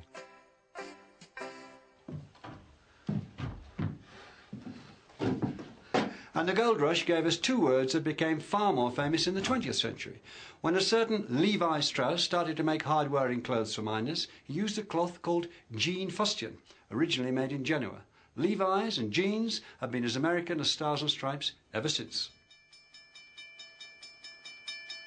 The arrival of the railroad was what really opened up the country, and it created the industry that gave the West its most characteristic vocabulary. It was a certain Joseph McCoy who had the idea of driving cattle often hundreds of miles to railheads so that they could be exported to the markets back east. Previously, they'd only been butchered for local use. Overnight, McCoy became immensely rich. So rich, the story goes, that other envious souls used to try to pass themselves off as the man who had such a simple but brilliant idea. And so he developed the habit of introducing himself to strangers as the real McCoy. He gave the world a catchphrase, and he also gave it the cowboy. English had known the word cowboy since the 18th century, but now it took on a new currency and a new meaning. McCoy's brainwave turned the cattle industry into a license to print money and the cowboy into a national icon. Cowboys had been working near the Mexican border for years, picking up Spanish words, which now drove north with them. Ranch comes from the Spanish, as does corral, where horses or cattle were penned. Mustang, bronco, and the more humble burro, the chaps, sombrero, and poncho they might wear, the cinch that secured the saddle, the lariat and the lasso they used to rope cattle, the sierras, mesas, and canyons they rode across, the cries of vamoose and pronto, the stampede that they feared, and the rodeo where they drove the cattle together, all came from Spanish. The language of the West has become the standard idea of what American English is like, completely overtaking the proper speech of the East. And the man who is virtually single-handedly responsible for this was one of the greatest showmen and boosters of them all. He was William F. Cody, Buffalo Bill, and he chose to be buried here, on the hills above Denver, where the Rockies rise steeply out of the Great Plains. He turned the frontier experience into an epic entertainment, Buffalo Bill's Wild West. The extravaganza featured live elk and buffalo, real Indians attacking a stagecoach, sharpshooting displays, musical cowboys in spotless outfits that had never seen a cattle drive, and a reenactment of Custer's last stand at Little Bighorn, in which Buffalo Bill himself arrived on the scene just too late to save the day. It was nonsense, and it was a smash across America and Europe for 30 years, long after Indian resistance had ended and the last buffalo herd had been massacred. It created a vogue for the language of the West and began a line of Western myth that kept that language alive through countless books and films. And the dreams of luxury and optimism became an enduring fantasy of a Western El Dorado, an Eden, somewhere over the rainbow, or at least the next county line.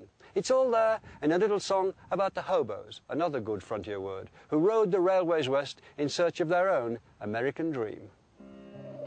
In the big rock candy mountains, you never change your socks, and the little streams of alcohol come a-trickling down the rocks. The brakemen have to tip their hats, and the railroad bulls are blind. There's a lake of stew and a whiskey, too. You can paddle all around them in a big canoe in the big rock candy mountains. But there was another group of Americans who'd never been invited to share that dream, the black slave population of the South. And they spoke about their experiences in a very different language. I'll see you all this coming fall in the big rock candy mountains.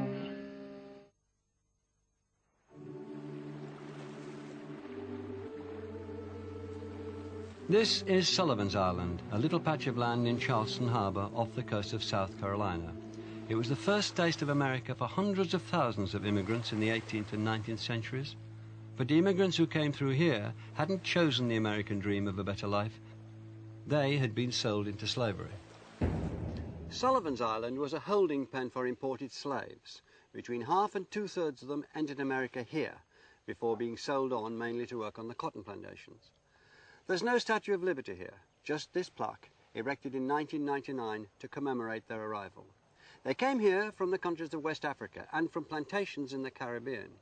Slaves who spoke different languages were put together on the same sea voyage here to stop them plotting together to seize control of the ship. So on ship and on shore, there was a great babel of languages. The slaves had to find a tongue in which to talk to one another and to their masters. It was English, but English very heavily influenced by African ways of talking. Then you all get home and put his board and get it all stuff in the sack. Yes, next thing you know, the man to knock on the door. Yes, sir.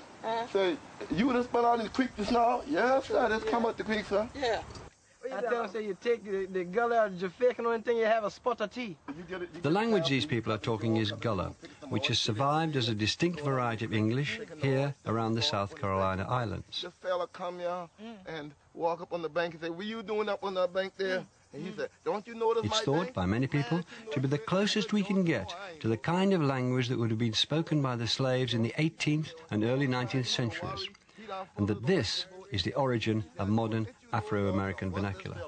After John get off about 50 feet off, and John look over there, and he go on his boat, and he look, his boat done sank down. He start hollering, hey, help, help. John said, I ain't rough as yet. We put together varying African words along with Elizabethan English and came out with something that sounded like a this year when Hana de Yeti we talk like a this. So sometimes people think maybe it's English, then they go, but not quite. there were Igbos, Mandinkas, Malinkes, Yorubas, Golas, Gidzi, Afik, Mende that were all kidnapped, captured, and then isolated together on these islands during enslavement. Once the slaves reached the plantations, they lived in cabins like these beside the main house. Here, many words that came into Gullah from African languages have found their way into standard English. Words such as banana, which comes from the Wolof language spoken in Senegal, and voodoo, traceable to an African word for spirit in the language spoken by the Yoruba people. Other African words which have entered standard English include the animals, zebra, gorilla, and chimpanzee, the musical terms samba, mambo, banjo, and bongo, and the food and plant names guba, meaning peanut, yam, and gumbo, meaning okra. African compound words were translated, giving English terms like badmouth, and nitty-gritty originated as a term for the grit that accumulated in the bilges of slave ships. As well as vocabulary, Gullah employs some grammatical features that differ from standard English. If someone say, "How are going to do that?" I be done to them. Okay? So they're asking, "Are you going to do it?" I already did it. And I did it a long time ago, essentially, is what you're saying. I be done to them. I done do that. You see? So if you hear somebody say, "I done do that," that means they did it and they did it a long time ago. And why are you asking me it? Oh, again, basically. So it's a lot more going into it. So if someone said, "Well, Hunter going over there," Hunter done yet, they say, "You're going over there." I be done yet that. But it done do that too. But I been going there, but they ain't be did it. Why Hunter ain't be did it? When I be did it, Hunter ain't be did it. You see? So it's like, well, you were going over there. Yeah, I already went there. But when I went, you weren't there. But I was there. But you're right. I wasn't there when you were there. Phrases like these have a rich and economical expressiveness. In other ways, Gullah and other black Englishes have stripped down their grammar. They drop verbs like is, use don't where standard English says doesn't, and omit the apostrophe and s that standard English uses as a sign of ownership. This kind of simplification is common when languages meet and emerge as a new hybrid. It's exactly what happened when Saxons and Danes dealt with each other in England in the 9th century and changed English grammar forever. But in this case, the changes were mistakenly taken by many white observers as evidence that black speakers just hadn't got the intelligence to speak the language properly, that they were simply trying and failing to copy white speech. In fact, they were adding to the language. Now listen here, you know some people say they're your friend and thing, but they ain't always your friend. Like that bird rabbit, that boy know he ain't nothing to him. You hear what I say? That cutter was slow motion and that bird rabbit just as slick as him wanna beat. But black speakers had their own tradition of performances that showed just how flexible and expressive their language was. They told stories, and they're still told today. And now Hong Tong come, ruff, ruff, ruff, ruff. And oh, I tell you, bird rabbit, he'll take off and lickety split. Brer Rabbit is a direct descendant of animal tricksters who feature in African folklore. I say, Bird Rabbit, you to tell the truth about Cutter? He say, yes, sir, ma'am. I say, you lie thing, ain't no truth in you. Ain't no truth in you, no way. But folk tales weren't the only thing that fueled dreams of freedom. With English, the slaves had learned Christianity. White society thought it would teach obedience. The Bible became as central to the lives of the slaves as it had been to the first settlers in New England. But the message they found in it wasn't obedience. It was liberty. Once again, the Bible in English became the book of freedom. Yeah, Jesus calling. Who now want for God? Yeah, Jesus calling. Whoa. Who now want for God? And he's calling for the sinner. Who now want for God? Oh, children, who now beg for get ready. Jesus be coming back. Who now want for God?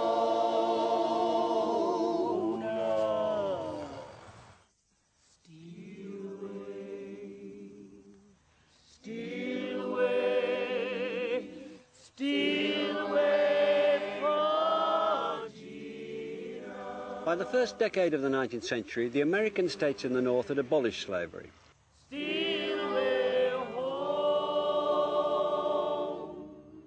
When the blacks of the South sang Steal Away or One More River to Cross or Bound for Canaan Land, they were introducing new words and sounds into the language, and they were also singing not just about the next world, but about this one, about the hope of escaping to the north and to freedom. The chains of slavery were rusting, and on the 12th of April 1861, in the early hours of the morning, shots were fired at Fort Sumter in Charleston Harbor, just behind me. This was the start of the American Civil War, which the North, of course, was to win. 4 years later, Confederate forces abandoned Charleston. The Union Army marched in unopposed. They freed the slaves. Glory, glory, hallelujah. The promise in the language of their spirituals had come good for the black people of Charleston. Glory, glory. The American Civil War gave us the phrase, "hold the fort." And the first people to hear anything on the grapevine were in the southern states, where army telegraph lines strung in the trees became so knotted that they were said to look like grapevines. Oh, you got to ask the Lord's forgiveness. There was plenty of resistance to the new order. The Ku Klux Klan, who apparently derived their name from the Greek word kuklos, meaning circle, were formed in the aftermath of the war. They gave English the word bulldozer, originally a bull dose, meaning a dose large enough for a bull. It was a dose of whipping, and it was administered to black people, often fatally. Words like bulldoze are a savage reminder that the end of the war didn't bring the end of segregation and prejudice. In theory, blacks and their language were now free to mix with whites, but in practice, it was only in the 20th century that the mixing of vocabularies really began, that, just like in the plantation houses, white speakers started to ape black speech, and cool was born. And that's a story for a later program. Even after the Civil War, very few white people treated black language with any interest or respect. One who did was a man who'd grown up on the Mississippi and was fascinated by all of its talk, black and white. Luckily for us, he was a genius. When he made writing his profession, he chose as his pen name a call that he'd heard the riverboatmen use to sound a depth of 2 fathoms, Mark Twain. And the river runs through Twain's greatest book, The Adventures of Huckleberry Finn. It's set in the years before the Civil War, and it's the story of a young boy who escapes what he disdainfully calls the civilizing influence of his Aunt Sally. Huck takes to the river on a raft in the company of an escaped slave called Jim. In his introduction, Twain told his readers that he'd taken great pains to capture the different dialects of the river. "A southerner talks music," he once wrote, and when he'd Huck Finn describe life on the river, he found its melody. It's lovely to live on a raft. We had the sky up there all speckled with stars, and we used to lay on our backs and look up at them and discuss about whether they was made or only just happened. Jim allowed that they was made, but I allowed that they happened. I judged it would have took too long to make so many. Jim said the moon could have laid 'em. Well, that looked kind of reasonable, so I didn't say nothing against it, because I seen a frog lay most as many. We used to watch the stars that fell, too, see 'em streak down. Jim allowed that they got spoiled and was hove out of the nest. This is a new voice in the American record, that of the common man and the frontier. English has come a long way from the sober and sacred language that the Puritans had first brought to New England. It has changed its sound, and it has changed its character. Words were no longer solely vehicles for God's truth. There were also words that offended. The East Coast wasn't yet ready to relinquish its self-appointed role as guardian of the language. Back here at Concord, the cradle of the Revolution, the civilized Aunt Sallies, who sat on the Library Committee, banned Huckleberry Finn for its vernacular language. It was, they said, couched in a rough, ignorant dialect, and that there was a systematic use of bad grammar and an employment of inelegant expressions. But though the Library Committee might call Twain's language vulgar, it couldn't ban the vigour of English that had grown up away from the East Coast, American English.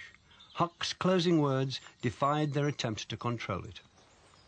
There ain't nothing more to write about, and I am rotten glad of it, because if I'd have known what a trouble it was to make a book, I wouldn't have tackled it and ain't a-going to no more. But I reckon I got a light out for the territory ahead of the rest, 'cause Aunt Sally, she's gonna adopt me and civilize me, and I can't stand it. I've been there before.